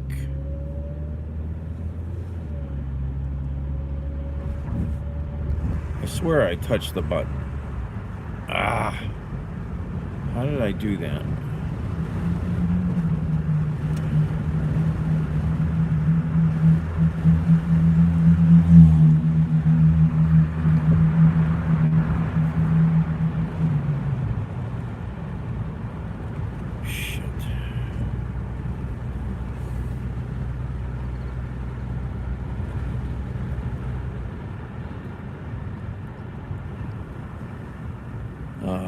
Doggone it.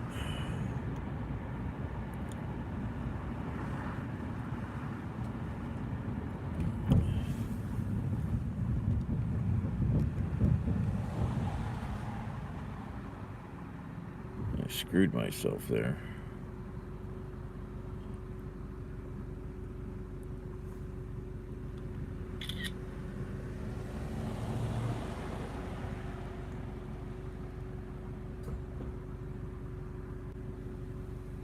Damn it, damn it, damn it. That was a good order.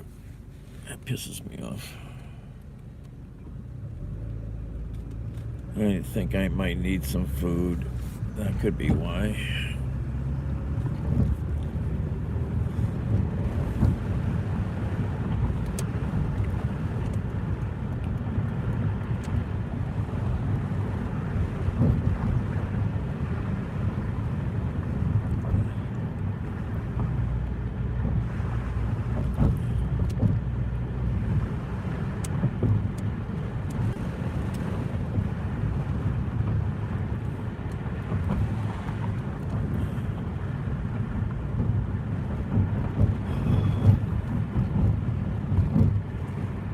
Well, the only thing around here is restaurant or fast food.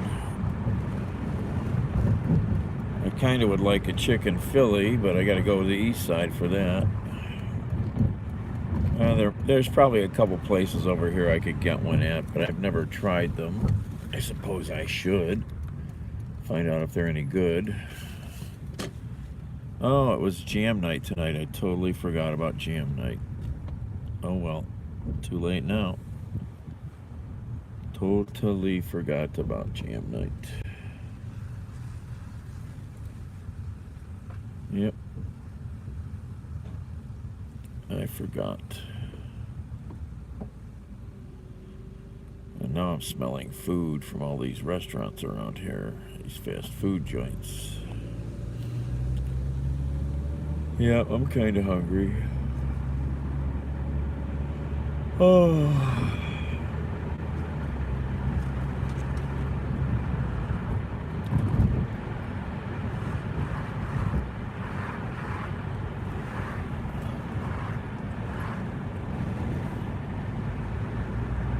Chicken Phillies are very popular. Either you get a Philly steak or you get a chicken Philly.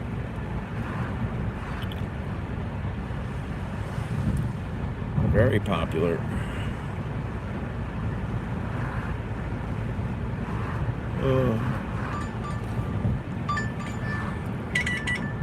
Oh, there's another stupid order. I should have turned this thing off.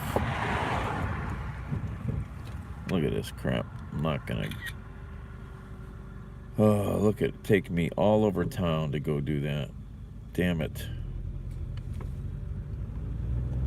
I should have turned this thing off. No. Really? Every place here pretty much sells them. They sell both.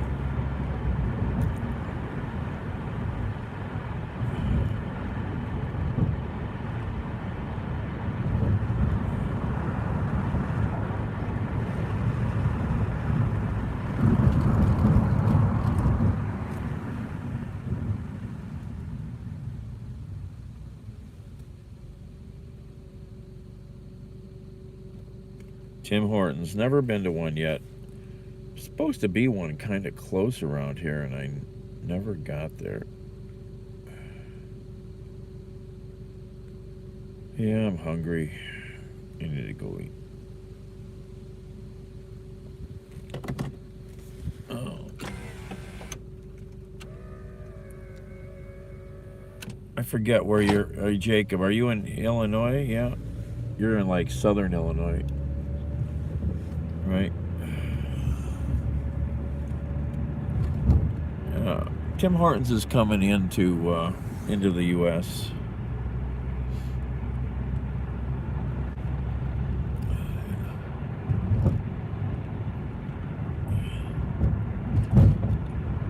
Yeah.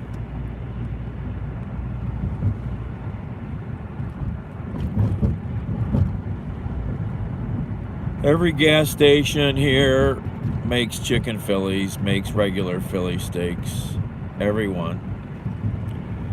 You know, but if you ever want a really good Philly steak, then you got to get to South Philly, Philadelphia. Bob Evans. Yeah, down on the farm.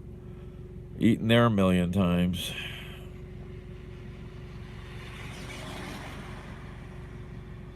Yeah, that's what I thought.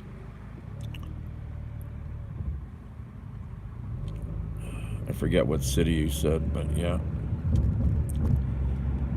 The only thing I've done below Chicago in Illinois is Springfield, and that was for the Street Machine Nationals decades and decades ago.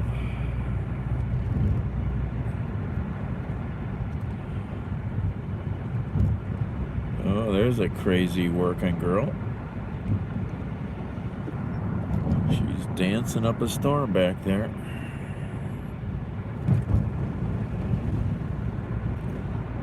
She's happy.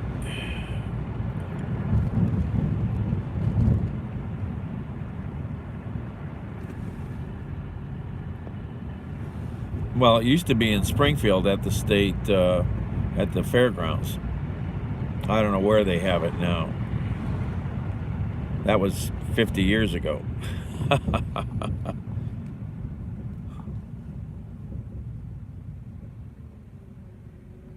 Yeah, couldn't tell. Didn't look too hard.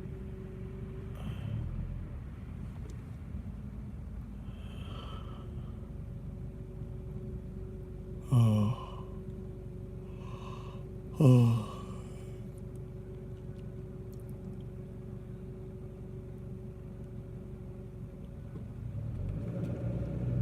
Oh, okay. I haven't kept up with that.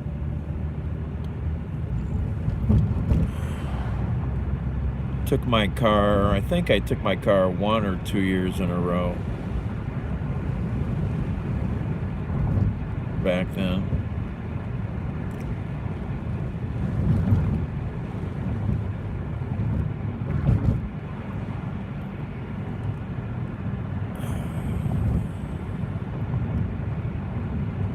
Yeah, we were pretty wild at the state fairgrounds. Somebody changed the big marquee sign to say, "Show us your tits." Police were not happy that year. Lots of drag racing. They kept coming out and flooding the streets with water from fire hoses to stop the drag racing. No lights. You got no lights on. Turn your lights on.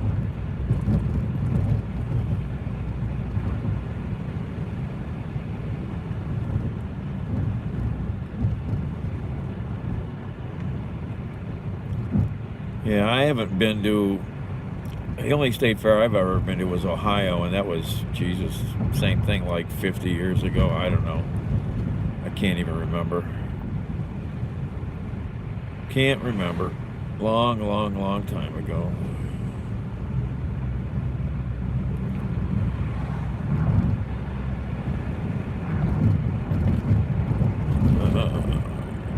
That looks like a working girl, maybe. Maybe not.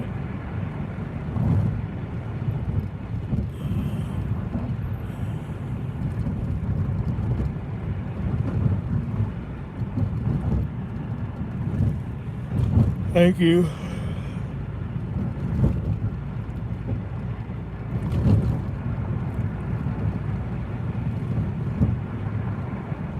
Oh, where should I try to get my food from tonight?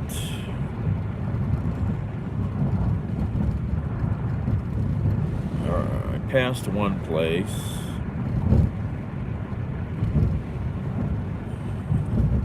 No idea how good their food is.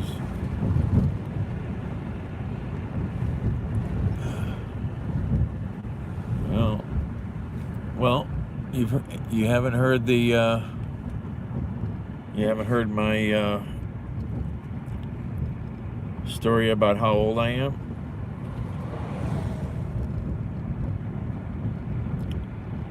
I never give my age, but I give you a little story.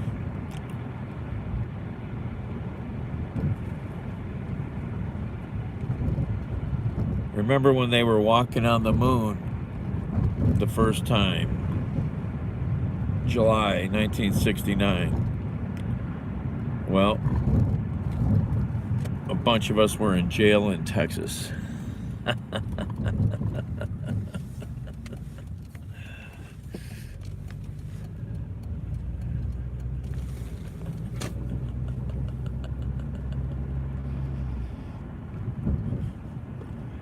That's how old I am.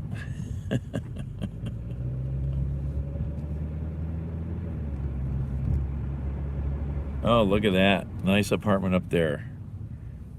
See those lights? Look at that apartment up there. He's got a view, too. He's got a view of Lake Erie. Look at that. You can see his big screen TV lit up. No, I said we were in jail in Texas in '69.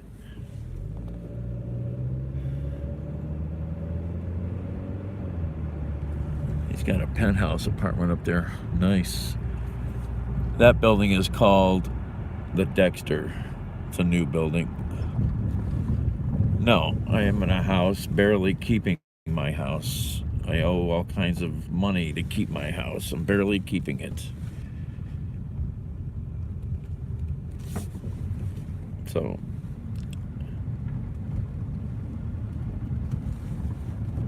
hell yeah, I was around for '69.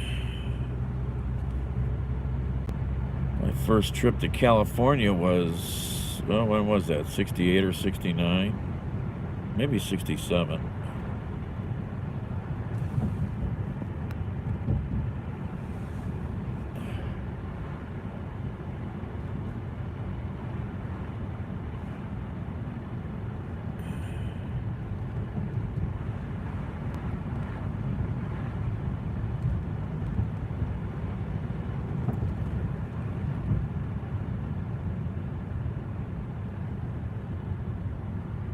Yep, it's a great song.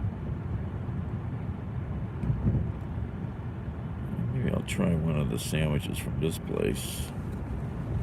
I've never had his food either. Well, you do the math. If I was in jail with 3 other friends in '69, you figure out how old I was. Oh.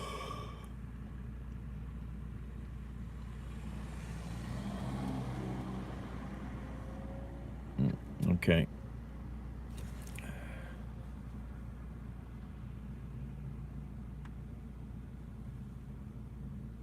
I guess I could be your grandfather.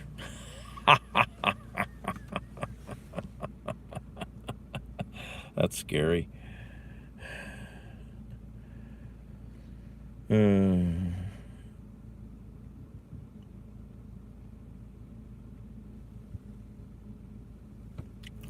Well, like I said, I never say. I just tell the story.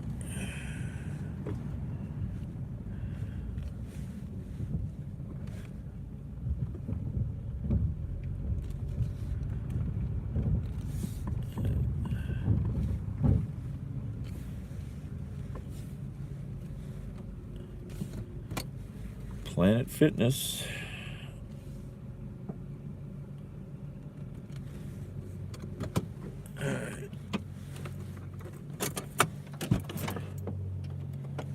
I'll be right back.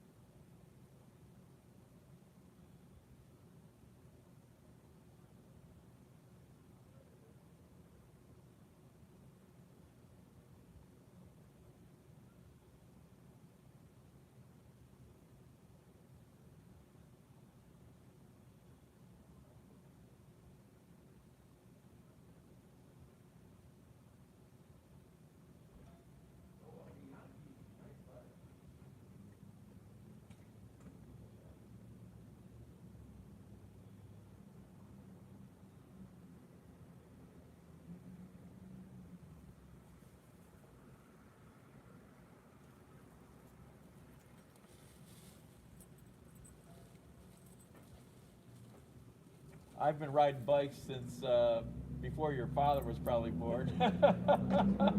So I used to race bicycles, and back in the 70s and 60s, we all wanted really hot Beyonces, the really high-end ones.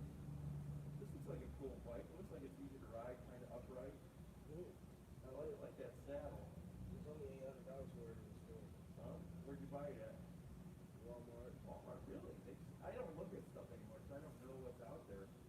I still have 4 bikes. Fredericks is a good spot with your junk. Oh yeah, no, I never dealt with them. I always went to the east side shops for my stuff back in the day. But There's the one who fixed one of all the old school D screws for like $130. I went to the east side, they wanted $250 for a little sprocket. oh yeah, the prices could be all over. Yeah, I've been riding my mountain bike a little bit lately.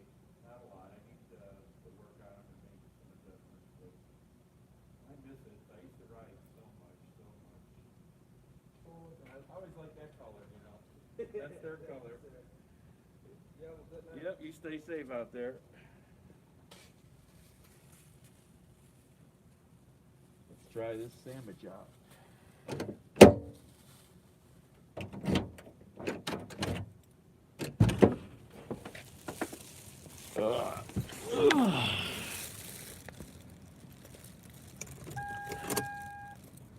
Oh, you guys got locked up. Power ran low, sorry. There's the sandwich. It's big. Let's see how good it is.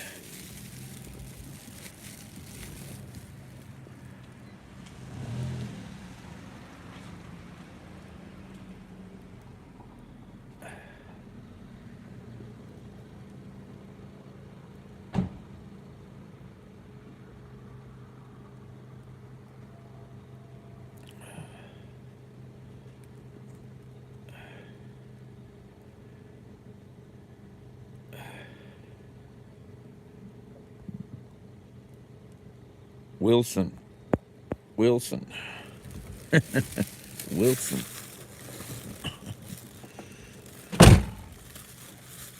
right, let's get out of the way here. Let's get out of the way.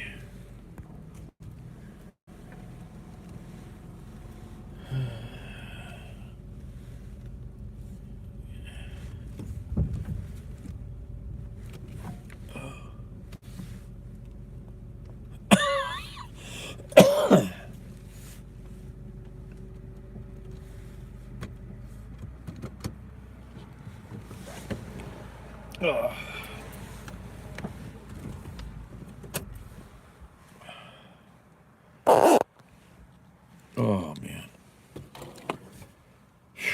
tired. I got to get that another one of these steering wheel tables. I got one at home. I don't know where it went. It's hiding under something. I really did like that.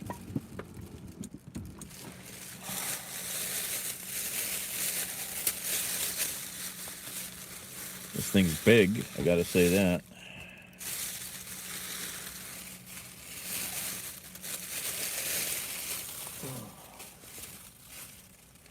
Freaking big. Look how big that is.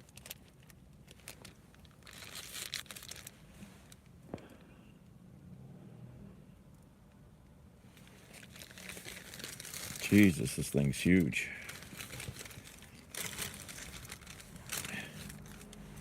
Should have had him cut the paper. Cut it in the paper, damn it.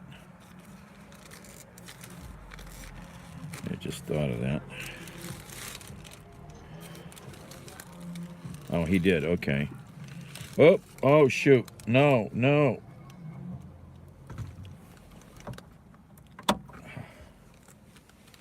Dropping pieces of food. I hate that. Oh my God, this does look good. Holy crap. Okay.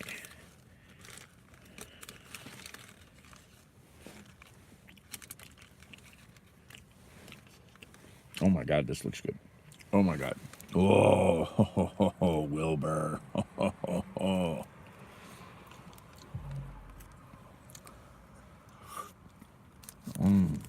Wow.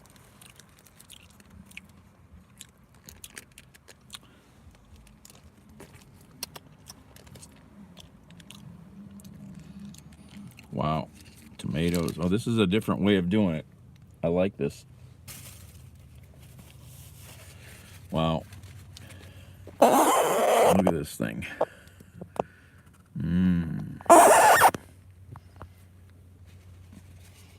No.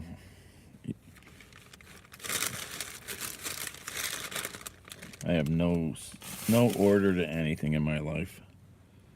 No. Oh. I'm so hungry. I'm hungry.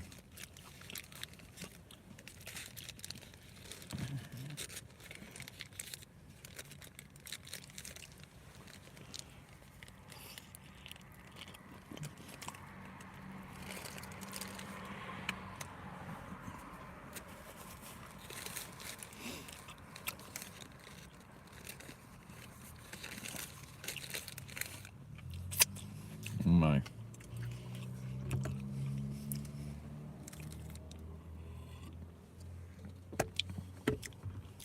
Oh.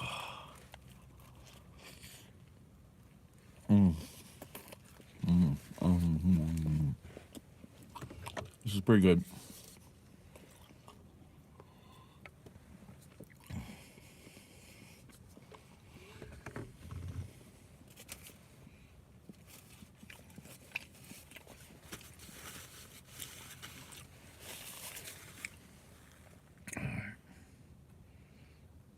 It took quite a while. If we're talking about July, why did the government not detect this, or the Ministry of Health, sooner? Well, the ministry itself says they didn't know at the time because, like I said, Gambia's health sector is under-equipped, so they didn't have the necessary equipment to do the tests in the country. So they collected samples and sent them to other countries like Senegal and Ghana. So that was when they detected that it was the syrup that is causing these deaths. What are the families of these deceased children? What have they said, or what demands are they now making, if any? Well, not only the families, but Gambians are calling on the resignation of the health minister, and they call on the authorities to investigate and prosecute all those responsible, because the argument among many Gambians is that these products did not make their way to the country. There is a medical control agency in the country. There's a Minister of Health. So how did these medicines get into the country without the proper checks? So that is it. The WHO, though, has also talked about these drugs that have now been stopped. The WHO... or the Ministry of Health... Hey, Steve. Good evening. It's a chicken Philly done a different way than a lot of the traditional Philly-type sandwiches. It's got tomatoes and lettuce. It's good. Provolone, mushrooms. And the Minister of Health began recalling medicines, so this still process will continue for the next 5 days. Omar Ali speaking in Banjul. Let's get to sports news now with Isaac Fleming. Yes, so after an incredible year of football in the women's domestic leagues and major international tournaments, the vote for the BBC Women's Footballer of the Year is now open, with 5 nominees vying to be your champion. Today, we're going to be focusing on Germany and corn nuts. striker Alexandra Popp. Now, after fighting back from persistent injury, she scored 6 goals and fired Germany to the final of the European Championships before heartbreakingly missing out on playing in that Wembley final due to an injury in the warm-up. Will she be your choice?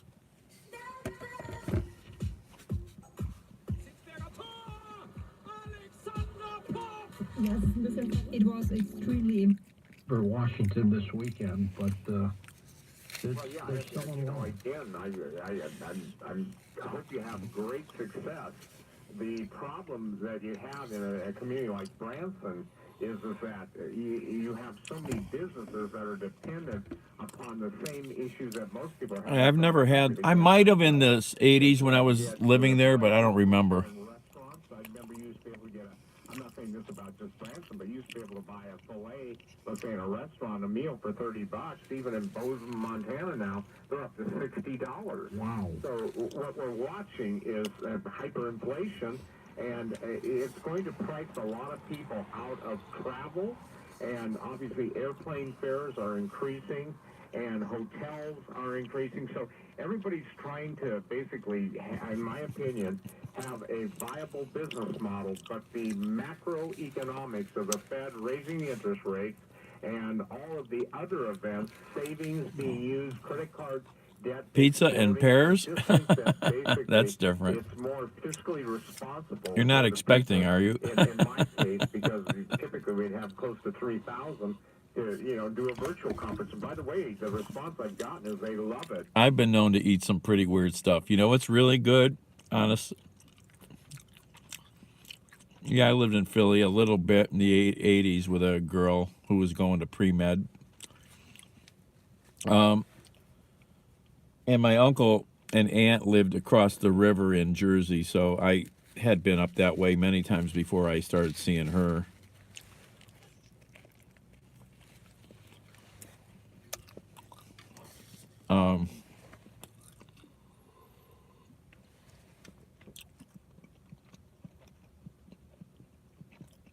What was I just going to say? Somebody said something and I lost my train of thought.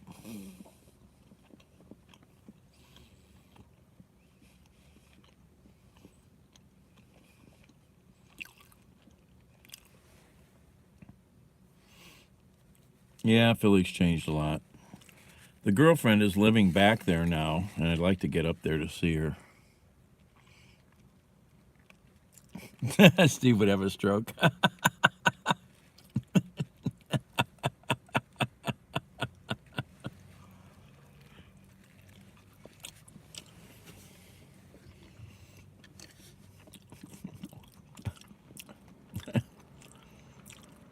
No. No.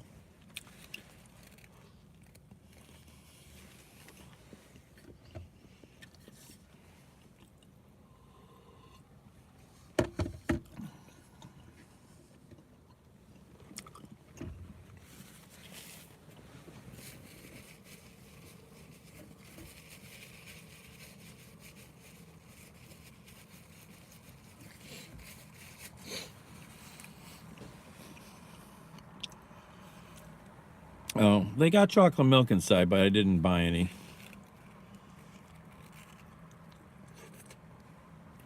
They wanted they only have the half gallon, not the pint.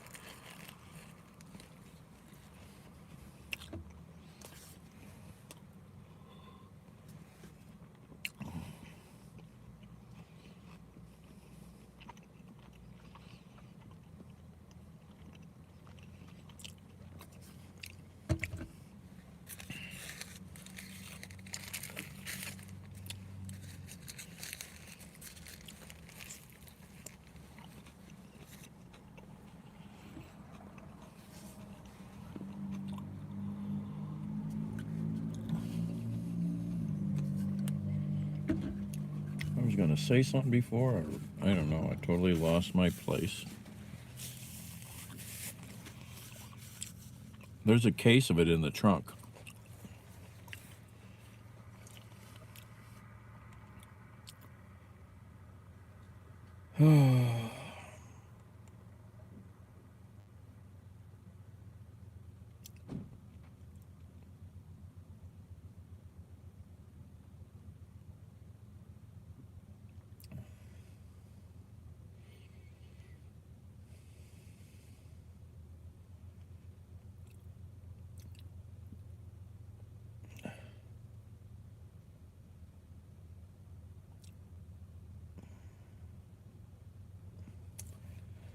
So you were talking about Jeffrey Dahmer before. So this is the book that a guy I know wrote here in Cleveland.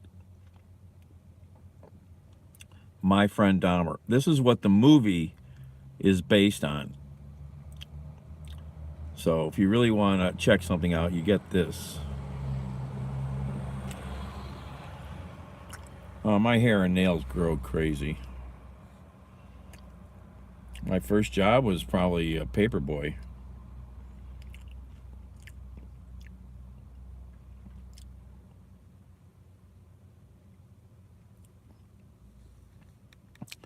And he's got another really good graphic novel out called, this is the author, Durf Backdurf.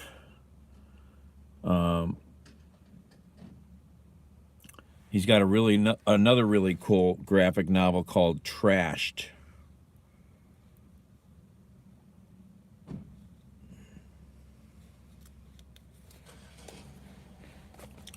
This was $10.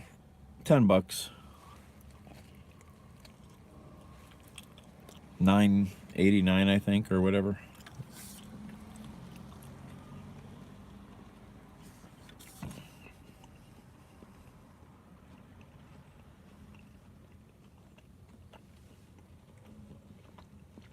He's crazy famous overseas in countries like France and stuff. Crazy famous.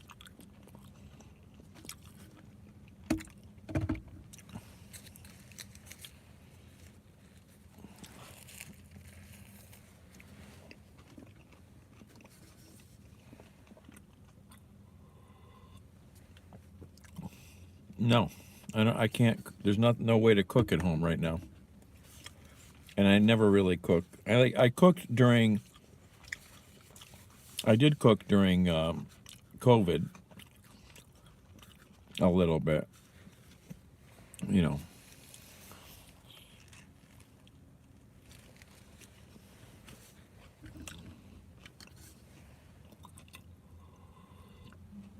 Those videos might be available on Twitter. I have to go look.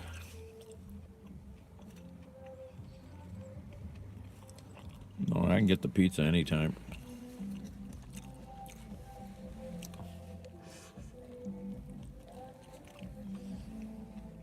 Oh, dribbling. Leaking on my shirt.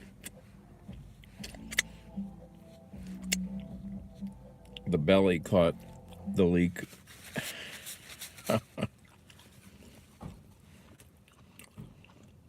Oh, 21 people here. You know what time it is, you guys?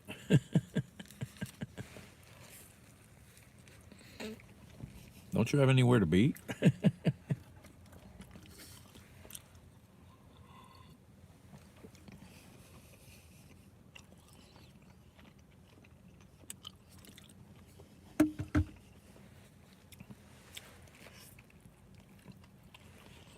I use my phone so much, even if I'm not streaming, they're almost always plugged in.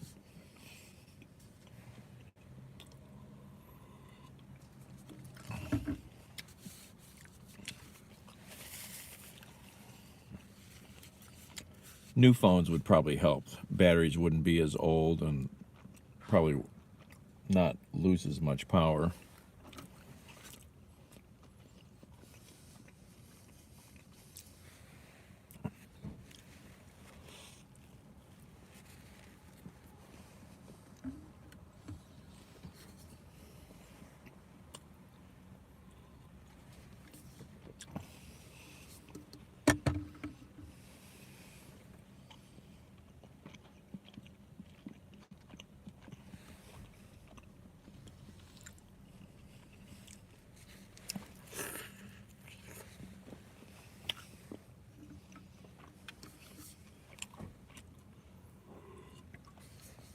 Happens all the time, especially if it's going to a bad neighborhood.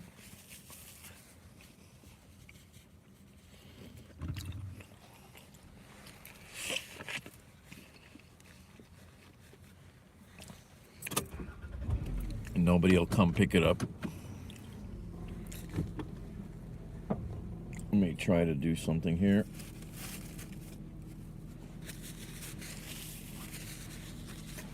I'm just gonna turn the car around.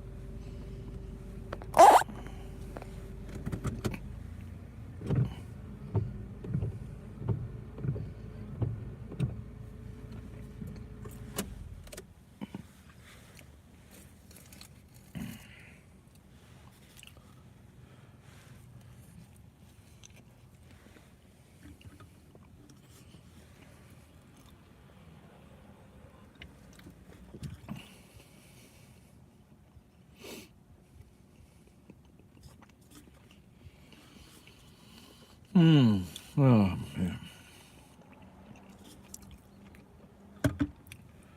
Oh, this food helps. I drove pretty solid for 4.5 hours or something.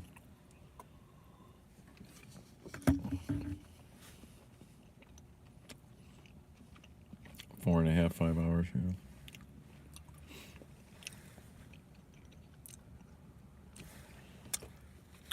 Happens all the time, Jacob. People don't look at their damn cars anymore. They don't check their lights. Hundreds of cars every day, no lights on.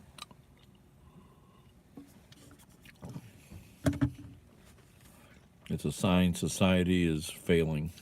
No headlights. That was technologically advanced, and that the Book of Enoch, the Book of Giants, and the extra-biblical texts, as well as the Old Testament itself, talk about a race of beings called the Nephilim and the Rephaim that taught mankind everything he knows and that he should have known. God never meant for men to kill men. God never meant for the horrors that we see now in the world. And I believe we're on the verge of World War III. Literally, a nuclear war. So, in essence, there's a hater of mankind, and his name is Lucifer, and he is making his pitch for the end time, which the Bible says will be known as a great tribulation. I believe we're at the very gate of that right now, and I hope that's a summation that pretty much explains my position. Stephen, we have 40 seconds left. Tell folks where they can get more information on what you do. Well, I would encourage them to go to gen6.com, GENSIX.com, and it's really important because there's so much information there. Or, George, just go to your front page, and there's a blue hot link or hyperlink there that says related online conference. And I think I would encourage everybody, before they pass judgment on what is this crazy stuff he's talking about, to watch our trailer, The Egyptian Alien Connection in the Americas, because in essence, we are giving the evidence that the government is lying through their teeth and will not allow to come out into the public to tell the origin of evil, because they want to use evil for their own sake. So that's my bottom line. George, thank you for having me on tonight, and God bless you, and thanks for all the years we've been together. Many more to come, Stephen. Up next, we'll be talking about the mind and consciousness on Coast to Coast AM. You heard it. The government is keeping the truth from us.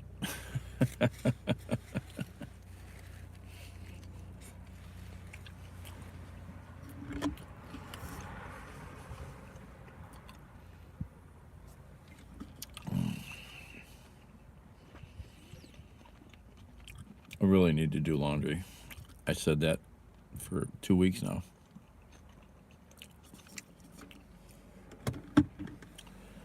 Yeah, I don't know, maybe. Yeah.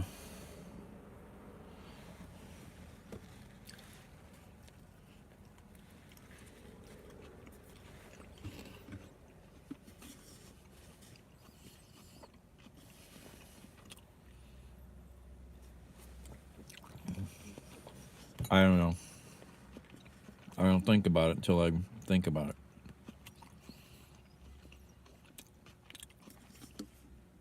I don't have to rightly. I did okay tonight.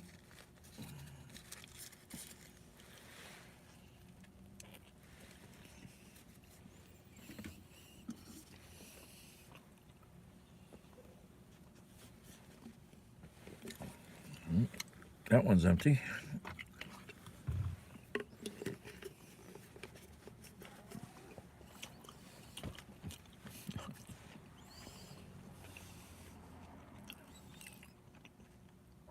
Well, most new cars have auto headlights, but people don't use it, and they have just terrible habits. They don't even check. The reason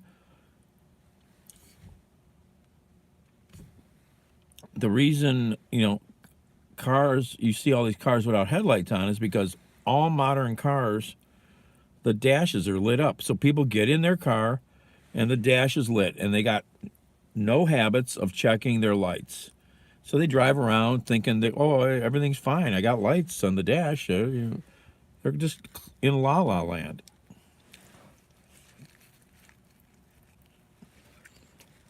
They don't notice the reflection of no lights on the ground or a brake light shining off of something in their mirror. They're just clueless. Like I said, it's the end of humanity. No headlights.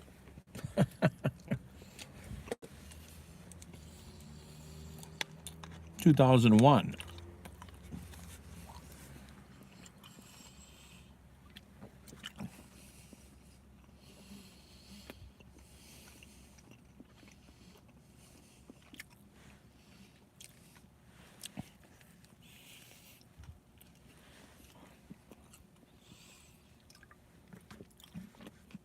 You don't have to fix typed words like that. I usually figure it out.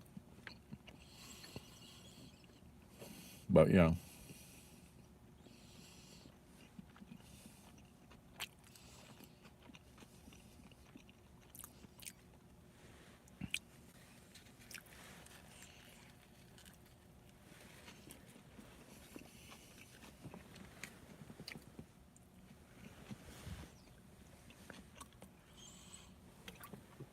It's a Toyota.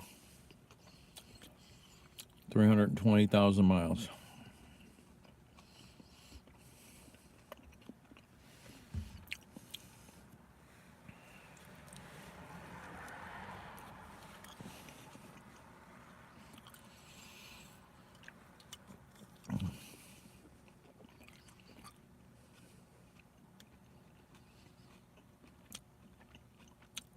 I said, how many times do I have to say this?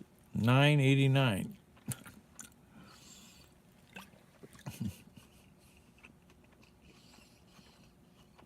Or 999. I don't know.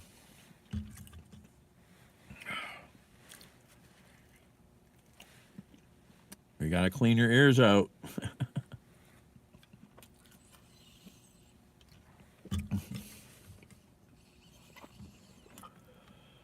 Oh, now I'm getting full.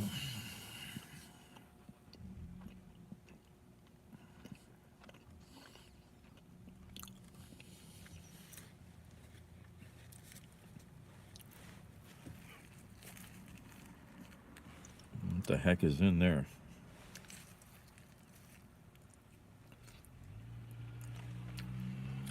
The hell is that? What the hell that is? It's real sharp. What the fuck is that? Don't look like bone.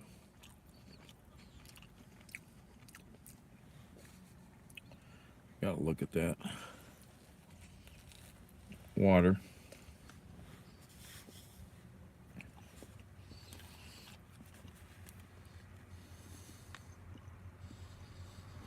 But this is just water, not Pellegrino.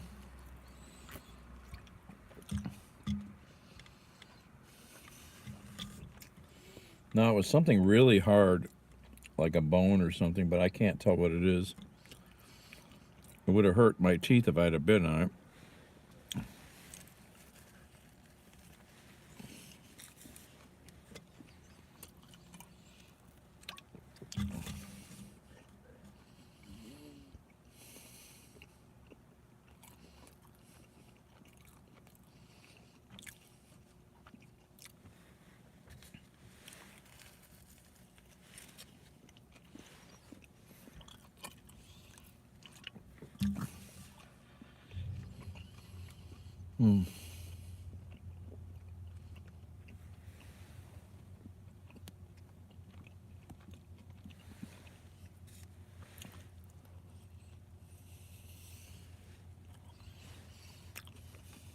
See this gas station here?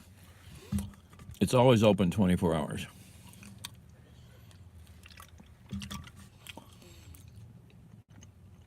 So a few years back, breaking into gas stations and convenience stores for their ATM machines was a big thing around here. it pretty much went through a big thing in a lot of cities. And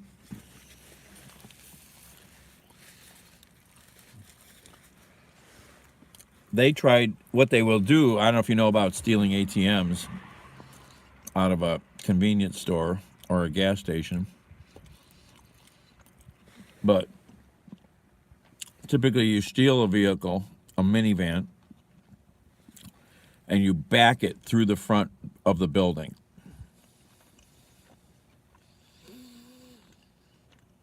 You back it through the front doors, the wall, you just destroy it. Then you drag the ATM out and load it in another stolen vehicle that you brought with you, another minivan. They tried to hit this station while it was open and they were inside. They were so now they got 4 poles in front of the front doors, so you can't do that.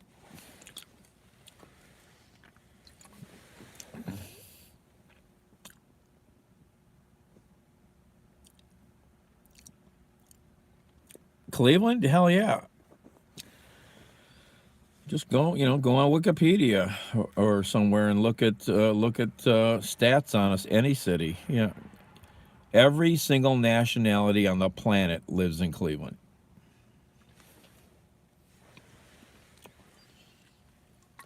How do you know I'm not?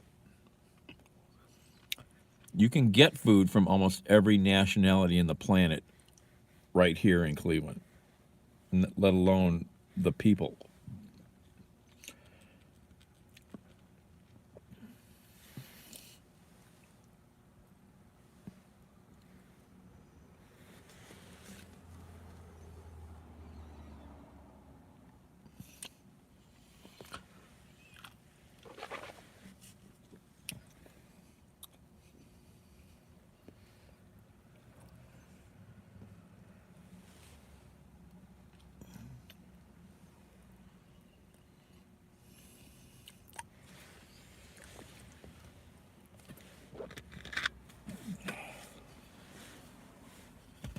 What is this thing I almost bit into?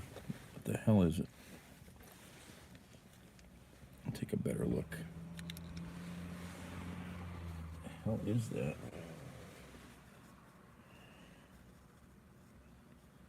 What the hell that is?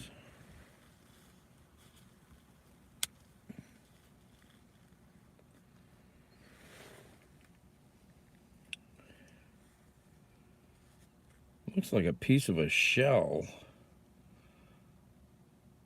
Like from a mussel or something. Very weird. I don't know what the hell that is. It doesn't quite look like a shell. No, it's black. It's like a shell, like from a mussel or something.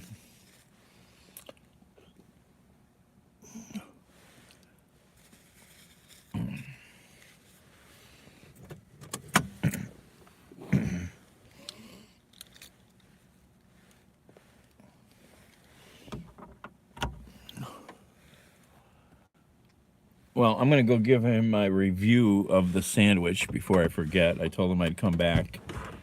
So, I'll be right back. Ugh.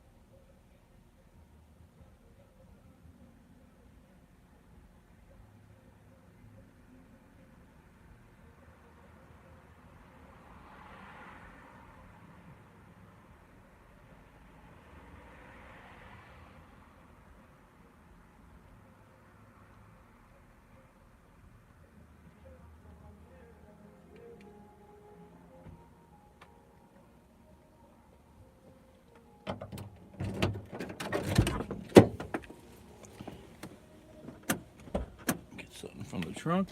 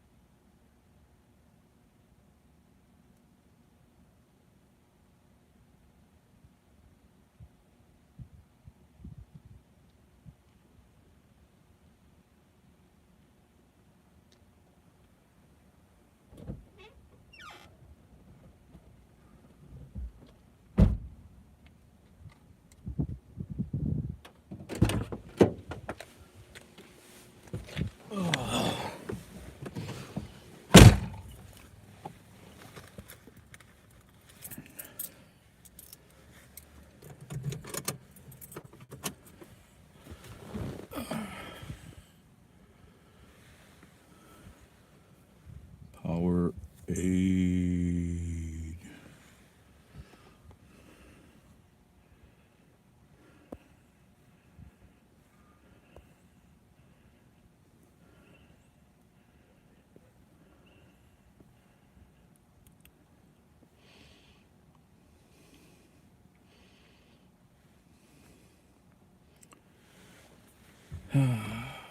Now I got a Walmart pit stop oil change, 25 bucks.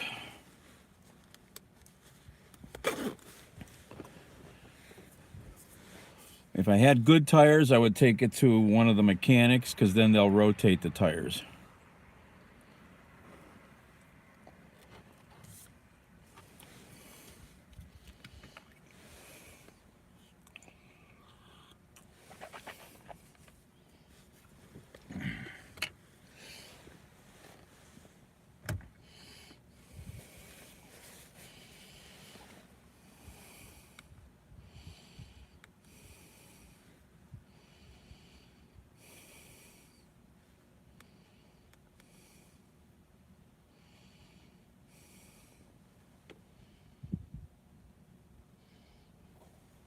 If you have good tires,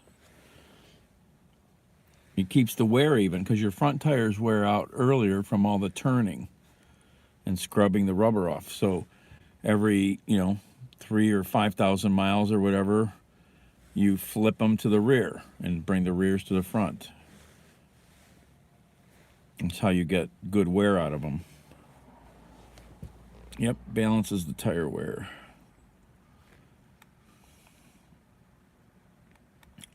Oh, let's listen to what this asshole's saying. This is the Donda. It's activated charcoal, black sesame, oat milk, orange blossom honey, and then coffee distillate. Want to give it a try?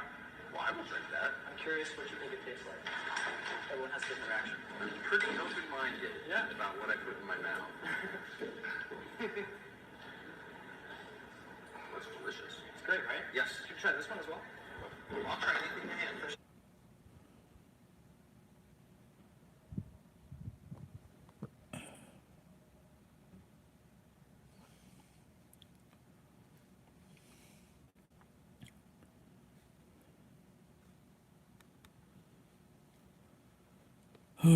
Sorry.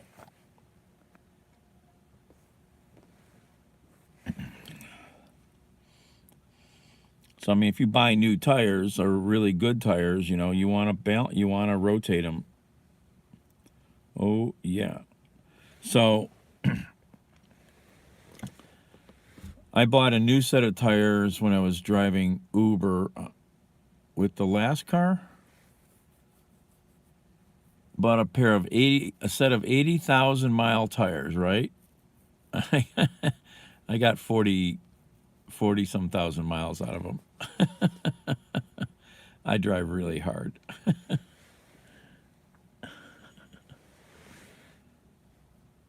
No free meal, no nothing. I just wanted to show him. He thinks it's from the griddle. It was a piece of cartilage that got burnt to a crisp. That's what I think it is too, because it looked like something off of a grill. I just wanted to show him. I told him the sandwich was great.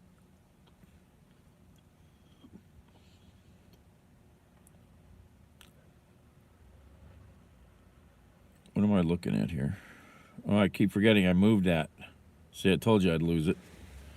Move things on your phone. You do a lot of fast turns like I do, you will scrub a lot of wear off your tires. My friend goes, when he learned that about how hard I drive when he rode with me a few times, he goes, no wonder your tires don't last. No, I drive hard. Go gentler around the curves, you'll get more wear out of your tires.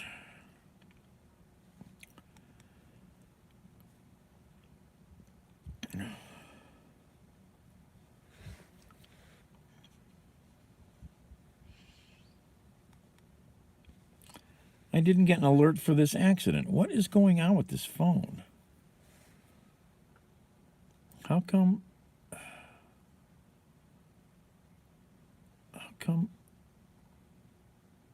I didn't get an alert for that? Big accident on Pearl Road. I don't know. This phone is screwed up. Something's wrong.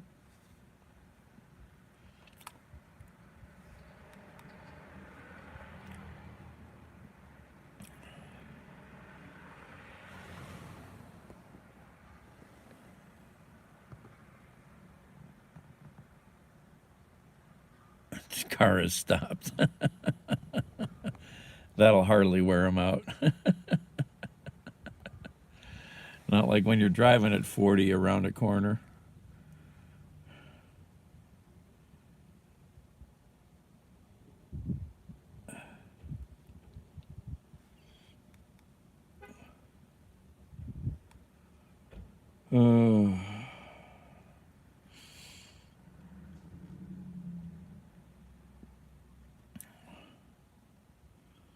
How did I switch? Why does this phone do that?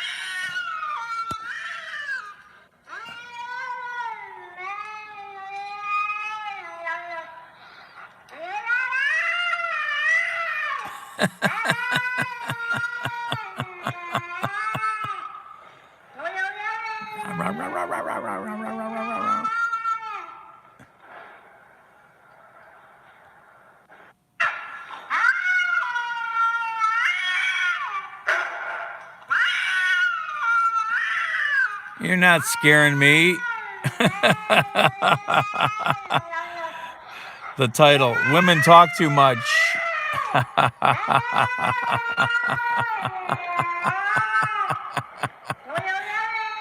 Dog was the peacemaker. He came to break it up. And the other cat's like, yeah, and what's your problem? That cat didn't even move. Cats can be so weird. So weird. Oh, wow.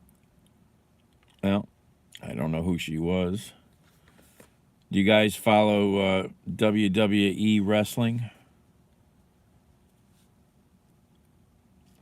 What the heck happened to this girl?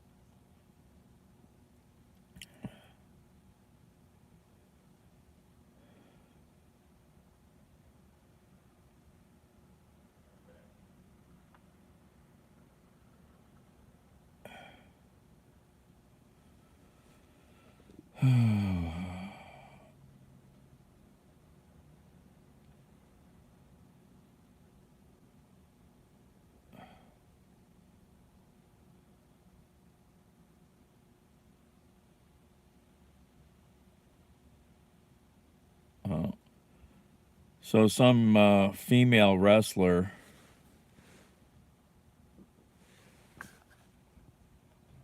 didn't say how she died. Sarah Lee, dead at 30 years old. Married, 3 kids. Wonder what, she was into drugs or something? Who knows? Suicide? Depression?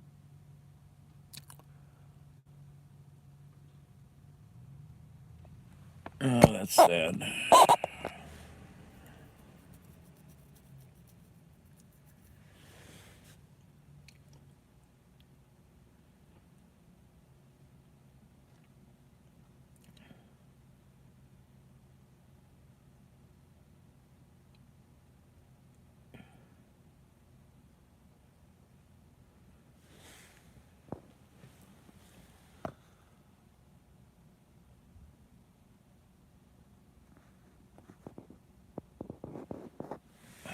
Dogs are more normal.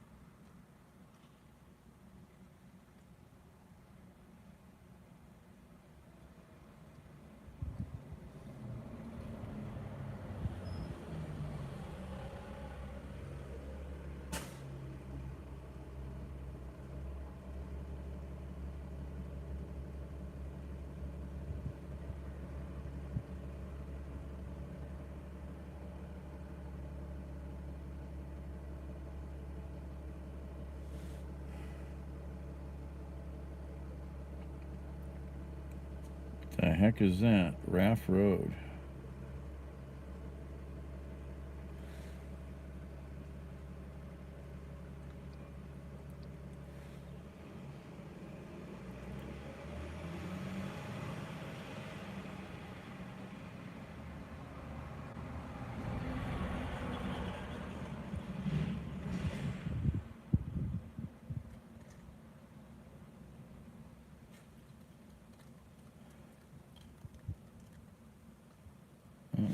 Fatal arson fire in Canton.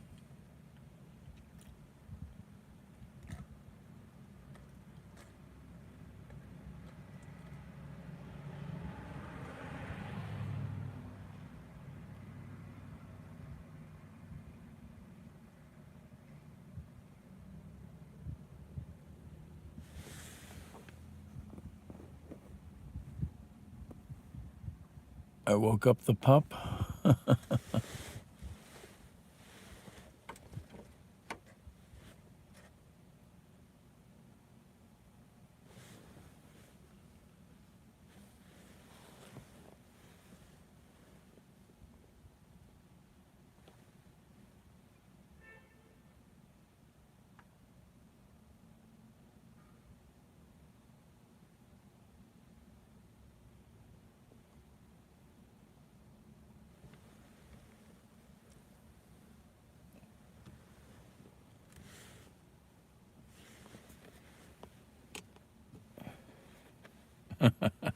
Your dog hears that cat screaming.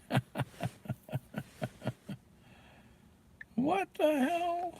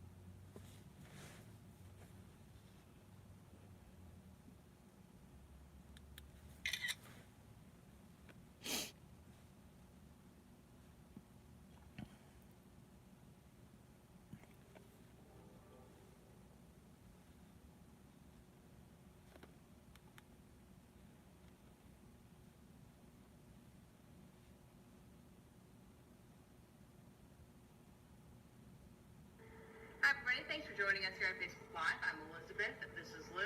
We're talking postseason baseball. Yeah, it's so exciting that the Guardians, in their first year in existence as the Guardians, are back in the postseason. Their first game is tomorrow, noontime, against the Tampa Bay Rays. But what I find really fascinating is what's going to happen just before the game. The I knew I'd found something. The Guardians have found a super fan who has attended way more than 100 games this year. I believe it's 123 games, both home and on the road. He's got cerebral palsy. He's in a wheelchair. Does not let them stop him at all. He's a big fan, and the Guardians are saying, you know what? You're such a good fan. We appreciate your support so much. You're going to throw out the first pitch. So we interviewed him tonight, and to put it mildly, he's very excited. Yeah, certainly a special event for him coming up that he's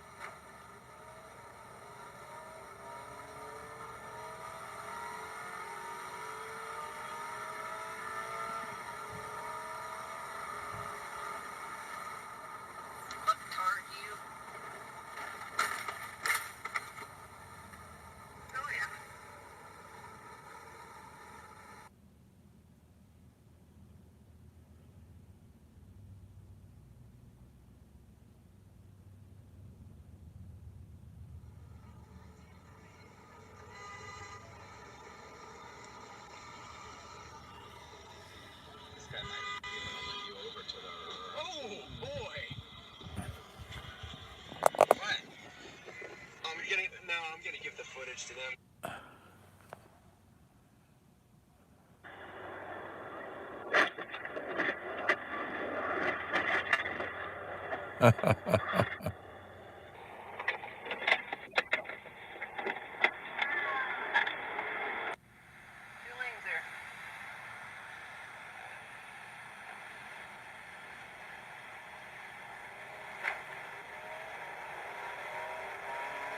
Look at this guy.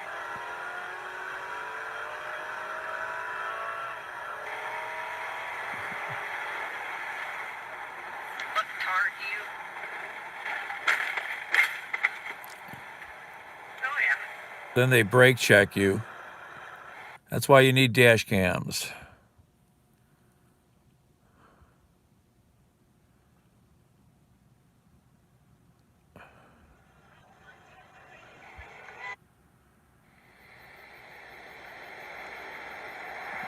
We got to watch commercial. Power is the lifeblood of the community. It powers your homes, it powers your businesses. It's just like the blood that...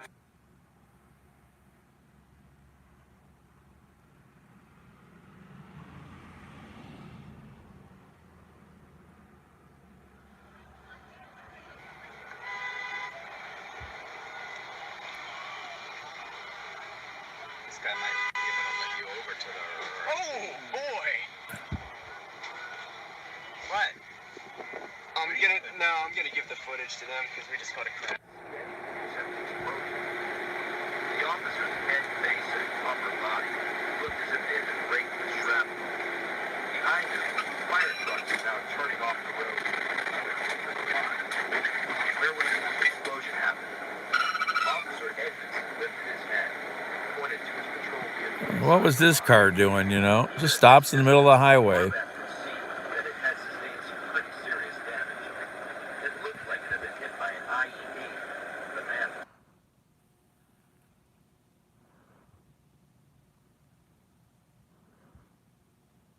Look at this car. Puts the brakes on in front of a semi. What the hell are you doing? What is with people, man? There's some insane people out there anymore. And then he takes off. Look at this guy. Wow. What the hell's that about?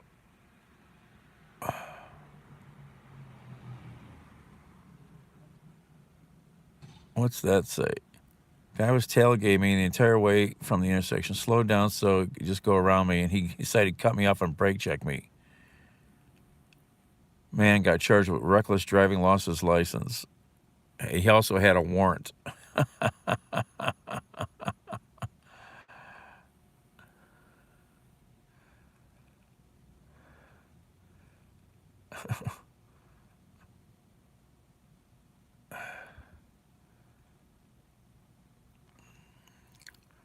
Okay, we passed this guy. Now he comes around front and then stops. Couldn't tell you how many of those I've watched.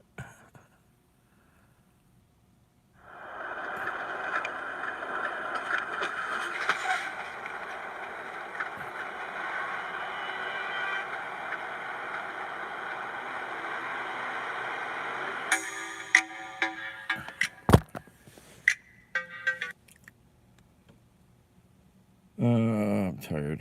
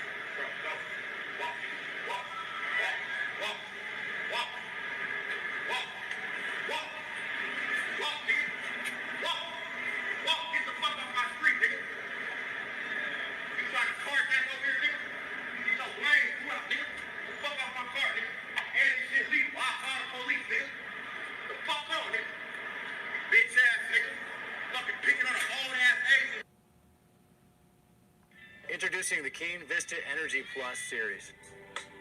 The current Vista has a nice breathable mesh upper with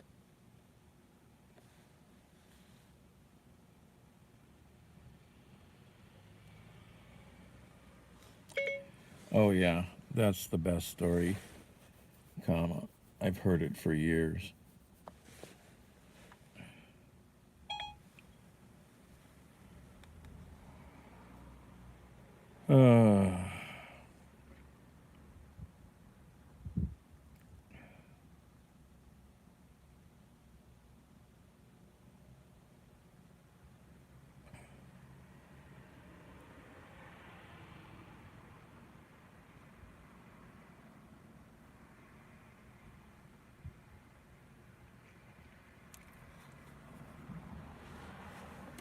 If you guys are into real crime, here's a trial coming up.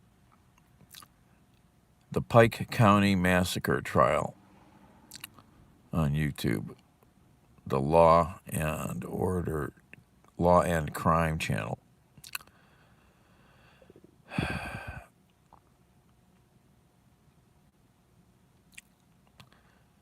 These people, this one family murdered a whole other family over some girl, over one of the kids. It was madness.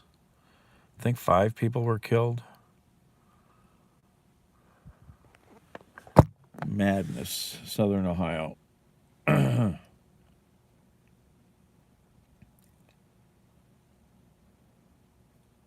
Today we have this Audi RS3 in the shop getting Ultravision Sunset Chameleon windshield tint. We did a full remove and rewrap on this car, as well as some paint protection film on the carbon fiber front hood.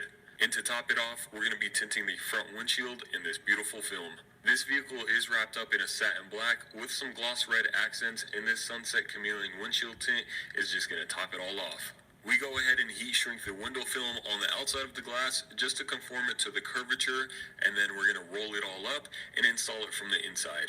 We prep and clean the inside of the windshield with a scrub pad and then squeegee all that water off. This installation process is called a reverse roll, where you basically just roll out the film onto the glass.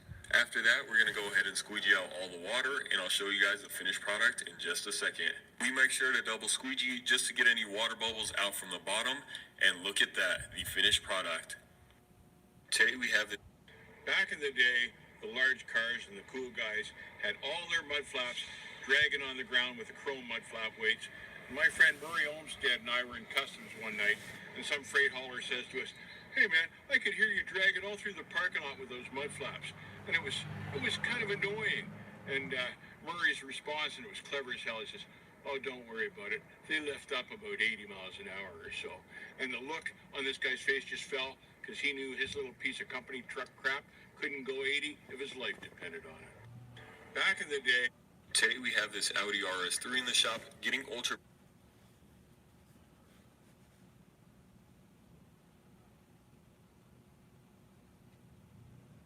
When I started at Bible college, one of the first things they did was to have us take a test.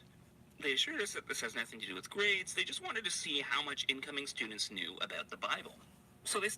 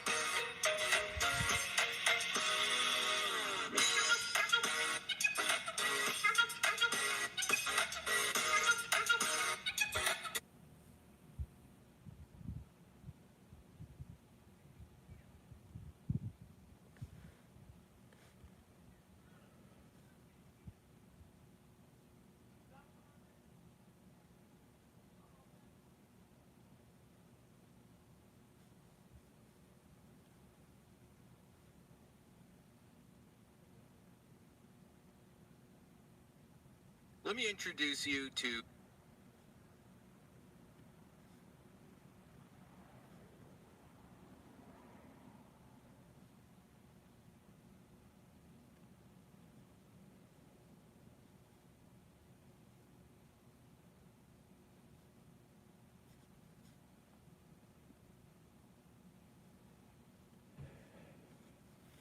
Numbers 27:3. At random points, they'll pop in with like a section on like the found. Check this out. I got a book called The American Patriots Bible. It's basically the Bible for the Trump religion. It's the New King James translation. And as you flip through, this one right here, this is Numbers 27:3. At random points, they'll pop in with like a section on like the founding documents. Like this one is the Bible and American presidents. It is impossible to rightly govern the world without God in the Bible. Attributed to George Washington, first president. And they just have like Bible, or they have quotes from the fathers and all kinds of stuff. And when there's something that really hits home, some point that they really want to drive home, like gay people are evil, when it comes up to verses like that, they'll have a whole section about why they believe that gay people are evil. They have a copy of the Constitution, the Declaration of Independence. They have various different speeches in here and all kinds of stuff. And they have like a family records, a family history section of the Bible too. Like this is what your family does and who they are and stuff. And they also, surprisingly, have a little section about ancestors of interest. See, there's some other stuff. Oh, you know how at the back of most Bibles they have maps of Israel and, you know, Middle Eastern areas that are referenced? Well, in this one, they also have the map of America. No joke. And they have the 50 states and when they became states. They have deaths of family members, military and public service records, the 7 principles of the Judeo-Christian ethic. I mean, it's a full-blown Bible. It's a full-blown Patriot Bible. It's insane. From beginning to end. A Patriot Bible. Absolutely nuts, dude. Patriot's Bible. I think I spent $30 on it or something. I really want to go through it on stream, and I'll probably cover it a little bit more later on. But yeah, let me know what you guys think of that. I think it's nutty. Straight up nutty. I saw that earlier, and I had to see what he was going to show. Oh my God. Oh my God. Oh my God.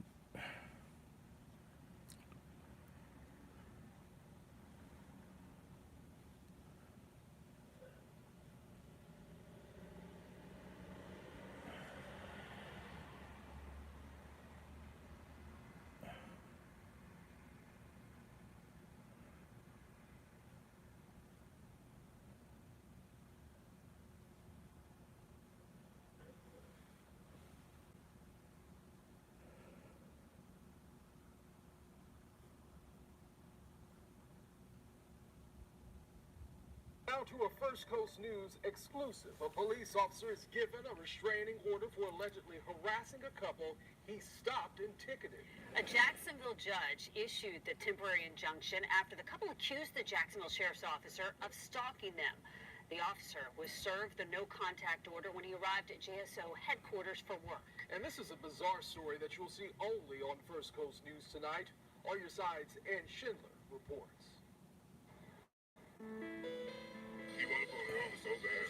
He pulled you over, man. I want to know what I did wrong. I wasn't speeding. I'm definitely recording. I want to know exactly what I did wrong. Your vehicle because your tit's too dark. I have a 10-meter here. What began as a traffic stop So you've never had marijuana in this vehicle? Because it smells like you have marijuana in here right now. escalated. Step out of the vehicle. I'm not going to sit here and argue with you. It escalated inside the Jeep. I'm going to put you in handcuffs. Put your hands on your back. Why would you put me in handcuffs? Because of the way that you're acting. And inside a Dodge Charger. Why are you stopping right here?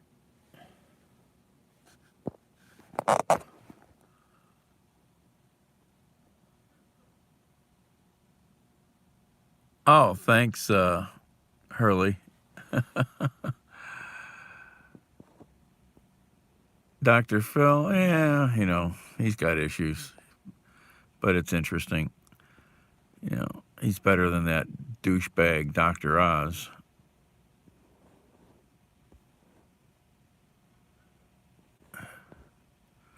Oh, hello, Jane. I missed a bunch of comments here. Sorry. Hey, James. Sorry.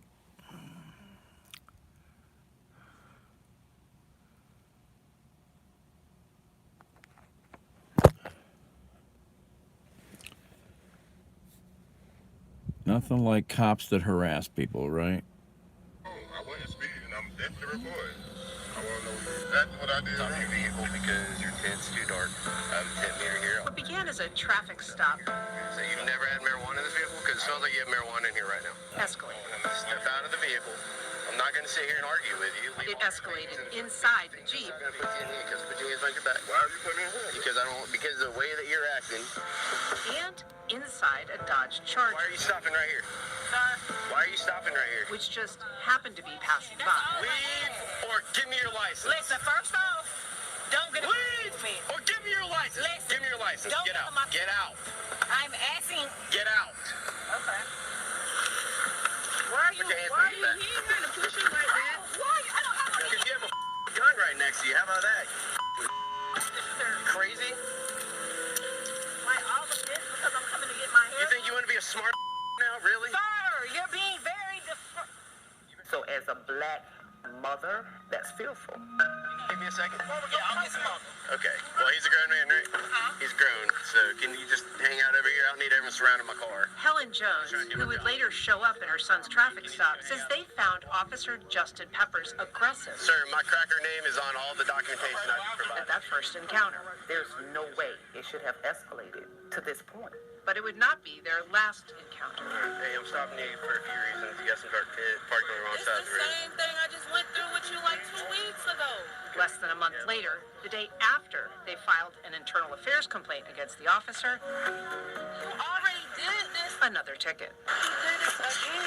You just been Wait, can you back up a little bit? When you issue a citation for tent, you have 30 days to correct it. First Coast News crime analyst Mark Bachman takes issue with that second stop. That's a stretch, no doubt about it. Definitely a stretch, I'm not sure why the officer did what he did. The family was upset enough Civil 911, what's the location of the emergency? to call 911. We are literally in fear that he is going to try to come up with some way to take my brother to jail on some fraudulent charges, which is as wrong as possible as it can get. I understand what you're saying. I understand your fear. I get what you're saying, okay? Sergeant Ryan Walker responds to the scene, Listen to him scream. speaking with the family, and watches their video of the original traffic stop. It clearly doesn't look good. That's what I'll tell you. It's not a good look. But I don't know if there was history between the two of them. Walker assures the family he'll talk to Peppers. So I'll talk to him and try to get him to relax for a while, but there's no reason for us to continue to follow the same person around and give him repeated tickets about something. Can everybody come outside? This officer is harassing people. A tent ticket should not have gone this far, where we have to file a restraining order to protect us from this officer. What you walking up on me for? It's just odd. I've never heard that happen. I ain't got nothing on me, and you can look, sir. You can look and not, but don't touch me. After the second stop, the couple filed for a restraining order. Am I under arrest or being detained for anything, sir? It accused Peppers of stalking and harassment. That's really unusual. I can't imagine a judge issuing it. And Judge Bruce Anderson granted that injunction. The police officer was in uniform doing his job. Steve Zona, former Jacksonville Police Union president, now head of the state FOP, first told First Coast News about the restraining order. Fast forward, when the sheriff's office contacted Judge Anderson and other people contacted Judge Anderson, he had to vacate his order. He had to take that injunction back against that police officer. The order was dissolved just days later. Judge Anderson saying the traffic stops didn't constitute harassment, quote, regardless of whether the couple perceived Peppers as aggressive. Peppers didn't respond to interview requests, but in a sworn affidavit said he, quote, did not threaten them in any way. No, this harassment, man.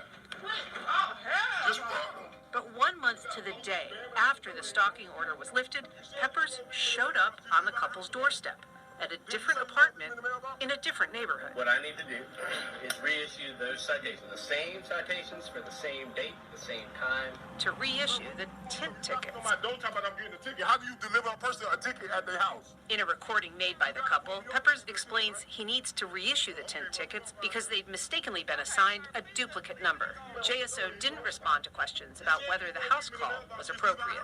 They're obviously thinking that they're still being what they called harassed, stalked, and I can see why they may think that. Bachman believes it could have been handled better. I would have found a way to get the citations reissued to him without him actually having any interaction with them. Ann Schindler, First Coast News, on your side.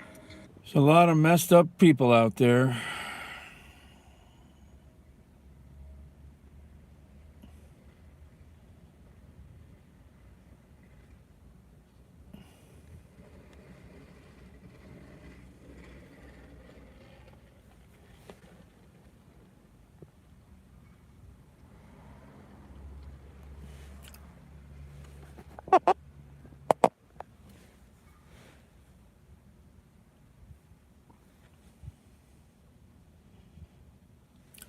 Oh yeah, this is really cool. You want to buy a rotary cell phone? Hello. Firstly, this is my rotary cell phone, and I'm going to talk about it and go through the whole build process and how the whole thing works. But first, I just wanted to say that I have absolutely no intention of making a habit out of making YouTube videos. It's not what it's maybe once in a blue moon, but please don't subscribe. So I'll show how the whole phone works, and I'll go through the complete build process, assuming a from scratch build. Although I do now, I'm actually selling a kit of sorts for it, I guess links for these various things in the description. But I really want to, before any of that, I want to reiterate why I made it. The point wasn't just to have something that would be quirky and different, which it is. But, okay, the point is this. We now live in a world where we expect technology not to need explanation, which I think is silly. This all started, I think, with when the original iPad came out, and that commercial said a very cool thing. It said something like, you already know how to use it. It's like, wow. And since then, everything kind of seems to be going off of that expectation. Certainly all smartphones, most other things, you don't have manuals for things. That's old-fashioned. You should already know how to use it, and that's bullshit, I think. Yeah.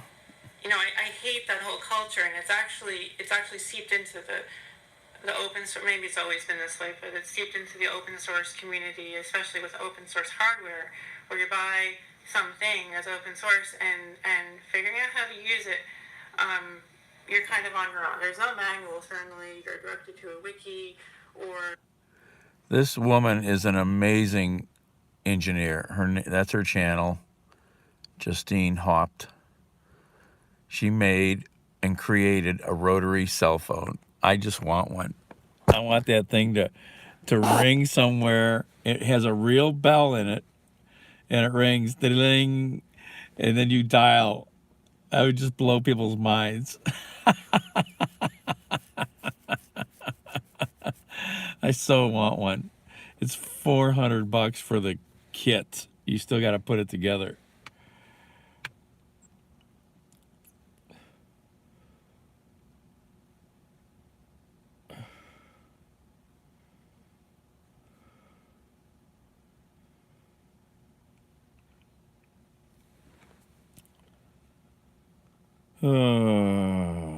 Tired. Should go home.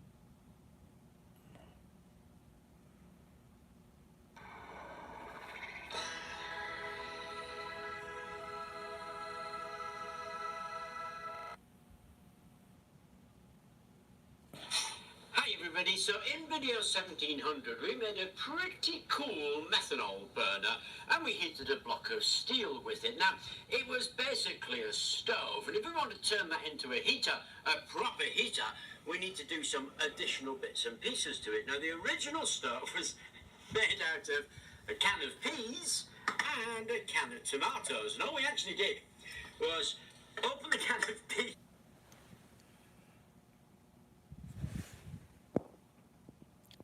So old, the number pad is a rotary dial. That's excellent, Beth. I want to, I'll try to remember to use that. Well, howdy there, Internet people. It's Bo again. That's excellent. Check her channel out, man. She's got this mad scientist 3D printer she built in her basement that is amazing. She's quite the mechanical engineer. I think that's her real day job, as a mechanical engineer. But like she talks about with the phone and with the 3D printer, all the code she had to write. She's freaking brilliant. More women need to see videos like that from other women. Young girls, women, you know. They need to see that you can be pretty bright out there, you know. There's a lot of women who don't have a clue about learning to become smart even. They don't get the chance to work with tools. You know, they never grow curious really about stuff. I've seen that my whole life.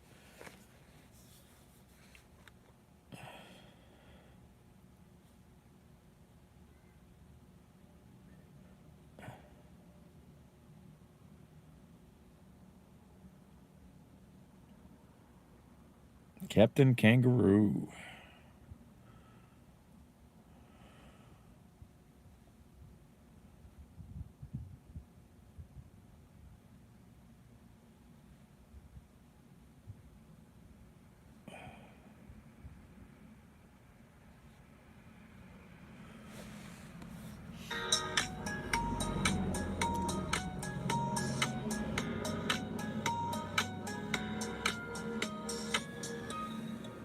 If you want to know how history can be forgotten, just look at popular culture, where a song or a movie or a television program.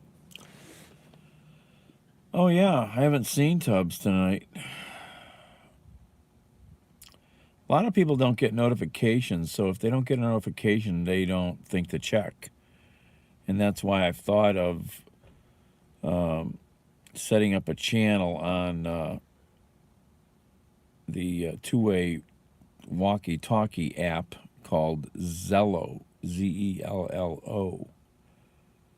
And I can, with that, I can send a message or even a voice to everybody that's on that, and you'll get the message if you check it, you know, or you have notifications turned on. Her nap went too long. That's okay. And the thing is, it can go from one person to thousands or even more maybe. I don't know what their upper limit is, but it's pretty big. And to do that any other way is for somebody without paying for something is tricky. Getting all of you to send in, you know, texting to thousands of people, that's hard. You got to pay for a service usually.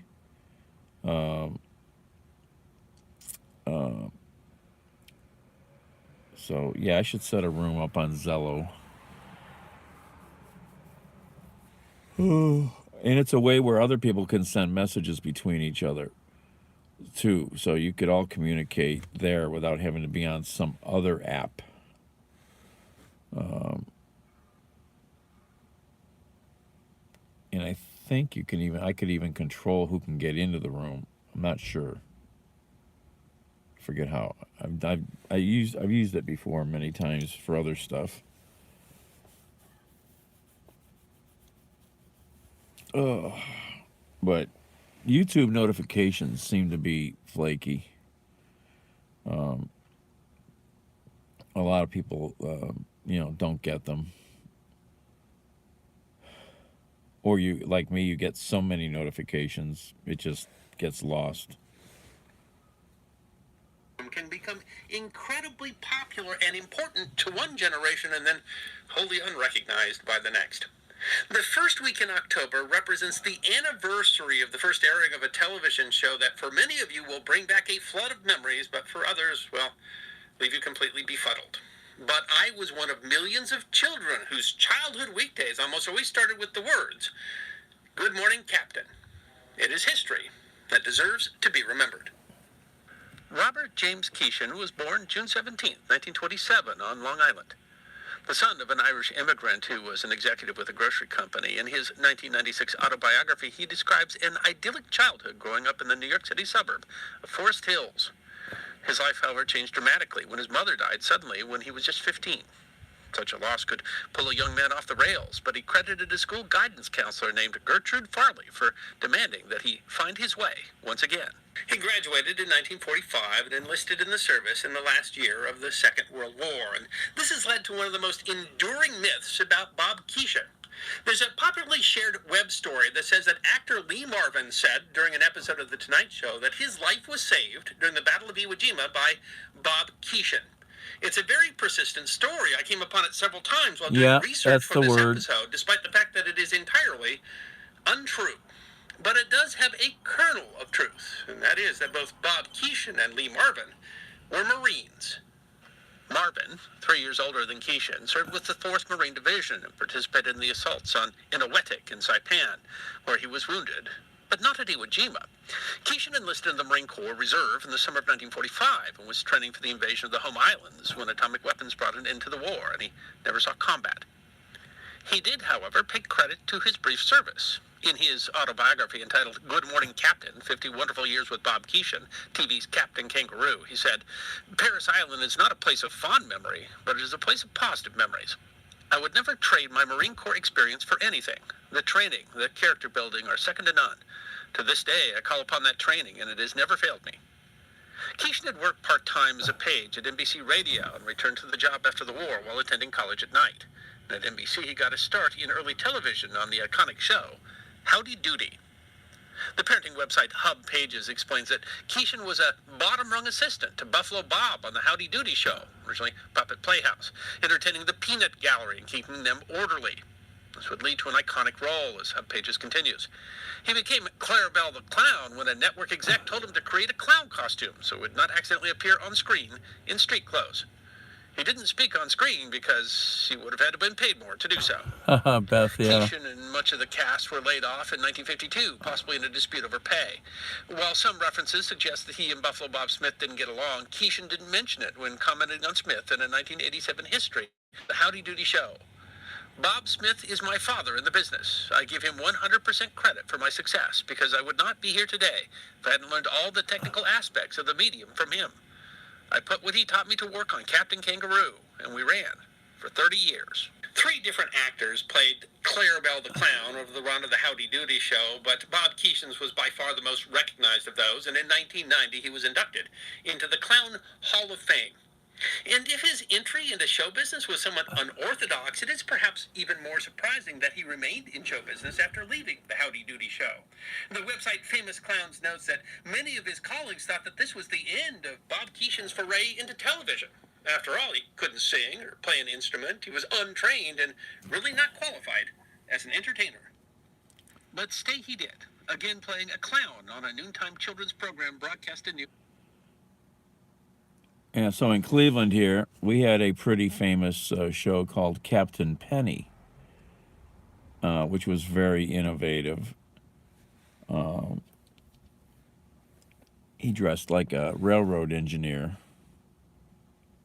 And then we, of course, had all the movie hosts. Ghoulardi, who became better known to everybody by his real name, Ernie Anderson, the voice of ABC, when he left Cleveland. His son is the very famous director, Paul Thomas Anderson. And that movie hosting thing in Cleveland sort of continues even today for horror movies and stuff.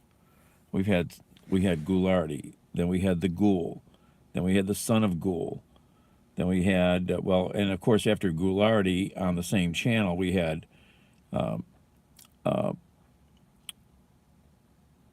Big Chuck and Houlihan. And then it was Big Chuck and Little John. And that whole series went on for, 30 or 40 years? Or, I don't know, really long time. And then there was the Ghoul, and Superhost. And now there's a girl called she hosts a thing on the web called, oh my God, her and her sidekick Elvira. So there's a girl here in town who hosts a thing, and she's very famous at. They still have a Ghoulardi Fest here in Cleveland. Ghoulardi was so famous. So if you want to learn about Ghoulardi and a lot of this, go to my channel, go to my playlists, and find the Ghoulardi playlist. I put 33 things in there the other day to share with somebody. And there's even more you can find on YouTube. But I put a lot of the best ones in there.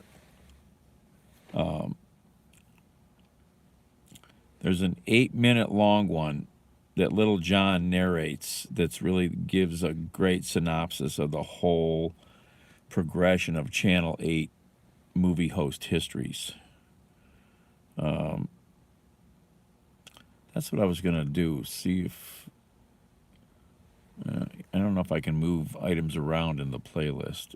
I meant to check on that. What was I looking for just now? Ghoulardi was more famous than anything in Cleveland TV ratings at the time. Anything. And he was on at 11:20 p.m. Friday night.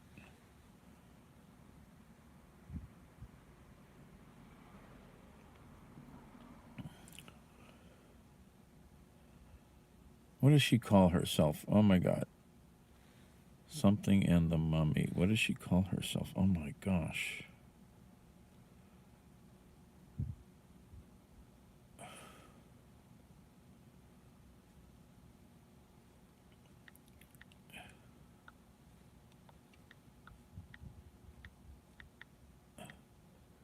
Oh, there it is.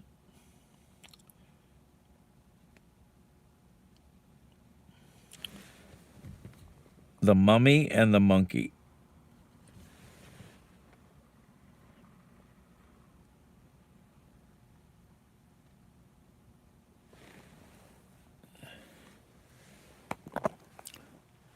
The Mummy and the Monkey. She dresses like a mummy.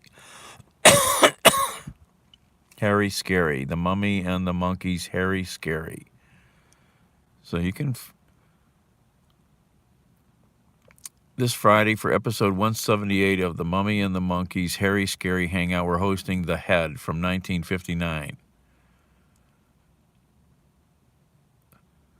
We haven't played this one in over a year, so some of our new fans probably haven't seen it.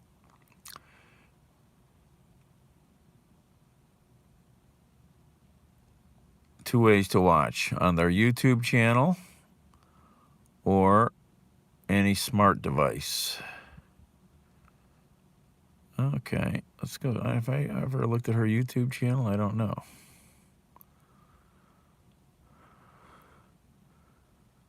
All right, hold on. We got to open this in a browser and then jump right to YouTube. The Mummy and the Monkey. I guess I haven't.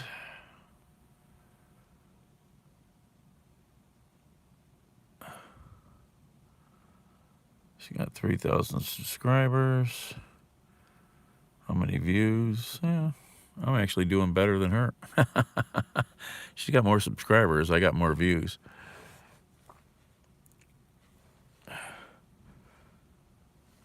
So what does it say about them? We are a married couple from Cleveland, Ohio that are resellers by day and a horror host by night.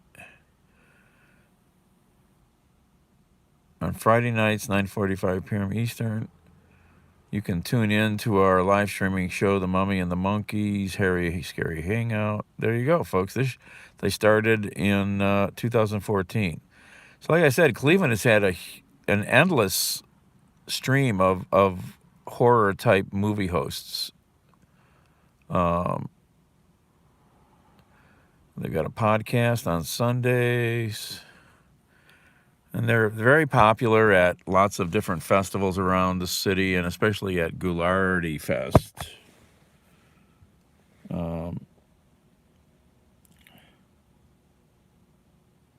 What is she? She calls herself something else. Janet.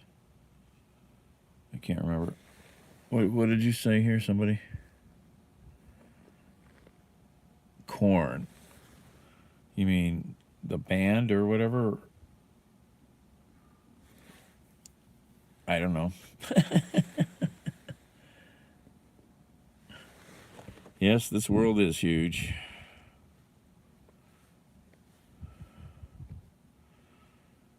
Every now and then I'm like, how did I not see this channel on YouTube before?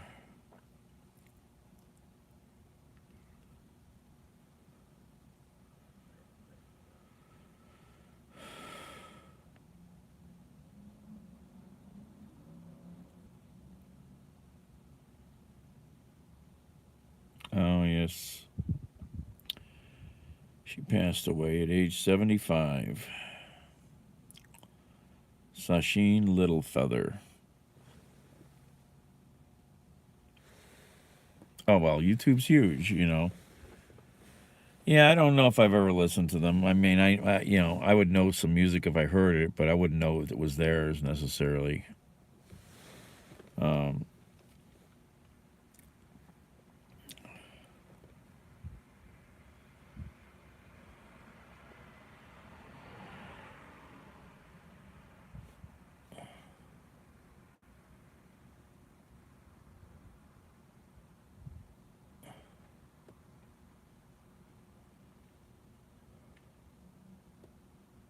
It was only 3 days ago that I found out about trailer buses, and it took me one of those days to convince myself I didn't just make them up because, well, look at these things. If you couldn't guess already, a trailer bus, unsurprisingly, is a bus that's a trailer. Now, there are two kinds of trailer buses, semi-trailer buses and... Okay, here's a new channel. What I can gather, full trailer buses are just an unmanned bus lacking in an engine which is towed by another bus, so I'm not going to talk about those. What I'm more interested in is the Called semi-trailer Yukon. bus. If you haven't left the house in a while, you might not have noticed that these aren't on the roads anymore, and that's for a few very good reasons, one of which is that even at the height of their popularity, they were still pretty rare in most areas of the world. So why were they used? Well, there are varying answers to that question, which are best understood with a little history lesson. These buses were first invented in Amsterdam back in 1924, as longer buses at the time grounded out when crossing over some of the city's rounded bridges. There were only 3 of these produced, and though coming from a solid idea, these buses left something to be desired in terms of execution, as the moving parts wore out quickly and the ride was uncomfortable.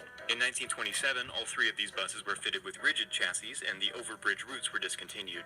Later, in 1939, the Australians decided to give trailer buses a crack, and had a bit more success, with 123 of these being produced. The main reason they were used down under is because of World War II, when the British weren't really in the business of selling their double-decker buses. Australia needed some sort of high-capacity bus at the time and landed on the trailer bus for whatever reason. Trailer bus. The final Aussie trailer bus ran up until 1984. The Dutch tried the idea again around 1945, when they purchased 250 Crossley tractor units from the UK, which were to be paired with domestically produced bus trailers made by Dutch company DAF. These buses only served as a temporary solution to boost the nation's bus force, which had been weakened by war, with the last one running up until the mid-50s. In the early 60s, the Czechoslovakians had to go with their version, and after a trial period in a few cities, a small fleet of trailer buses ran successfully for 17 years in Bratislava. Cuba is one of the only places that actually still uses these trailer buses, nicknamed camels, due to their twin-humped shape, though they're gradually being replaced by imported transit buses from China. South Africa also took a liking to the trailer bus, and though I can find a bunch of pictures of these, there is a significant lack of information. Jonathan Yench. I watch a million people. You want to see a lot of what I watch? It's pretty easy. Jonathan Yench. I watch a... Just go to my channel. Go to the playlists. If you click on this, you'll see most of the, not everything that I've watched in the last 5,000, but you'll see a lot of it. And then I've got 200. See, there's the Ghoulardi playlist. And the best, this is the best one here. A little different because we now saw Ghoulardi in a set instead of his modulated circle. Ghoulardi's coloring book. Big 6. These are a pair of bony hands. Color them both. And his show was live. There was no video in '63. This was live TV. The Invisible Man, color in dark. This is a sick kid, color in sick. This is a grouper man, color in group.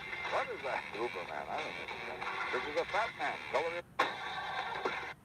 Are still bought and sold by collectors. Then, in the fall of 1966, as suddenly as he began, Ghoulardi quit. He left Cleveland to So those two guys was Big Chuck and Little John. join his good friend and former partner, Tim Conway, in Hollywood. Leaving the show to his sidekick, Big Chuck, who teamed up with ex-Air Force F-80 jet fighter pilot Bob Wells, who was then doing the 6 and 11 news as Houlihan the Weatherman. And for the next 13 years, Clevelanders faithfully watched the Houlihan and Big Chuck show and its familiar Playhouse Square opening. In downtown Cleveland, from high atop the Television 8 building, it's the Houlihan and Big Chuck Show. Then in 1976, TV8 moved from its famous store broadcasting colonial-style building at 1630 Euclid Avenue to a brand new building here on the beautiful shores of Lake Erie. And a couple of years later, the show changed from the Houlihan and Big Chuck Show to the Big Chuck and Little John Show. And not too long after that, TV8 changed its call letters from WJW-TV to WJKW-TV, and a new show opening was born. On the shores of beautiful Lake Erie, it's the Big Chuck and Little John Show. Back to the Twilight Zone again, to the year 1963, and Ghoulardi. Hey, next week, tomorrow, yes, on Masterpiece Theater, The Island of Lost Souls. Can you believe that? Oh, here it is. Howard Hoffman is not well. And remember, Steve, what I told you, Oxnard. And we'll continue the life story of Ghoulardi. Will somebody answer that telephone over there? Hello? Funny, the phone's still ringing. Maybe I better hang up. That did it. Whip it. Don't ask. Remember, the words of my father, Oxnard. Big enough so we can get a shot of it.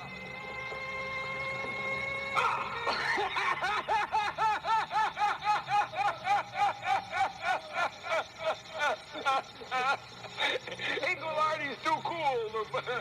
He gets the four cameramen, open up the box. See, they got a little shocker in there, babies. You're pretty tricky, right? You didn't catch Ghoulardi, I'll tell you that. All right. Regarding Ghoulardi by the adults. Remember watching Ghoulardi, you'll remember he was live. And when you're live and slip up and say something, it's gone. No calling it back. Right, guys?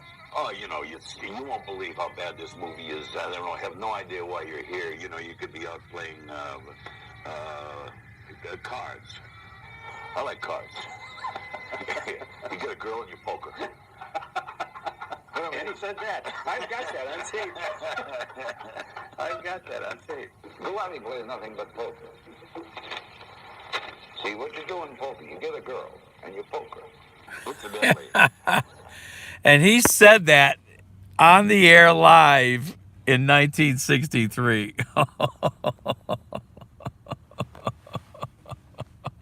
He was pretty out there.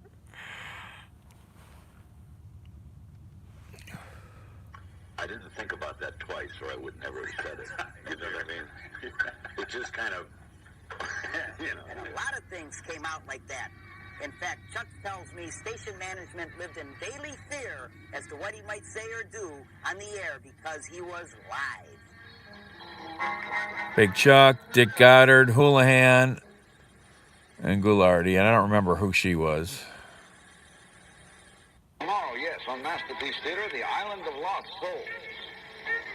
Can you believe that? Oh, here it is. Howard Hoffman is not well. This one, you won't believe the flat. This is the invisible.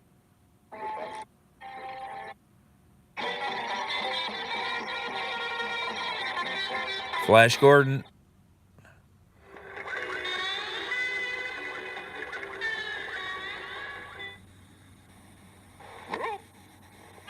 Going to be a good night.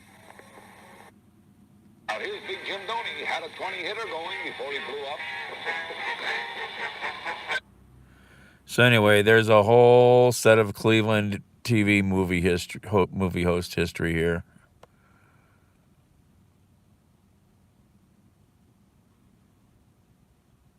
Roll the film, Julio. Does this program go to Parma? Parma.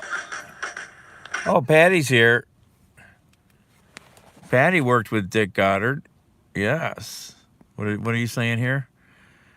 When I was the pet lady at Fox 8, I would stay after filming Pet Parade to watch the Big Chuck and Little John show. I'm jealous. It was a lot of fun if you were in the audience. No, I never. Oh, you just saw the skits. Yeah. I knew you could do that stuff, I guess, go down and be in the audience. I never did that. Yeah, that's forgot. You worked at Channel 8.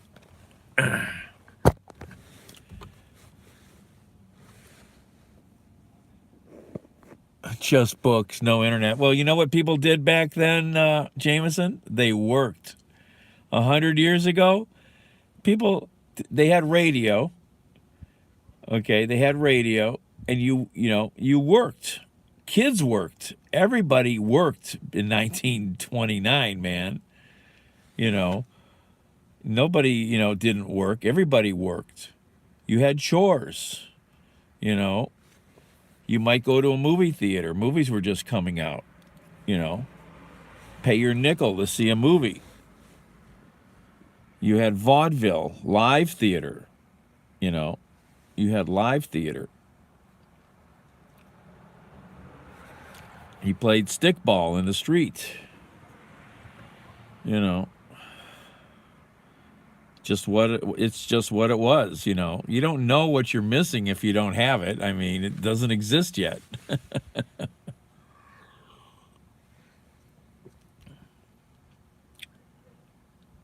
Didn't know you were here, Patty. You're just out there hiding in the dark.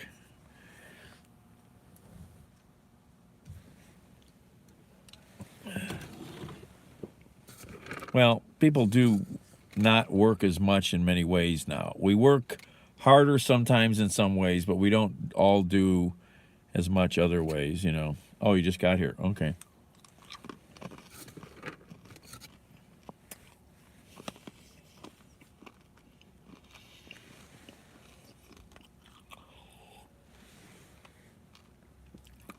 I think I'm going to have to start some training next year. Probably in May.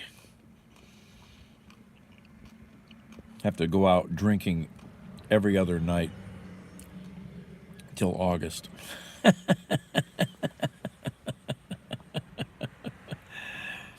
Patty knows why. Yeah, that's right. You just did what you do. Why would you drink for training? For some real drinking. Kind of build up my my stamina.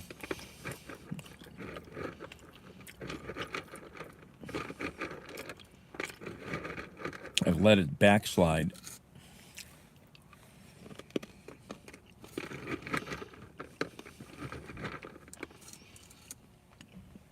Couple big parties next year. So they're one night after the other. Going to be a lot of drinking.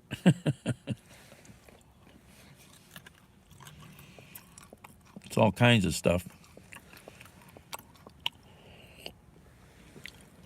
Yeah, I deliver newspapers. I cut grass. I rake leaves. I shovel snow.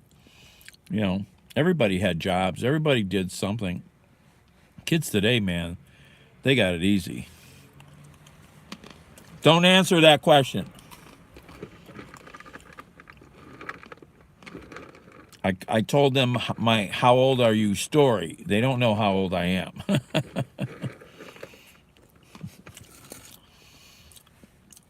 Oh, is Patty here? Well, it's because they weren't raised right.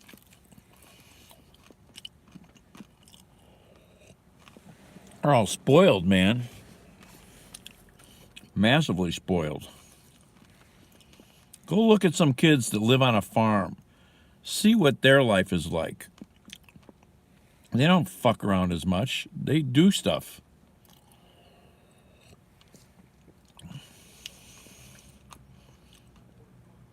They don't spend near the amount of time we spend on this shit. Oh.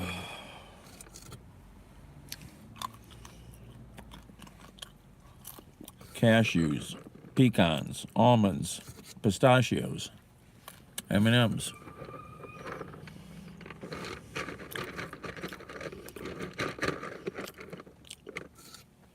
If the kids live on a real farm of some sort, they do chores. They might help raise the livestock. They might have their own livestock. Like my friend's kids when they were growing up. They had their own lambs and chickens to take care of.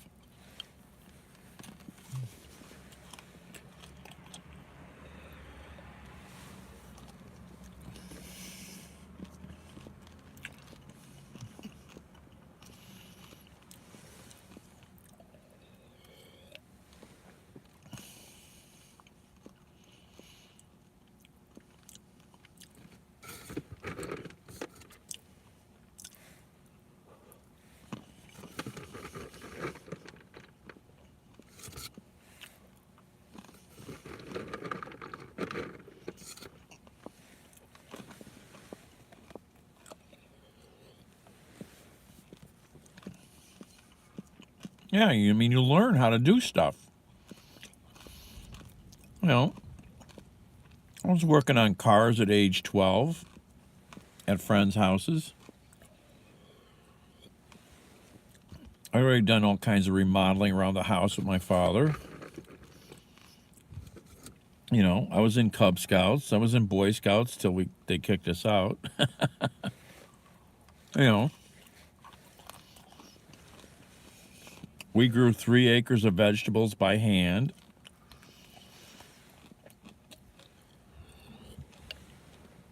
You know, it was just fun, just what we went and did, you know.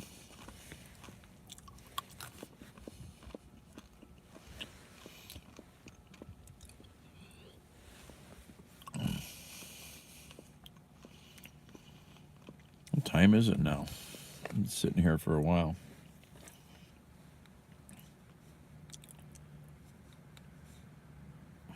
Goulardi. We had it good, didn't we, Patty? With Goulardi.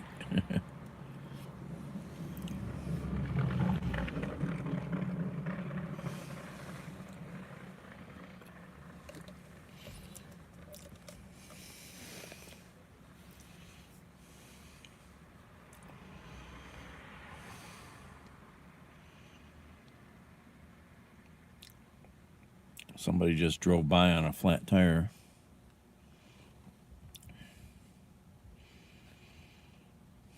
Oopsie, I lost my place again on my phone.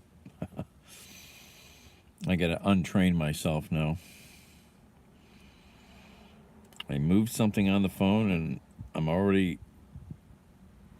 It's gonna take me a little bit of time to remember not to touch the wrong things.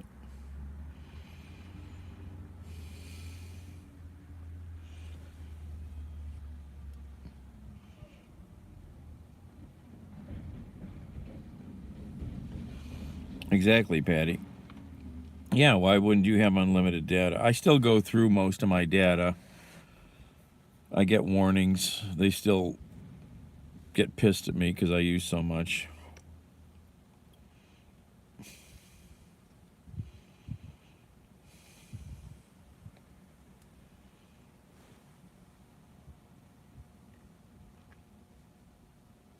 Romper Room, Miss Barbara. I was just showing them, Patty, the history guy on YouTube. Go to the history guy on YouTube. He just did a show on. He just did a video on Captain Kangaroo. And then I was telling them about Captain Penny.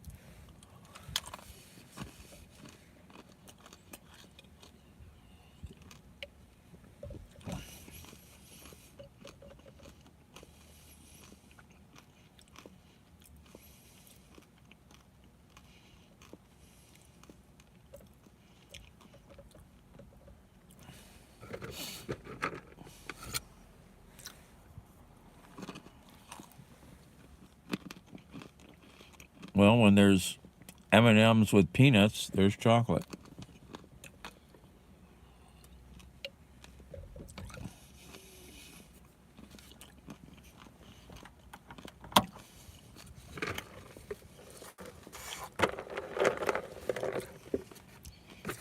And then there's these chocolate-covered pomegranates, dark chocolate. They're kind of soft. They're not crunchy like M&Ms.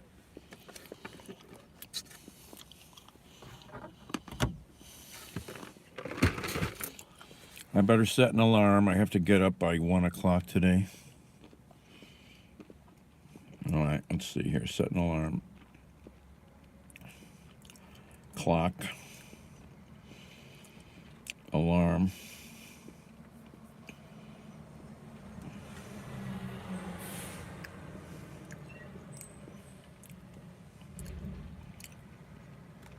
Set.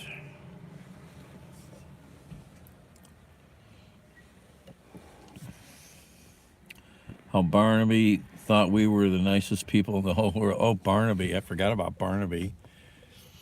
Because that was... What was the show's name? Was it Captain Penny and Barnaby, or... I can't remember now. A separate show? I can't remember. Oh, it's early. The garbage trucks are out.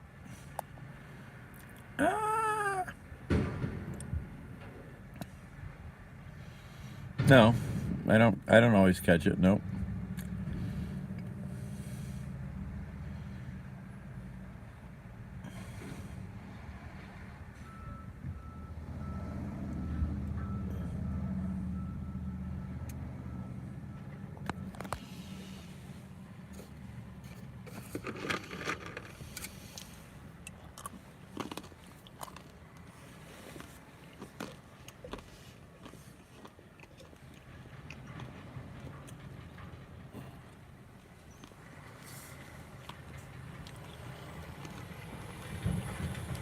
Oh, that's Pete and Pete.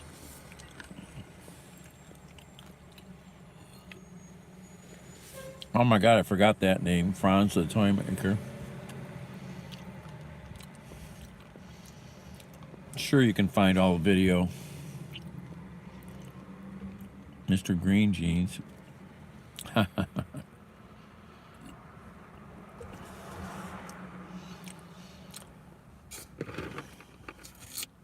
I got to work this weekend, too. I'm going to have to get up early.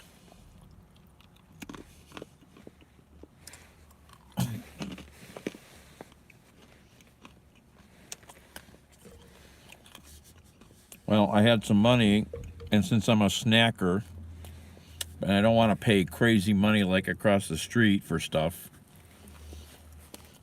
I went and spent... I ended up spending about $100 on snacks. No, painting. Oh, I like SpongeBob. You know who I really like, Patty? You know who I really like? I used to watch them. Teletubbies. I love Teletubbies. Oh, there's Tinky Winky.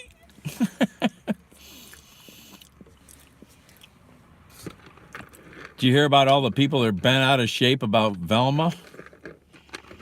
Oh my God, get over themselves.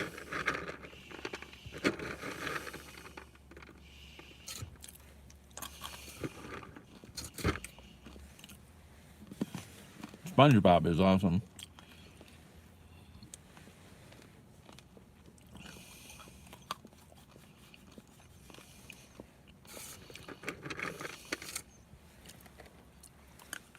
Yep.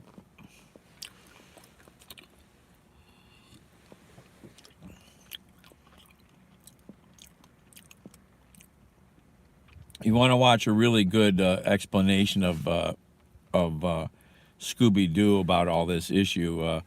Bo of the Fifth did a really good explanation about it for those who don't understand these things. Incontinent nerd, square bob, sponge pants. Yes, I forget that. I don't know their names really well, but I love that show. Teletubbies is so cool, I thought.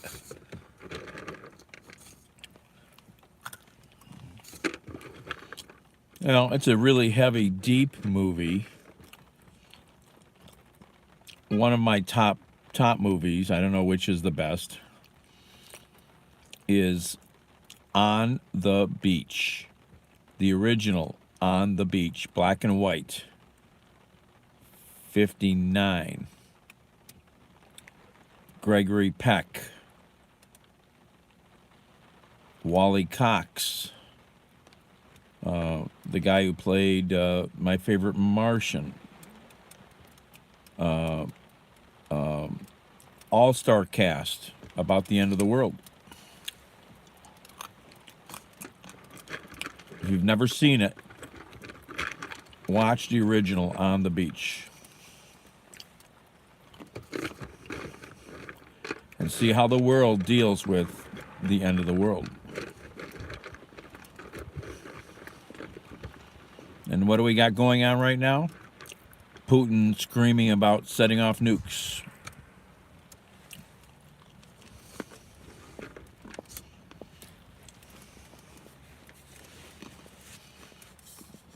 Other major movies that I think are some of the best are, of course, Dances with Wolves.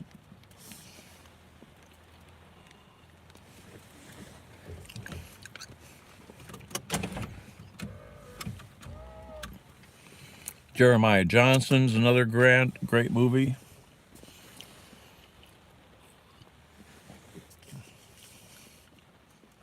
I don't know, there's so many, but you know, On the Beach, for its issues at looking at how humanity deals with itself. Then you have movies like Dances with Wolves, who also challenges us to look at how we look at other people on the planet, you know. Well, that's a different kind of movie, but yeah, it's a good movie. 3 Days of the Condor, oh yeah.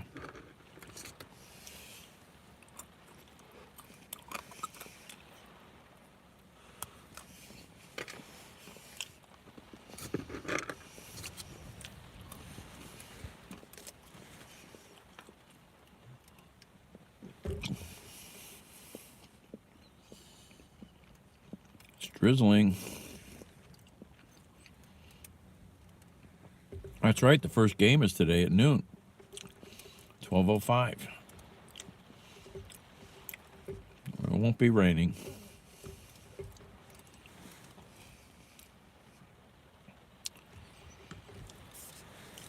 Did it get bad reviews? I don't remember. It's a powerful movie about, you know, because so much of what we know, Americans especially, about history, is a skewed view of history from a white perspective, you know.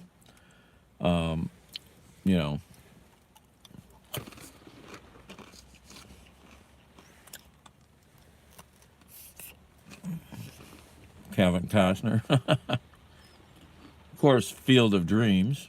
Field of Dreams.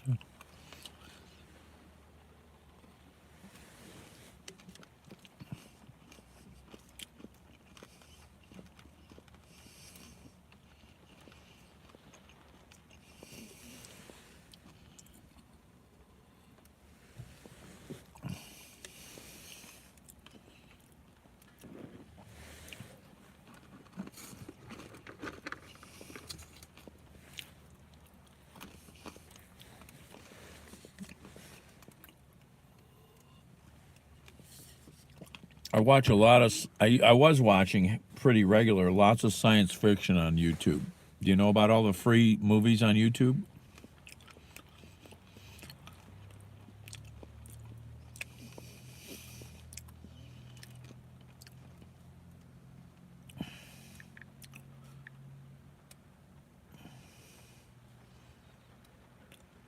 Do you know about this channel on YouTube? Oh, where'd it go? You know about Dust? Dust. Great channel. All kinds of free, amazing stuff. All science fiction. Really amazing, amazing stuff.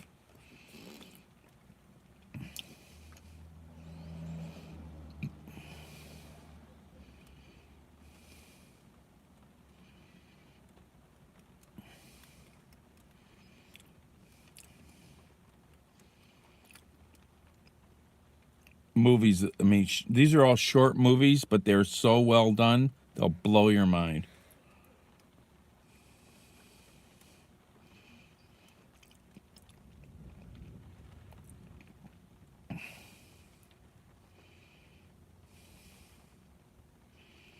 Oh, that's a good one. Science fiction clones. This is a good one.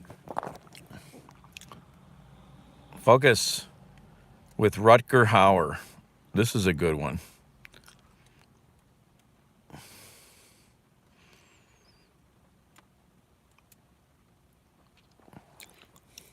There's so many on here. I mean, just they've got millions of how many? Let's see here.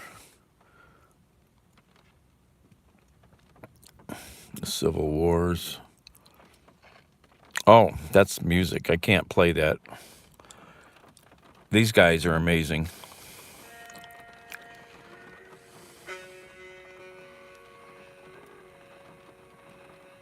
I think this is who I'm thinking of.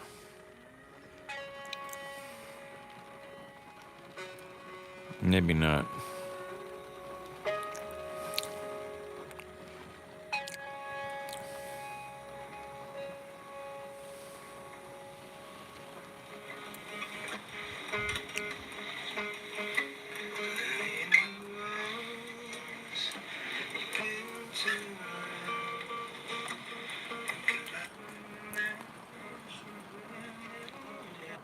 Can't play too long of that. It'll get me a copyright slap.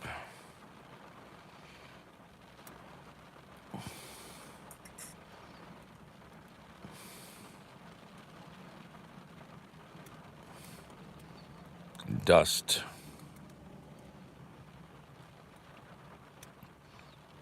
Oh, what was one of the most recent ones I watched? That had a really amazing cast in it. Let's see here.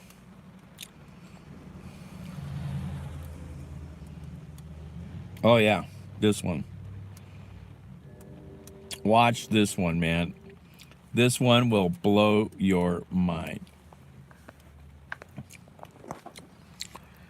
The title is...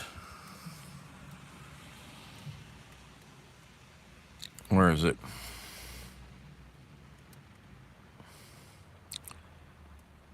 Laboratory Conditions. It's got Marissa Tomei and Minnie Driver.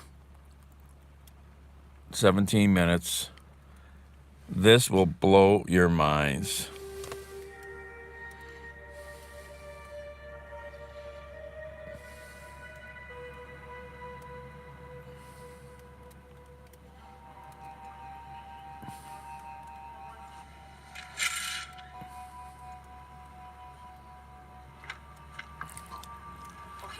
Get up and walk out of here.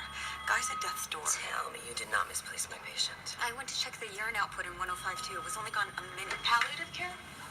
The social work found a hospice, if he lasts that long. No family. No insurance. Check the morgue. You know, there is such a thing as harvesting organs, and trafficking in cadavers or such is the public perception. Let's not play into that. This one's pretty good.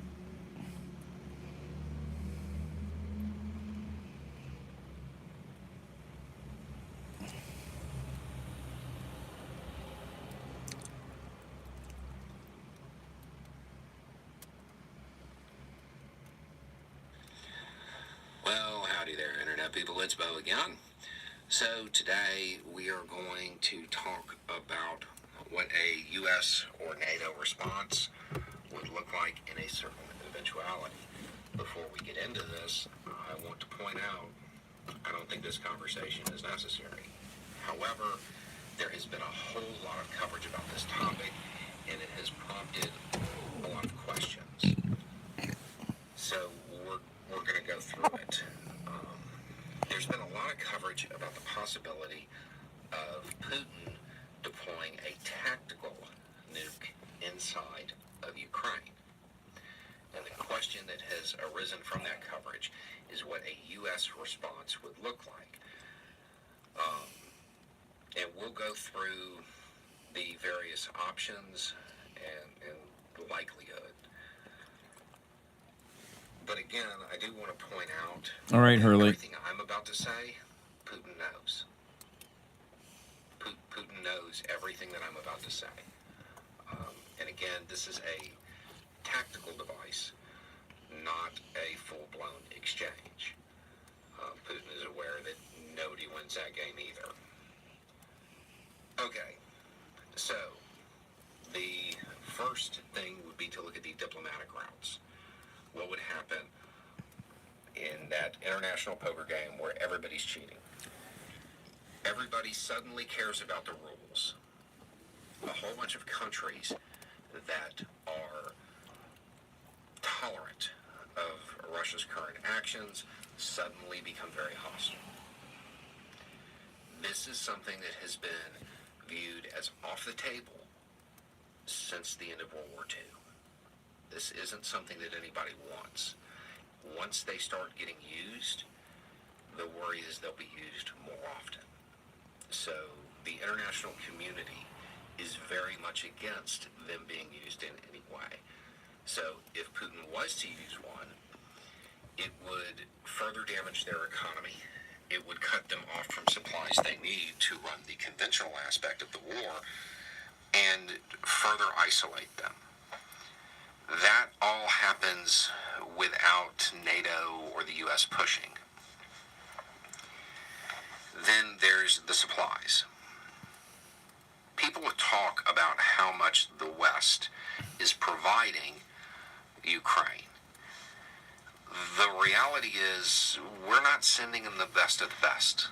Not even close. There's a lot of limitations on what the United States and other NATO countries are willing to provide Ukraine, because the concern is that Ukraine uses it to strike inside of Russia's borders, and NATO doesn't want that, and we'll get to why in a minute. If a tactical nuke was used, those rules, they don't matter anymore. So the weapon systems that the U.S. and NATO had been holding back, Ukraine would suddenly have them, which would put Russian cities in jeopardy. Now, the next step would be a direct NATO-U.S. response.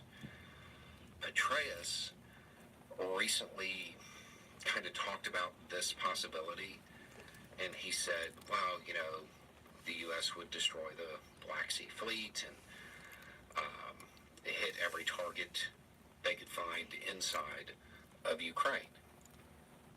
Yes, and I'm of the belief that if Putin deployed a tactical nuke, it wouldn't stop there. Anything that was outside of Russia's borders, any military asset that Russia possesses that is outside of their borders becomes a target. That means the contractors they have in Africa, that means the advisors they have training allied countries or countries that have bought weapon systems from.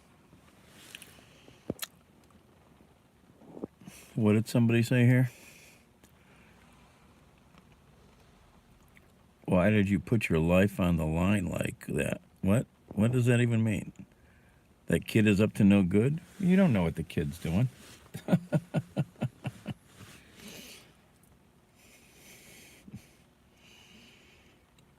This is the city, man. People keep strange hours. Kids have no parents. You know, it's topsy-turvy. Yeah, the Dust Channel is strictly sci-fi, I'm pretty sure. Yep.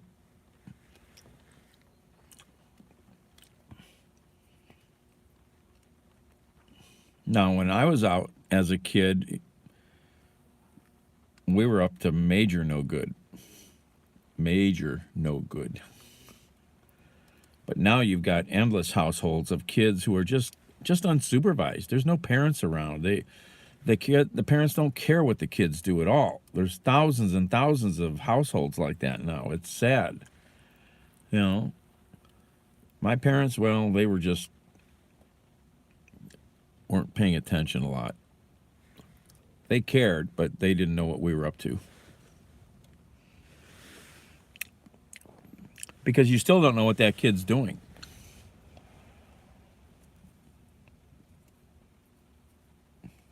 You don't know what the kid's doing. He's across the street at the gas station. He's pushing his bike around over there right now.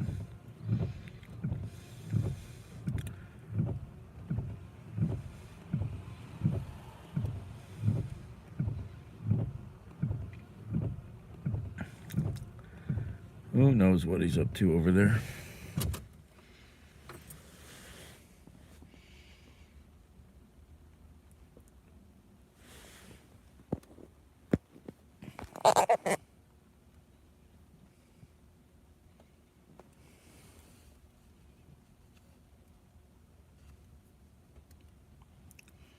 I don't have to pick a side.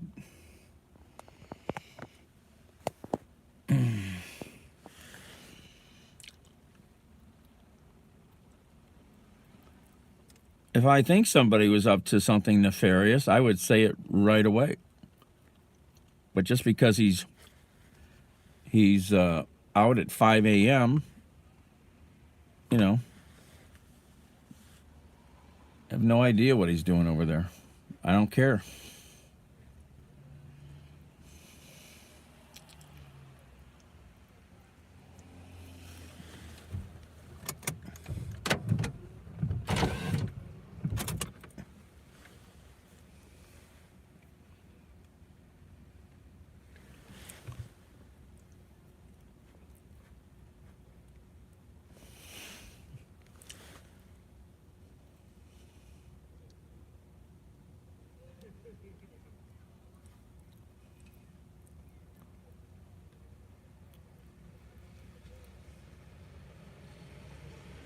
He's over there talking with those two guys at the gas pump. That's all I see.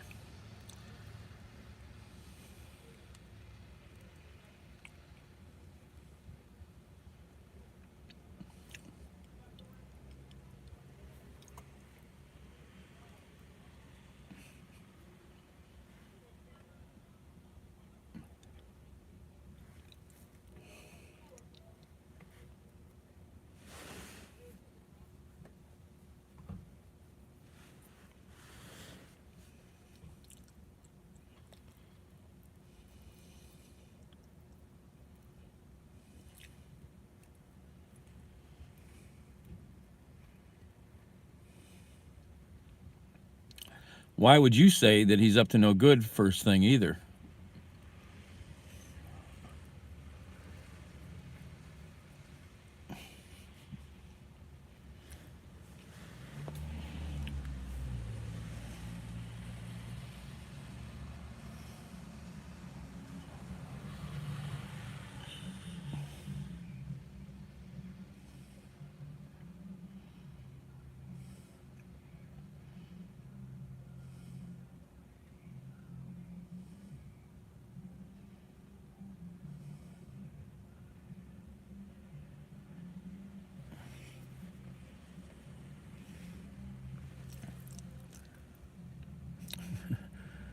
Where do you live? Do you live in a big city or do you live in some small town?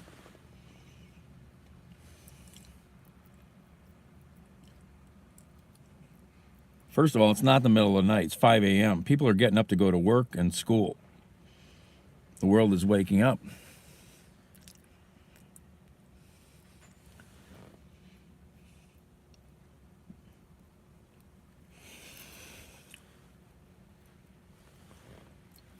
mean, he looked to be, I don't know how old. I couldn't see it. I don't have my glasses on. It's rainy. He's a big kid. Big guy, whatever. I don't know how old he is.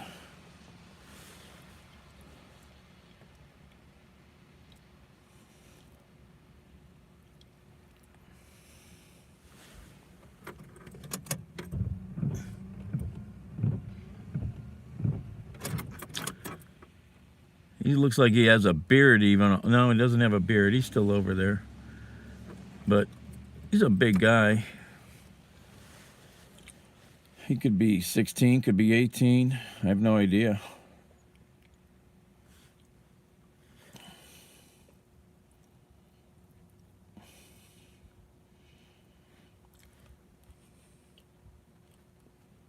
Like I said, where do you live? Do you live in a big city at all? Or do you live out in the country or a suburb? You see something like this every day in a big city. Every day. Every hour of the day.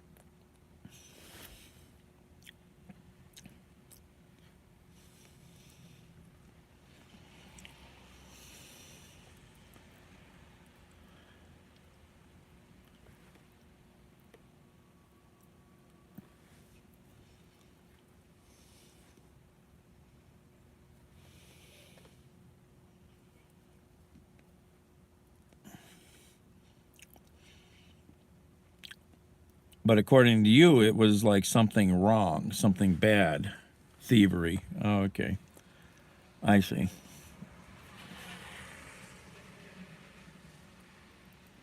No, could be. You don't know. I don't know.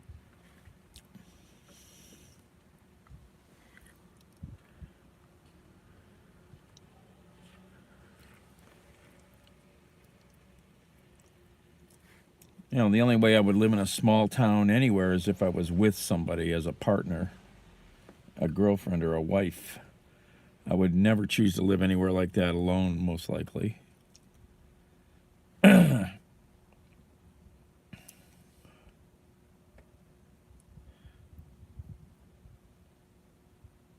Maybe the kid's homeless, you know. Maybe the kid's homeless. We got lots of homeless in this city.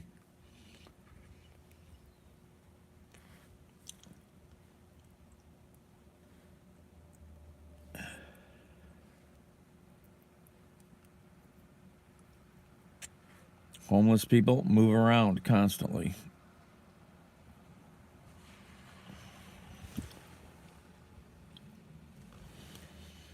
That's why the Terminal Tower, our tall building downtown with the lighted colors, was lit up green the last 2 nights. Lit up green for the over 1 million homeless kids in this country.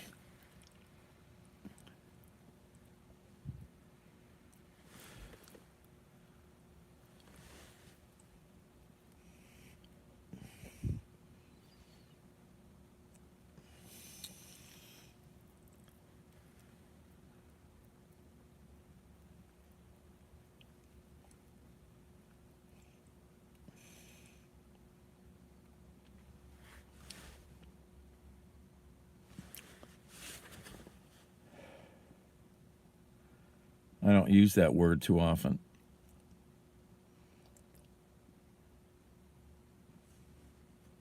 This kid's, yeah, I think he's homeless. He's taking his shirt off, changing his shirt over in the bus stop over there because he's wet from the rain. I think he's homeless.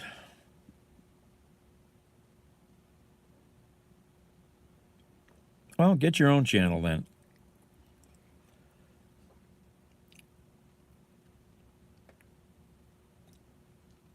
That's right. Bully for me. You want to keep using bad words that describe people in a derogatory manner? Go ahead. He's over in the bus stop, way over there. I can't even get the camera on it properly from here. Where's the bus stop? There it is. It's out in the middle right there.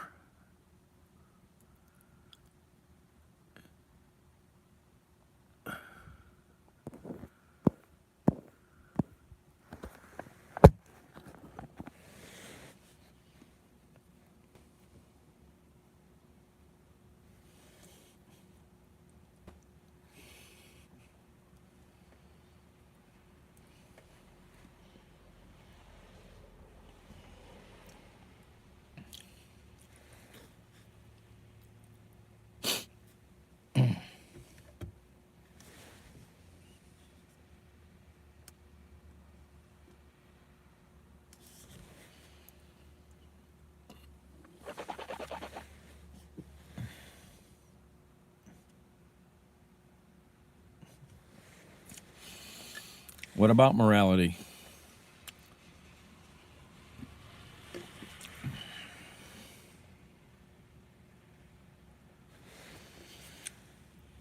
It's the kid that rode by on the bicycle before, Patty, and now he just changed his shirt and he's gone. He left the bus stop. He changed his shirt in the bus stop because he was wet, probably from the rain, and now he's gone. And this guy who just stepped into the room here is calling him a threat to society. He's a danger because he's on a bicycle at 5 a.m.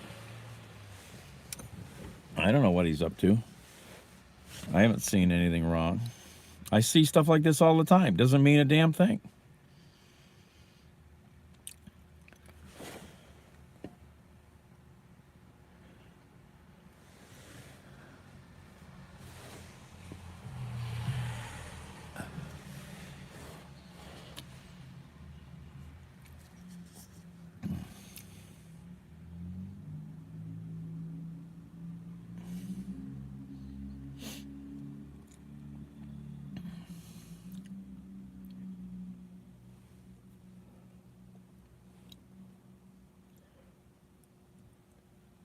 You haven't proved it, though, have you?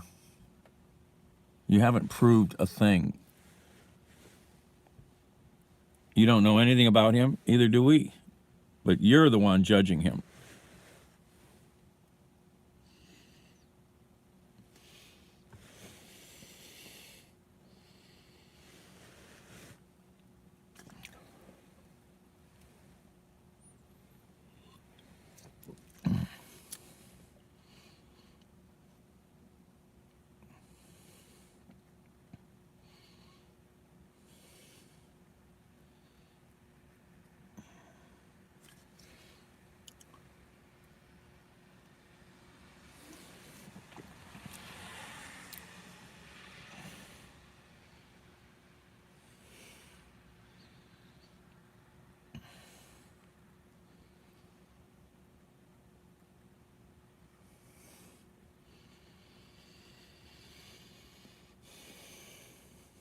Well, apparently, Patty, this guy's an expert.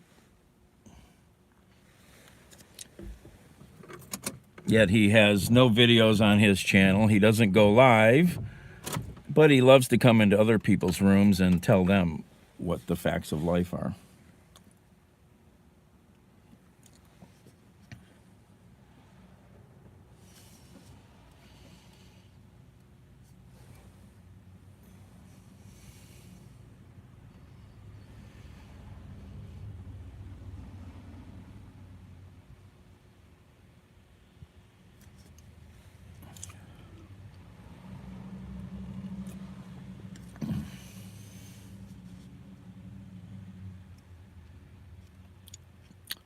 And what not during the day?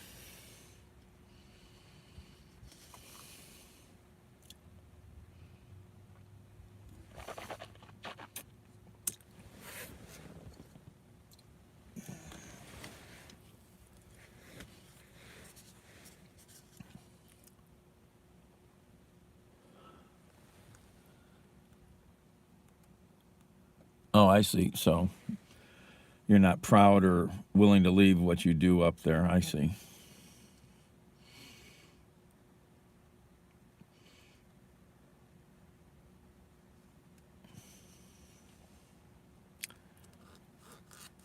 Yeah, he's probably a homeless kid or guy. I don't know how old he is. I haven't been able to figure out a good look at him. Doesn't matter. I'd say he's at least 16. I think he's got a beard, so he's an adult for sure. Probably homeless.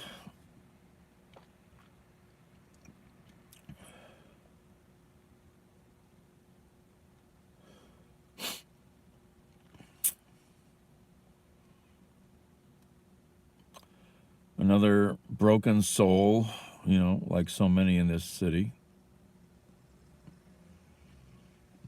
Like the two guys at the house I went and fixed the electric at today.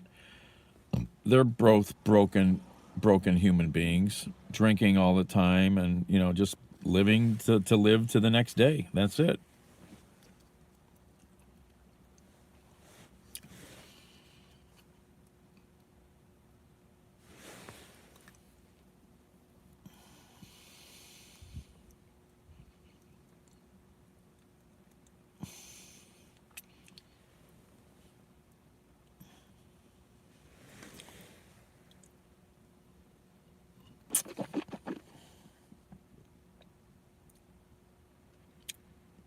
They just live there. That's not their house. They just live there. That house is barely standing. It has no windows. It's literally a vacant house that two guys are living in, basically, with electricity.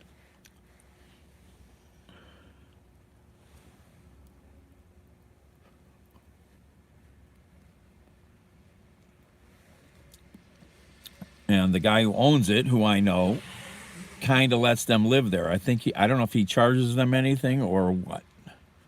I have no idea. My sister said that the owner of the house lets them live there. Yeah. Yeah, the landlord called me to fix it. The owner. I know him just a little bit through my sister.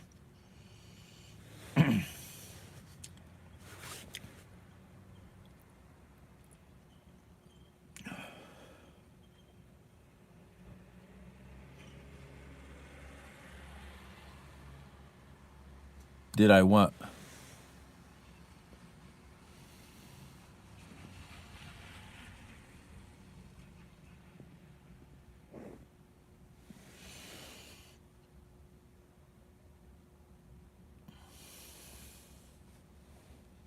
Yeah, I fixed it. Go watch the video.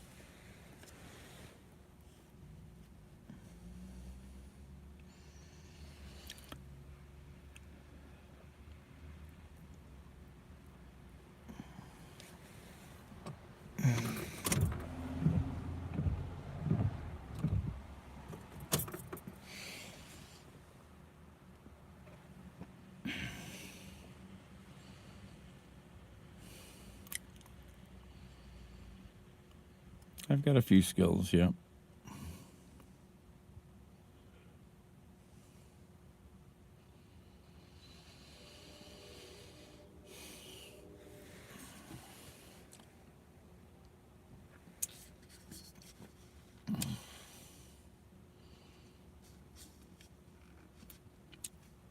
Oh, that's something I never did.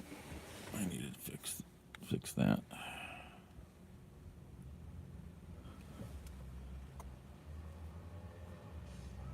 Maybe you'd learn something. Maybe you'd learn something.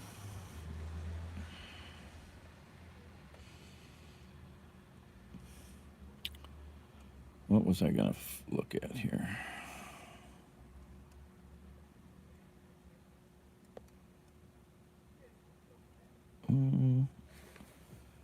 That's not up there yet? Huh. What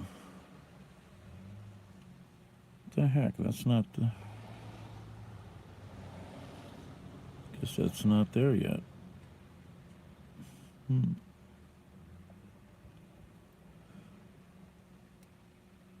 Let's see here. Let's go there.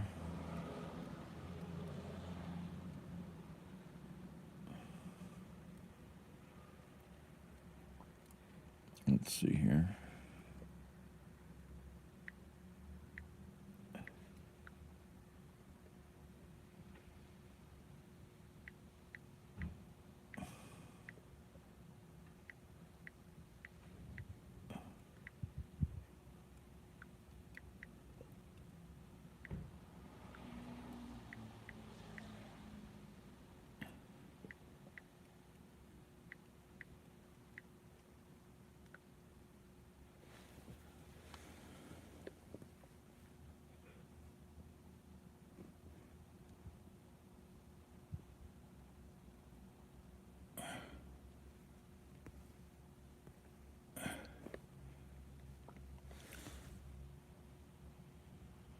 What homeless? Who are you talking about? Homeless couple.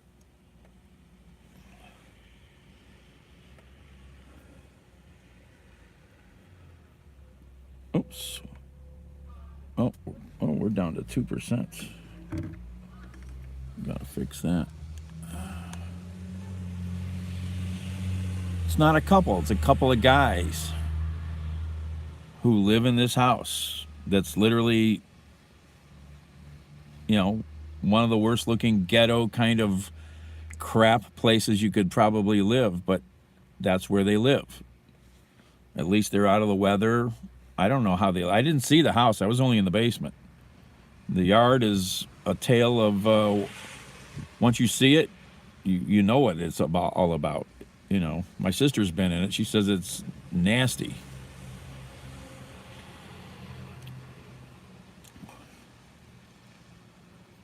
Let's see.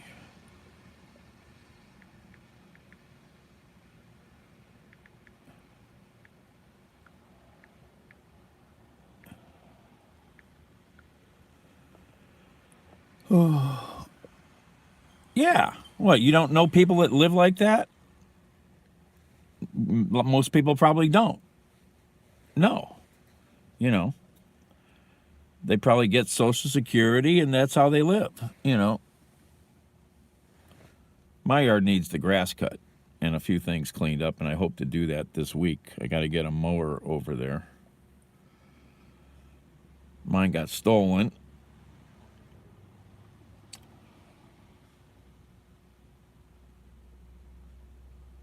And I haven't borrowed one. It's been hard to borrow one with this car because it's not a minivan, so it's a little harder to get it over there. I haven't wanted to buy one possibly this year because we're only going to need to cut the grass a couple more times.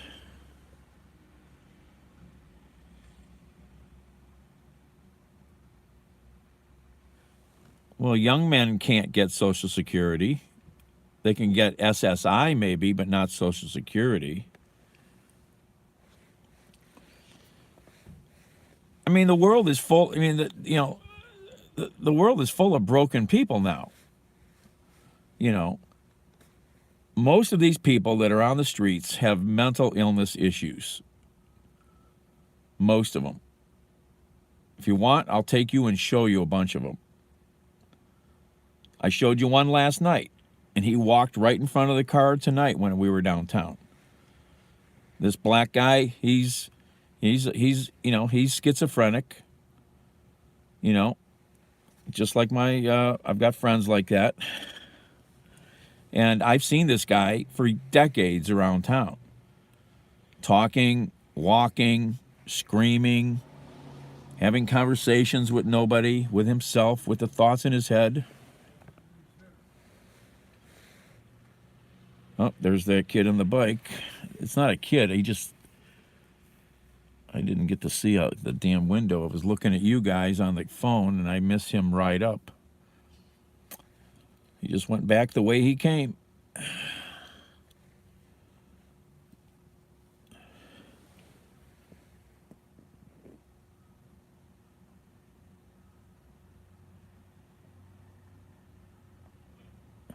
Well, you know, it's not necessarily your job to fix them, you know. I get involved in lots of stuff in town, but, you know, you can only do so much.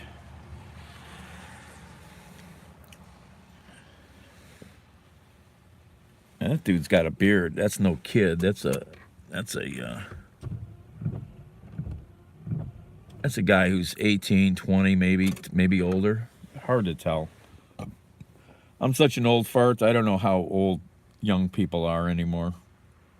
I gave up on trying to guess. What was your question?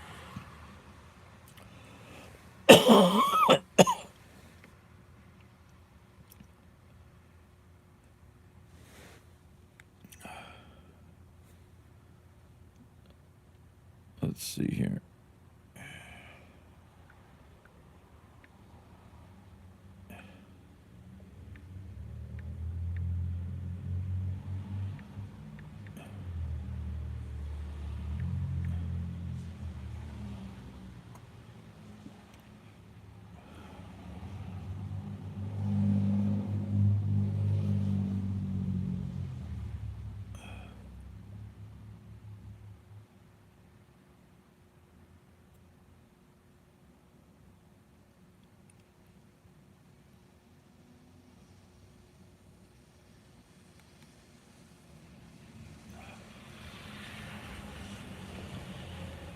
Oh, let's see here. You can't delete that, can I?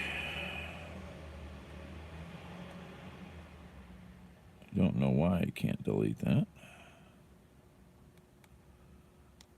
Things I don't know. Oops, 5:20 in the morning.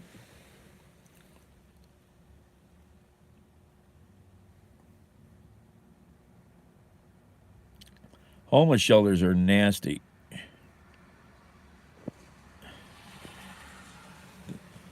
The two big shelters here in Cleveland are dangerous places. The women's shelter and the men's shelter. It's a good place to get robbed or beaten up, especially outside on the sidewalk. They're dangerous places. And that's why a lot of homeless people will not go to shelters, because they are dangerous places. They'd rather live under a bridge or wherever they live. In the woods in a tent, you know.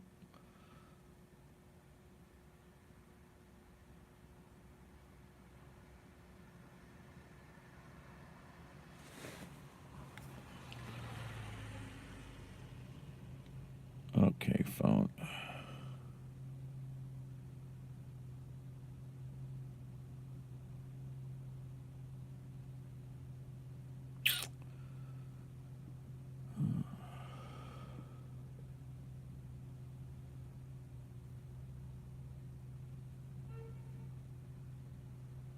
"43 miles.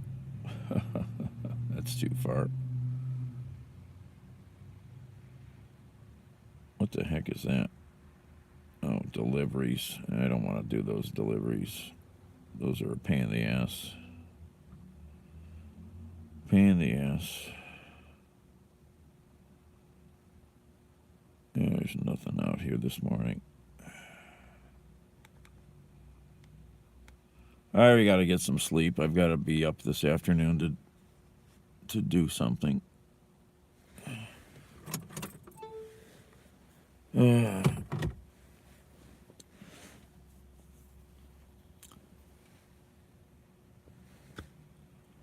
Who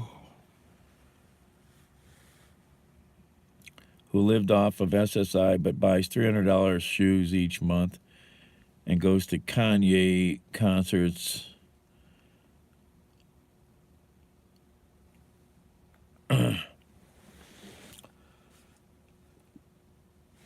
Well, you know. So most of what we see now as what I call broken society started in the 70s. Drugs really started coming in. Poverty started becoming a bigger thing.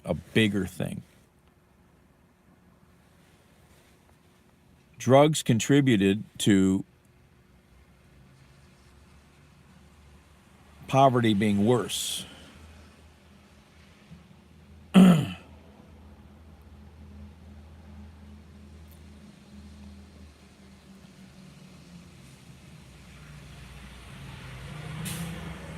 Then through the 60s, 70s, 80s, you had massive amounts of people having kids without being in like structured families. That expanded the zone of poverty massively in the poverty areas in any city. Then, drugs just kept getting worse. I mean, just look at the last, 2 decades of the pill pushing drugs that going on. These giant like pill mills here in Ohio and West Virginia. Southern Ohio, West Virginia, I mean, billions of pills being pushed out through these places. And now you have so many people that just, drink and smoke pot endlessly. You pull up to any traffic light in Cleveland, you're going to smell pot almost guaranteed. It's everywhere. I think that's wrong, driving and smoking pot, but I'm old-fashioned. Do it at home, Don't drive. It's the same as drinking in many ways. It alters you a little. Not as like drinking necessarily, but it alters you. you know. And I've done all the drugs. I've done everything but use a needle, basically. And I have no problem sticking a needle into myself or somebody else. I've stuck them into other people. But it was legal.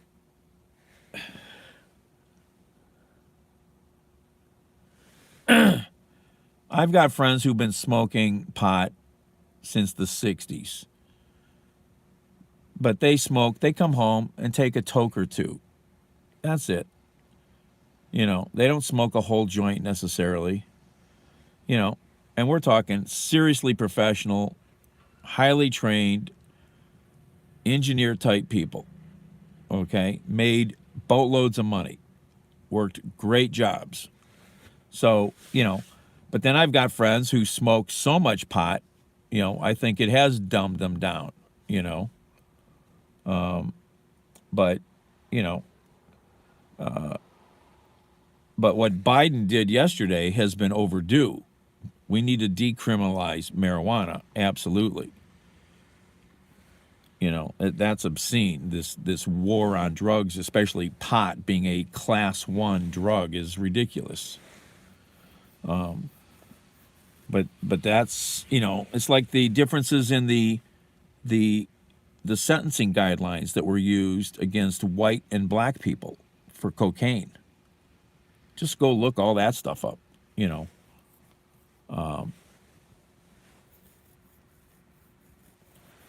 I think so. I don't know. You can Google it. I think so. My sister's on SSI. But she tries to work, you know. But the system is messed up. It doesn't help you get ahead. It screws with you if you make like a little too much money. They take money away from you. It's very fucked up, you know. You know, when Reagan closed all the mental institutions, they were supposed to really try to develop community mental health systems, and they never really did. And that's why we have millions of crazy people walking around on the street, because you're allowed to be crazy on the street as long as you're not a danger to yourself or someone else. Otherwise, that's why you've got all these people walking around.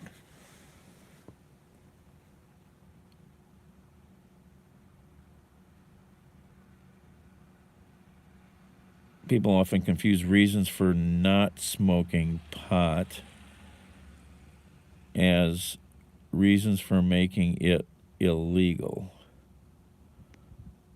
The comments get cut off. I don't know why.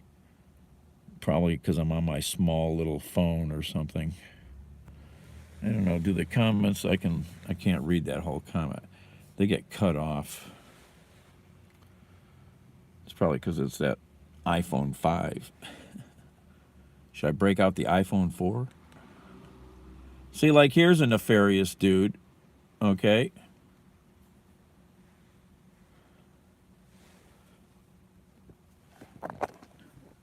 See this dude here? He was up to no good.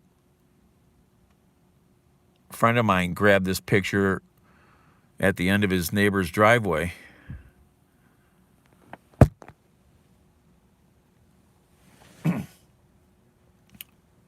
He was banging on her side door during the daytime. Well, they got Ring cameras and Ring doorbells, and I think she was home.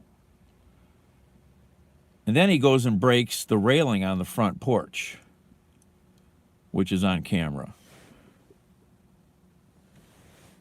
And she come running out of the house with her phone and confronted him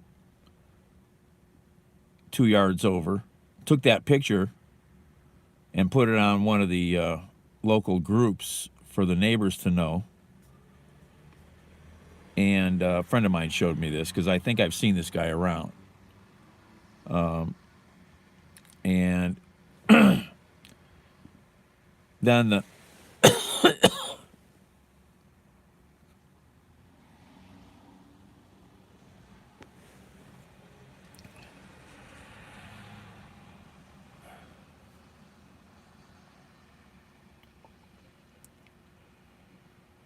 Come on here, phone.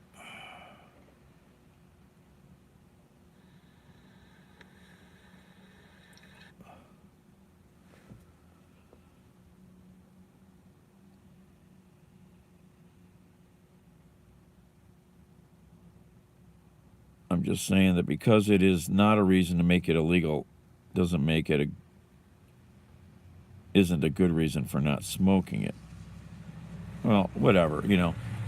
I mean, you know, I have friends that have never done a drug. I have friends who've never drank coffee. That I don't understand. That's wrong. And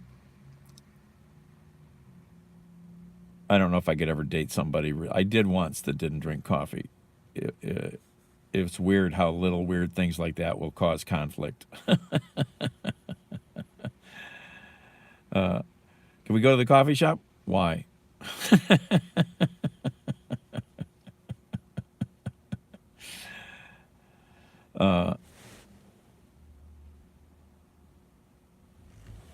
Well, if you look at the reasons marijuana was made illegal originally, you know, it was, you know, it's asinine. It's this, you know, you know,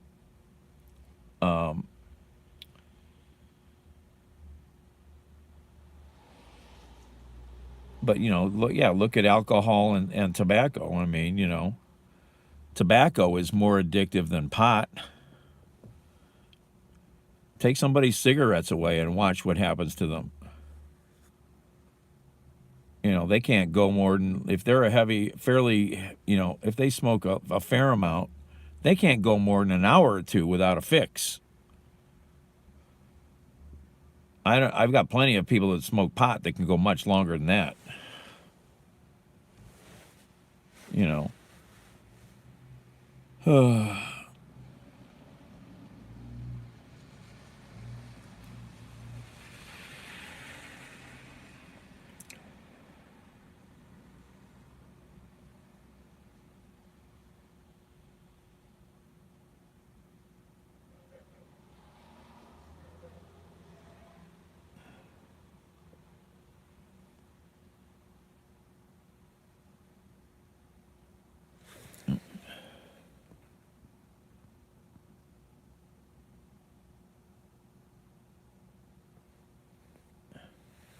Marijuana withdrawal? Okay. I mean, I smoked a lot of pot in my younger days. I sold a lot of pot. I didn't need it. I don't know. I've got a couple friends probably that need it. They're hooked on it big time. You know, but they are also, the one guy is way more hooked on black velvet. You know.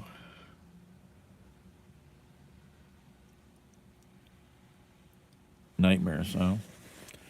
You know, I don't do much anymore because most of it now is so strong. It's just like, I don't need to deal with that. I know my limits. Alcohol is my limit. Now, if I could get some good cocaine that I know wasn't fucked up, I might try that. But I wouldn't trust anything anymore that's a powder. I would have to know who made it. You know, too much fucked up shit out there being cut and mixed up with who knows what. Oh, I know about West Coast pot. I've got good friends in Humboldt County, the center of West Coast pot growing. I used to see their farms back in the 80s. Unbelievable. The amount of money they were making back then was insane. Insane.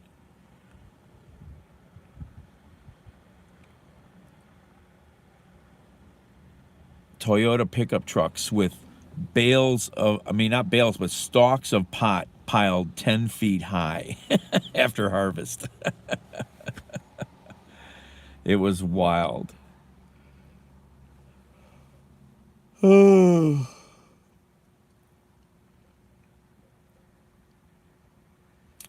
But now it's drug cartels and other crap, you know.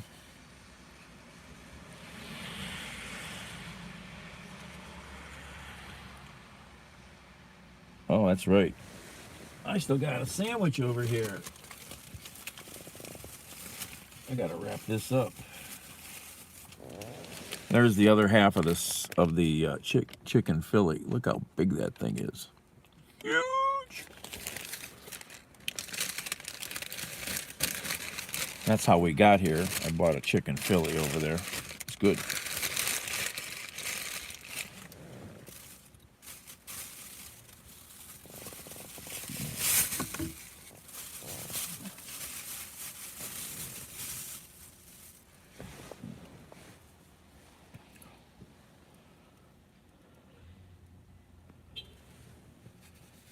Humboldt County. You can look up the history on pot growing in Fortuna, California, in that neighborhood,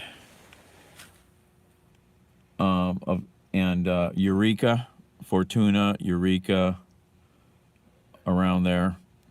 That was the center of the West Coast pot movement for decades.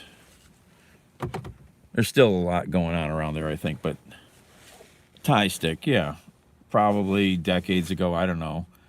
I mean, I liked hash, black tar hash, man. That was good.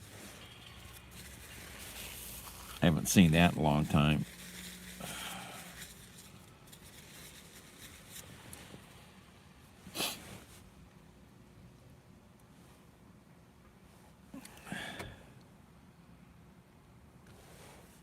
Oh, cheap pot tied to a stick. No, there was a thing called tie stick. I thought it was different than that. I don't know. I don't even know.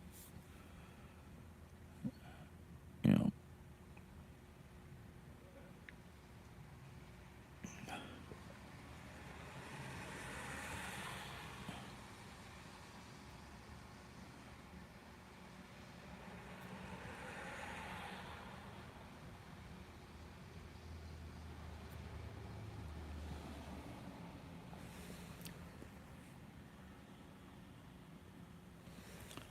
No, what you're talking about is tie stick, THAI sticks, tie sticks.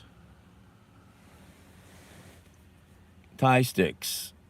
A tie stick is an ancient form of cannabis cigar that originated in Thailand.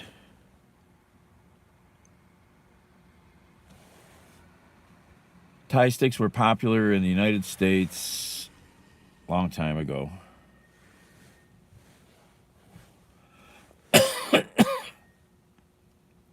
Real popular in the 70s.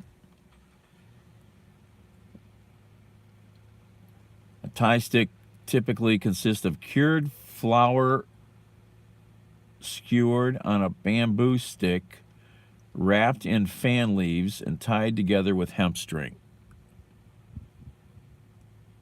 Interesting.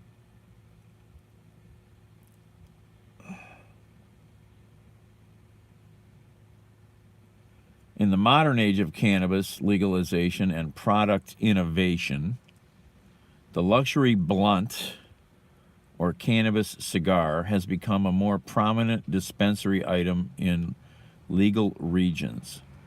But the modern canna cigar's precursor, the tie stick, is of ancient origin and has barely changed from its days of inception.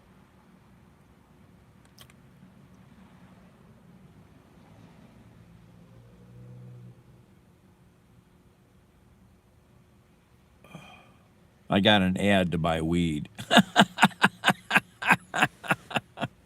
Oh, how hot times have changed.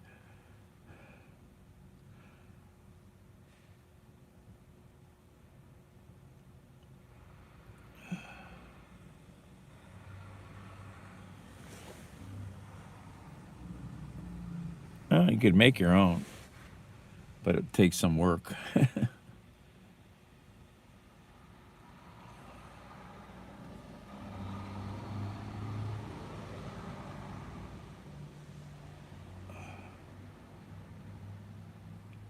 I'm Ben Meiselas from the Midas Touch Network. I have to share with you a clip of this interview that James Carville gave last night where he had a very pointed and direct statement that he delivered to Ron DeSantis. Oh, Paraquat. Oh, yeah. He calls Ron Day Katrina. And he tells Ron DeSantis, put down that fried chicken, put down that gravy and mashed potatoes, and what you need to be focusing on, instead of sending your police force to go out and inspect the bathrooms, is you better be focused on giving the best wages possible to immigrants, because you're going to need help rebuilding Florida. And there's not enough roofers and builders in your state to rebuild. So all of those stunts that you were doing, you better rethink that approach immediately. Enough with the PR stunts. Let's focus on what really, really, really matters. Here, play this clip from James Carville. What do you think of Governor Ron DeSantis' handling of Hurricane Ian so far? Look, listen to me, Ron D. Katrina. Push the fried chicken and the mashed potatoes and the gravy back. The first thing is you can suspend your toilet patrols of who's using which bathroom, because none of the toilets are working in Southwest Florida. They're all backed up.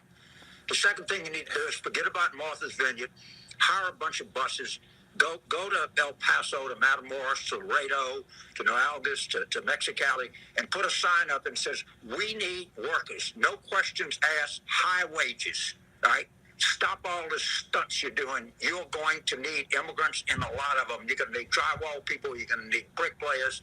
You're going to need carpenters. You're going to need roofers, and there are not enough roofers in Florida to deal with this.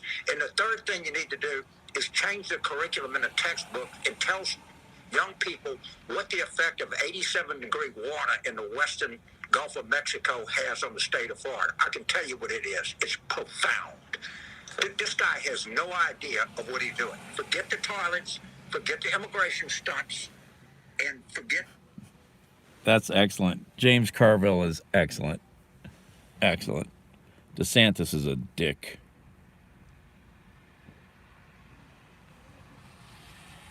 Oh, yeah, Paraquat. No questions asked.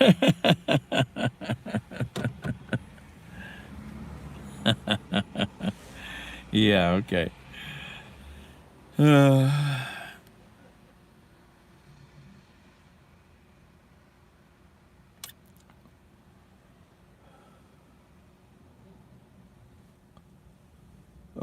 right.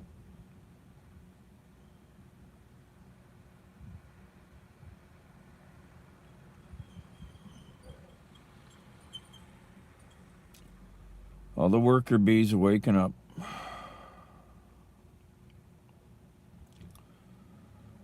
Well, it's fun, kids, but I got to get back to the bat cave.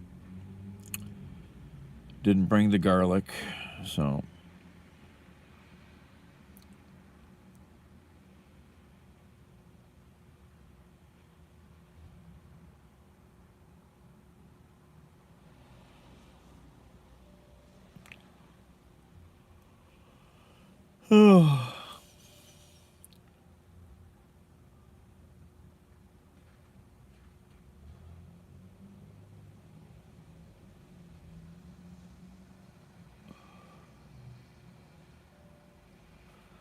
I'm fading. Right, Fredo?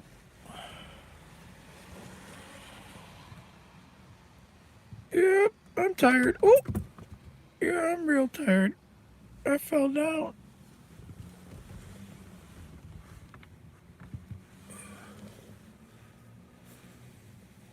Okay. Bye-bye. All right, folks. It's been chill. See you later. If you like, subscribe, hang out, come back, hit the bell, follow, share. And we'll see you sometime later today, probably.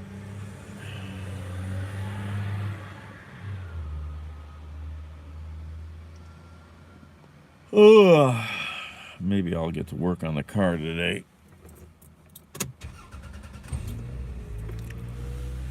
Got to do some of that before this weather turns to shit.